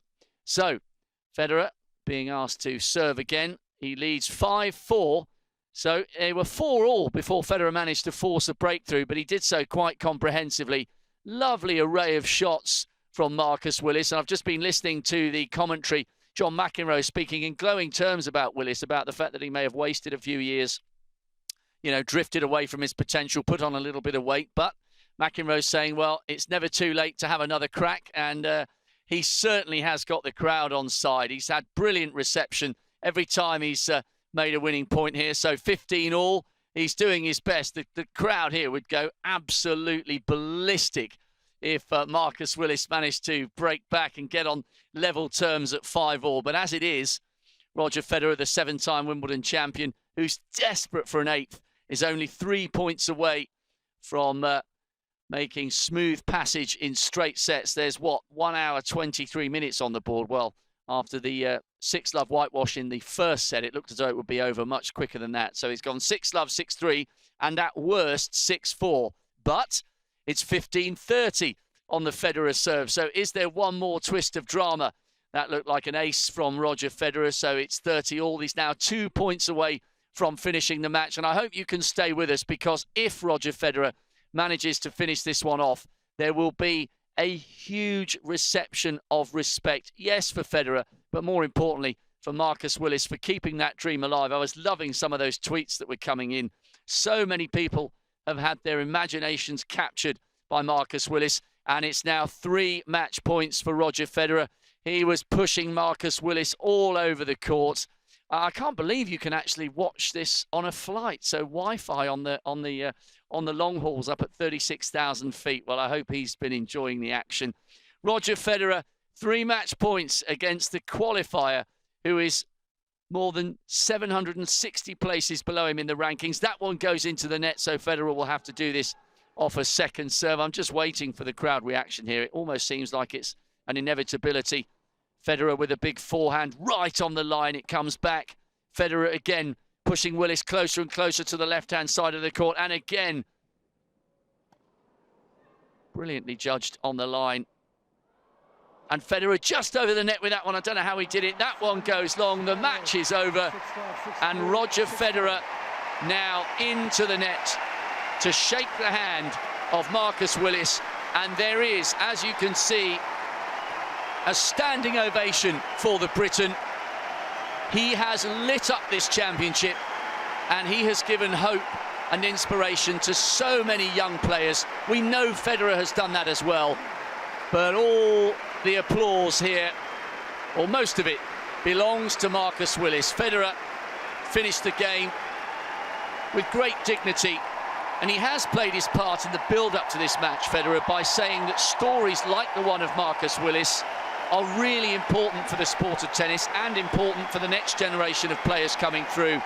And Willis has his moment to thank everybody on centre court. How many times must he have dreamt of this moment, but how many times in his long and rocky road must he have doubted that he would ever get to experience this atmosphere against the man who has conquered Wimbledon 7 times. Everybody standing on their feet. It's been a really, really special atmosphere. The match has been played out in a wonderful spirit. 6-love, 6-3, 6-4. 1 hour and 25 minutes that will live in the memory of Marcus Willis for all of eternity. Whether he coaches in the future, whether he has another crack at the big time, no one will ever be able to take this 1 hour and 25 minutes away from him. Federer has been really gracious and generous here, and how appropriate that both of them are stopping to sign autographs, and everybody's still on their feet here in the box. There's the hug from mum and dad, and even the die-hard Federer fans can't surely begrudge Marcus Willis all the support and the applause he got during this match. He's dripping in sweat.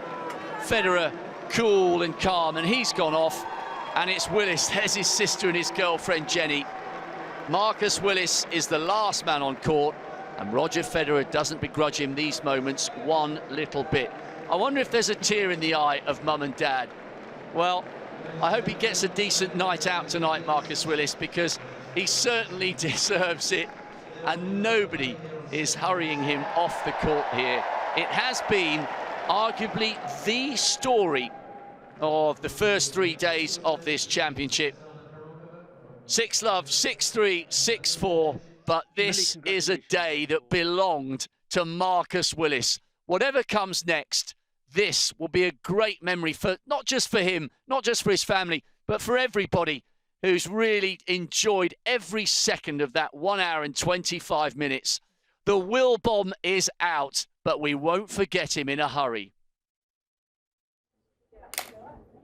No, we won't, Rob. What an afternoon it has been. Straight sets victory for Roger Federer in the end over the British qualifier, and definite story of the championship so far. Marcus Willis did himself proud. It was a bagel in the first set, but he got himself to 6-3, 6-4. Nothing to be ashamed about at all. Getting yourself on the board is certainly what you want to achieve, but Roger Federer steams through, and we would expect another match to go out on centre court this evening, because with the weather that we've had so far today, it has been a bit of a stop-start day for all of the players and spectators here ready to enjoy this, the 3rd day of the Wimbledon Championships. So welcome into our coverage here live at Wimbledon. We are on Facebook Live as well. So if you're joining us from there, please do send in your questions, because we're ready and waiting. Mark Philippoussis alongside me, a 2003 Wimbledon finalist, alongside the man that we've just been watching on centre court. Roger Federer came through in straight sets against the British qualifier, Marcus Willis. The story of the championship so far, he had a valiant effort, but it was always going to be a David and Goliath situation. Nevertheless, a wonderful story, as always, Mark. Absolutely. He was, at the end, a little emotional, I think, waving to the crowd. I really hope he realizes that this is just the start. I want him to think that this isn't his last time on the centre court. His goal should be next year I'm going to come back on my own ranking and I'll be back on this court.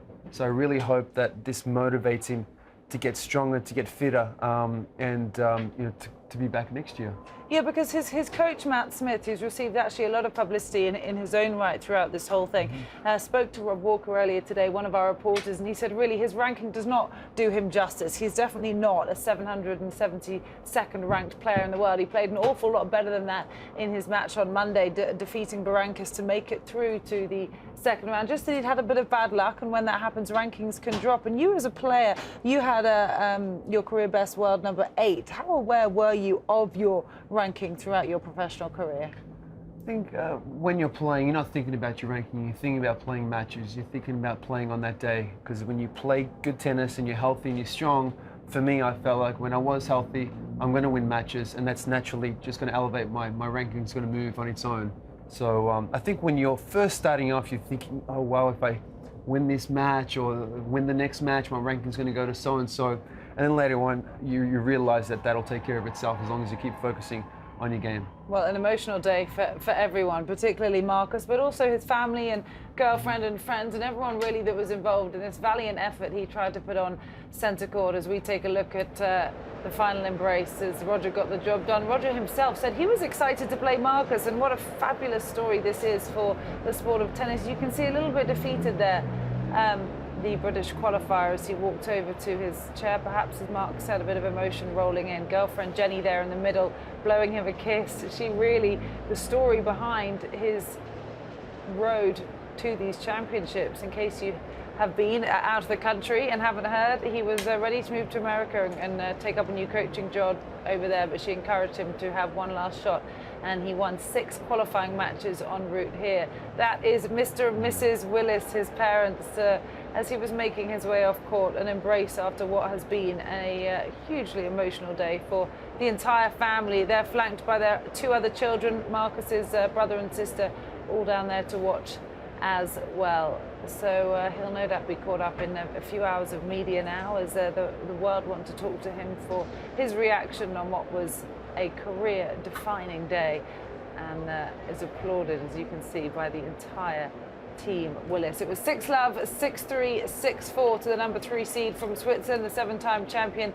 Extremely gracious, waiting for Marcus to walk off the court. They both stopped and signed several autographs as we take a look at the match summary after a straight sets victory for Roger Federer. And looking at that, Mark, what grabs your attention? Well, they both serve the same number of aces. That's a positive at least.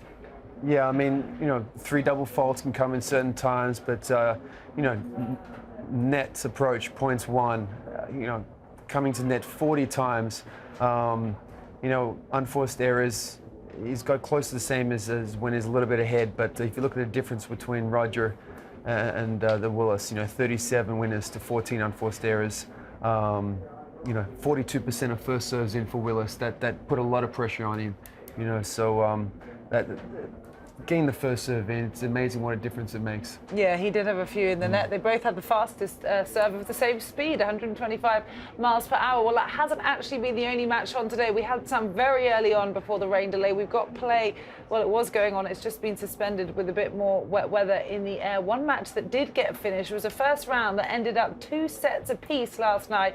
They had to sleep on that to come back out. It was Bernard Tomic and Fernando Verdasco. Tomic managed to get it done 6-4 in the 5th deciding set, and he spoke to the media after. Questions had a good time for you last night, do you think? Yeah, it came probably at a time we both needed. Start of the 5th set was it was going to be tough for me because I was a little bit tired in the 4th set, but I was happy to get that momentum to stop, I think, and it was just a pain. The last 24 hours was very tough because you have to go to sleep, you have 1 set to go. And then to come out playing well, and it's just 1 break of serve, and it happened to be that 1 break of serve, so I'm very happy that I won in the end. How do you control the nerves when you've got, you know, so close to the victory and then you've got to wait for 4 hours? Yeah, it was tough. I mean, I knew it was going to be a break in it, and then when I managed to get it and held, and after that big game at 4-3 was very, very emotional because I should have lost that game, and then to win that gave me a big breathing space, and then obviously the official said to come off the court, but for me, it was happy. For me, this game was the key game at 4-3, and I knew after I just needed to serve it out, and I did that.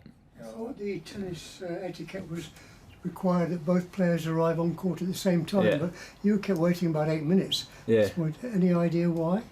Yeah, well, I think because he was up in the locker getting something taped on when I left, and I thought he was leaving, so that just happened to work out. And yeah, I did get to the court prior to him very early, and unfortunately I had to stand on court like a retard. If it turned up that you turned up, it could have been over before it rained, really, couldn't it? Yeah, when you think about it, you're right. But it was surprising to see today, because when I saw my score at 5-3, I saw other scores at 1-1, and the people have just chosen to serve or receive. So I was just fascinated how we went through so many games to 5-3.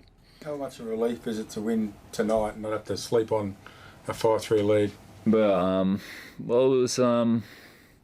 it was actually, I was thinking about it before, and I said to myself, maybe if I come back tomorrow, maybe they won't put me to play that second round match tomorrow, and maybe I just play that. I don't know how the scheduling can work and what they can do with the rules, so I was leaning on hopefully playing tomorrow and then not having to play that second round if I had won. So now I think I have to play tomorrow. So, but I don't really know what happened, and we did go from the courts at fifth set and having to go in that night and sleep and all this drama. It's something I'm not used to. It probably only happened a few times in my career, twice I think, or once. So this was one of the recent times it happens, and you need to know how to handle it, and try to do as best as I could. What do you know about your next opponent? Absolutely need to know how to handle weather delays at the Wimbledon Championships. It is part of the story most years. This is the current scene. You can see another match has moved on to centre court. We'll update you on that in just a minute. But in the meantime, let's just review the opening match on centre court today. It was Agnieszka Radvanska who came through, the number 3 seed from Poland, in straight sets over Katarina Kozlova from Ukraine, and she managed to get it done fairly smoothly. Craig O'Shaughnessy is here to talk us through. It was a 6-2, 6-1 victory for her, fairly convincing for a former finalist here, Craig. Yeah, she played very well, and she plays differently, and variety keeps our sport healthy. I'm a huge fan of the different styles that you can be successful with in tennis. You can be 6'9" and make the top 10. You can be 5'9". You can play from further back. You can come forward a lot. We just saw Marcus Willis slice a lot of balls, even side spins. So, I think it's good for us to rejoice these different ways to play the game, and Radwanska does a lot. So let's have a quick analysis of what she did so well so we can preview the rest of her matches for the tournament. We've got 4 points here from her first round match, and you're going to see a variety of different things that's going on out there. That's kind of normal, just a good forehand down the middle of the court. She defends so well. She's just looking for openings right now, probing the opponent. Good deep ball, moves back, nice flick of the wrist. And here she's on defense. And that, out wide in the court, it's very tough to hit winners from out there. You don't really want to do too much, but she's so good with her defense. She puts the opponent instantly on defense. Now we're running side to side. A really nice slice and a drop shot there coming in. I mean, you've got so many different things. The racket goes back, and I love how she changes her grip behind her back. She disguises that extremely well. Good moving forward, covering the short ball coming back. Doesn't do a lot typically with the forehand. Again, throws up a high lob, tests the overhead, stays in the point.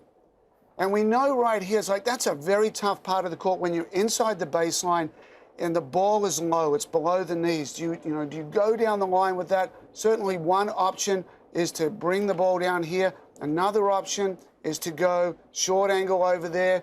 We see the opponent moving forward to cover that, and Radwanska feels that. So she goes for a different option. She goes from the lob, which is not easy to make that when you're so far inside the baseline, but she pulls it off very, very well. Funky return, and again, stretching on defense. When you get into that side of the court, it's very tough, but look at the hands over here. Gets behind the ball, blocks it down the line. Not a lot of players can pull that one off. Good blocking return, getting the point started. And then it's just all about, I'm going to move you here, I'm going to slice you there. So right here, once again, we see a really nice drop shot. And now we've got the drop shot lob, and she's still in the point. Decides to follow that one in, and there's basically, you know, another nice little short volley there. But, you know, she can do everything on a court. And a couple of years ago in the final against Williams, got blown out in the first set, came back and won the second. You know, she's never out it when you can defend so well on the court. So I look forward to more positive things from her game for the rest of the tournament. And, you know, I just love seeing the variety she brings to our sport. Yeah, she's a fabulously creative player. Just to update you guys on centre court action, it's Svetlana Pironkova against the number 7 seed from Switzerland and a former junior girls champion here, Belinda Bencic, the match that has been moved onto centre court. So they should have enough, well, the roof's on, so they'll definitely have enough play to get that match done today as well. Bit of a difficult situation here. The club will be playing catch-up. The last thing you want to be doing is trying to complete some first-round matches on Thursday, which was traditionally the second day of second-round matches, Mark.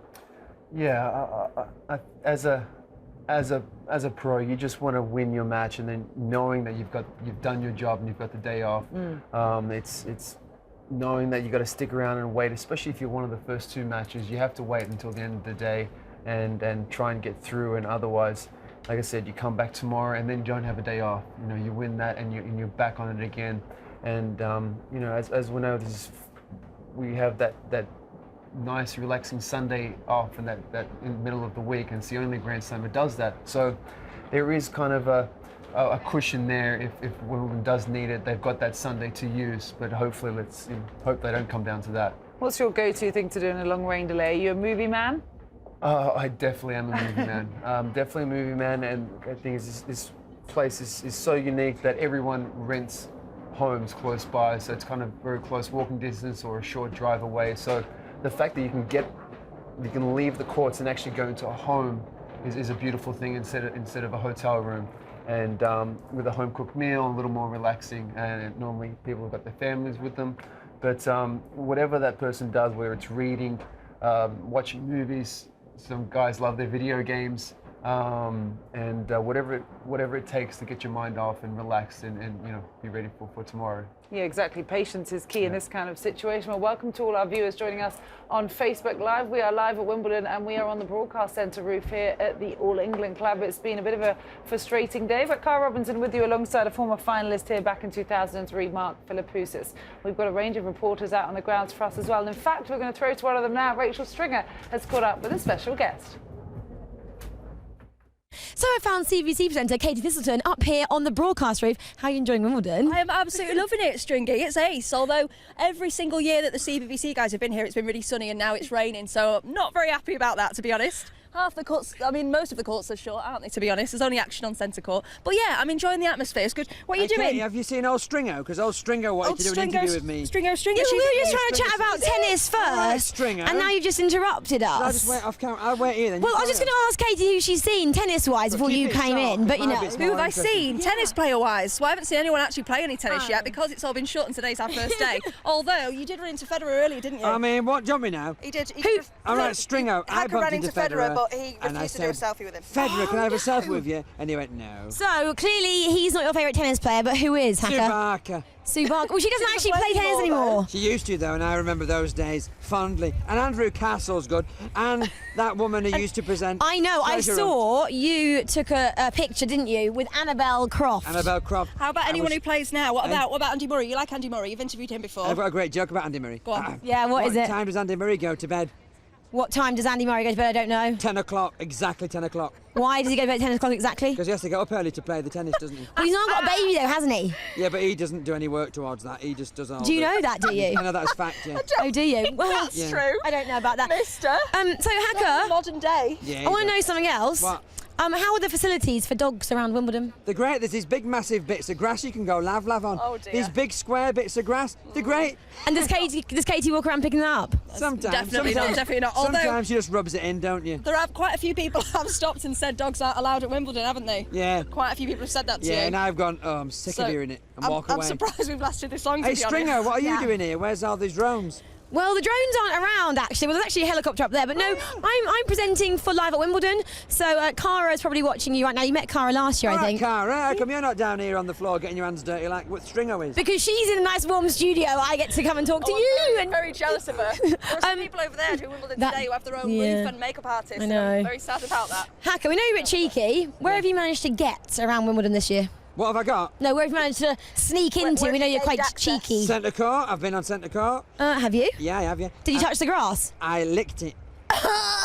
It says keep off the grass. I know they did, and I'm one, you know me, I'm one for defying signs, and I can't read very well. Okay, well, Hacker, I want to know last thing as well, both of you. What? Predictions for this year's singles champions, men and women, please. Yes, I think Marcus Willis is going to win everything. Really? And the women's and all, everything. Andy Murray. Murray. Murray. Ladies. Andy Murray, but with a wig on. Lady? Andy Murray in a dress. Andy Murray in a dress. Okay, so Andy Murray is winning Wimbledon for the males and the females, and Marcus Willis is about to beat Federer, apparently, according to Katie. I love Serena. Okay. And Sue Barker's doing the mowing the lawns. Maybe Sue Barker will just come back and win for the ladies this time. She never did before. Why would she start now? Well, hey, that's, Sue, if you're watching, Sue. Hacker, and that's Katie, and this is the CBBC crew having a brilliant time at Wimbledon, and we're going to leave you now, guys. Cheers, so, Stringer. Thank you. Stringer. Keep up the good work. The Stringers made some new friends out there. I'd like to say we are in the studio. It's not that warm up here, so don't worry. It's definitely open air behind us. We have an absolutely wonderful position, though, and we definitely appreciate that. We are part of the Live at Wimbledon crew. We're on Facebook Live as well, so please do join us if you're on Facebook. Send in any questions, and we'll try and get through as many of them as we can across the next 10-15 minutes or so as we wrap up what's been a thrilling third day here at the Wimbledon Championships. Catherine Whitaker, our tennis insider and social media guru, is going to keep us across anything that comes online. Yeah, we've got a couple of questions already come in via Facebook Live. If you want to ask any questions of Mark, do make sure you comment on the Facebook live stream, facebook.com/Wimbledon. Just first, though, I want to just bring you a bit of reaction from Willis versus Federer, because there's so much wonderful stuff on the internet here. A few quotes coming out from the post-match interviews done by both Federer and Marcus Willis. Willis has said, "It sounds funny, but I'm disappointed to lose." He said he thinks he could have played better today against Federer. He said, "I'm exhausted, but I might have a beer." I think he's earned one. Nick McCarville, American journalist, quoting some of Federer's comments, "It was very different. I thought he brought some unbelievable energy with his fans, his play, his personality. It was refreshing." Lots of people commenting on just how classy Federer was in the moments of victory, you know, letting Marcus Willis have the limelight on centre court, allowing him to thank the fans.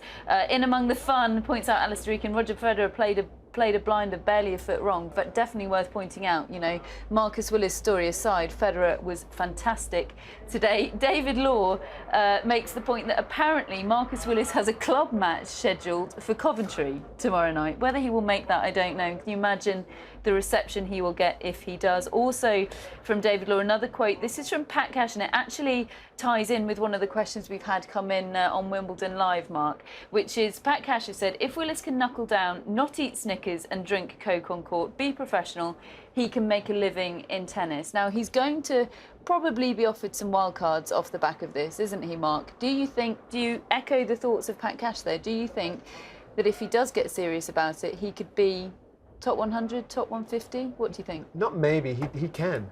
He can. He won 7 matches. He deserves to be here. He has every right, and he should be disappointed. And I'm glad that he is disappointed. Like I said, have a great night. Enjoy it with your family and friends. Have a drink, but get to work. I mean, they said he's lost 30 kilos. You know, he can lose some more. If he loses some more, he will get better. He will get stronger. He will make better decisions on the court. It's tough when you're not in your most physical shape, because you're going to tend to rush the points and keep them shorter. When you're physically stronger, he's a lot better. He's definitely a lot better than 772. But he definitely has a game to get in the top 100 because it's so unique. Well, that's the thing. In terms of the style of play, that slicing and dicing, playing with guile rather than power, do you think there's a place for that in modern tennis? Absolutely. It's not easy to play against. I really hope that he understands that and he works hard, because, like I said, and there's no reason why he cannot be here next year at this time in his own ranking, you know, by himself. And we know how many tournaments are out there. There's 3 to 4 tournaments a week sometimes. There's so many opportunities. He'll be able to get in so many, a lot more events and make a proper schedule and a proper calendar for his eating, his training and everything like that. And And he definitely can get in the top 100. One of the questions we've got coming in from a few people actually is how on earth he follows up from this, because the fact is, even if he does get wildcards into main tour events, I understand an event in Newport have already offered him a wildcard in a few weeks' time. Whatever the event, even if they are tour level, they're not going to be centre court at Wimbledon. How on earth does he follow up from this and try and get himself pumped up for matches that aren't quite the occasion that this was? If he cannot get pumped up for what just happened, then he shouldn't be playing. You know, it doesn't matter what court he's on, what he's been through at this event, the amount of support he has following him, he owes it to himself. To go out there and take advantage of this. And like I said, this is just the start, and I really hope he believes that, and I really hope he knuckles down and trains hard and just says, look, I'm 26 years old. That's young. I mean, it sounds like that is so young. Well, look at Stan Wawrinka, you know, he didn't make his big breakthrough till, you know, he was 30 years old. Do you want to see him as a future Grand Slam champion, though? No. Well, look, let's be honest, no. But do I see him as a top 100? Yes. Yeah. You know, I definitely can. And he hasn't close to gone to his potential as an athlete or what he has. You know, he's definitely carrying a lot of pounds. That makes a huge difference on the court. The lighter he gets on the court, the better he's going to move, the harder he's going to hit the ball, the more options he's going to have. And like I said, he's a very unique player. And he is top 100 potential if he does the right things and takes his training to the next level and takes it seriously. I spend a bit of time throughout the year working in golf as well. Now, nothing against golf, but you can get away with perhaps not being physically the best athlete in golf. We've seen some people in the past, John Daly, etc., not necessarily with honed bodies getting through. Tennis is a totally different story. You look at the guys at the top of the world rankings and they are ripped athletically. They are just so sound. You could see with Marcus Willis today, really after the opening couple of games, he was exhausted. And Roger Federer had barely broken a sweat. Well, I mean, he has played 7 matches. He's played a complete tournament before playing here, but you're absolutely right. You know, tennis is a very rare sport where you have no help. Yeah. You're on there on your own, and this is best of 5 sets. You know, normally it's going to be best of 3. So he's even going to be. I think that's an even better situation for him. But think about that. Like I said, he's played 6 matches to qualify to get there. Won his first round against a top 100 player, solid player, and then played one of the best of all, probably the best of all time on the centre court of Wimbledon. Like I said, if he does not get motivated from this, then he will never get motivated. Absolutely. A couple more questions coming in. A couple of people actually asking how this will affect Marcus Willis's ranking. Well, I can actually confirm for you that he will rise to just outside the world's top 400, which is a rise of more than 350 placings. So it might not sound great just outside the world's top 400, but 370 place rise, roughly speaking. And as I say, I do think he's going to get offered some wildcards. So just getting main draw into main tour events will lift that ranking ever further. Questions coming in on the subject of Roger Federer, Mark. You know, Marcus Willis aside, that was a fantastic performance. It's obviously been a difficult year for Federer so far. Still a question mark over his back. How good a performance was that, and is he a contender for the title this year? We're talking about Roger Federer. He's definitely a contender for the title. This was another match. This was a tricky match. It was about him going out and doing his thing, going about his business, and he did that in the normal, full classy way as we know Roger is, you know, gentleman that he is. So he went on, did his job. He's got a day off now. He's going to focus getting his body right, focus on the next match. You know, it's going to get tougher and tougher, obviously, but he's doing everything he has to do. You know, today wasn't an easy match. Well, and there would have been more hype around that second round encounter than Federer normally experiences in the first week of Wimbledon. Yes. You know, there was no escaping today the aura and the hype that there was around that clash with Willis. He would have enjoyed the experience, I imagine, but be pleased he came through unscathed and look forward to getting focused back to a more normal route for him, you would expect, to the second week. Absolutely. He knows that it was in a very unique story, but he's like, okay, I've done my job. It's time to get back into it, and let's you know, back to Wimbledon and back to what I'm here for. Yeah. Anything else coming in on Facebook, Catherine? Just lots of people basically with compliments for Marcus Willis, compliments also for Roger Federer, his fantastic performance. Lots of people, you know, echoing your thoughts, you know, saying they wholeheartedly agree with you, Mark, and hope that Marcus Willis does continue and try to get his ranking up there to somewhere around about where he should be. Okay, well, let's do what we do towards the end of our coverage every day and choose our play of the day. We've got 3 top contenders. Let's have a look at them. Quiet, please. Play.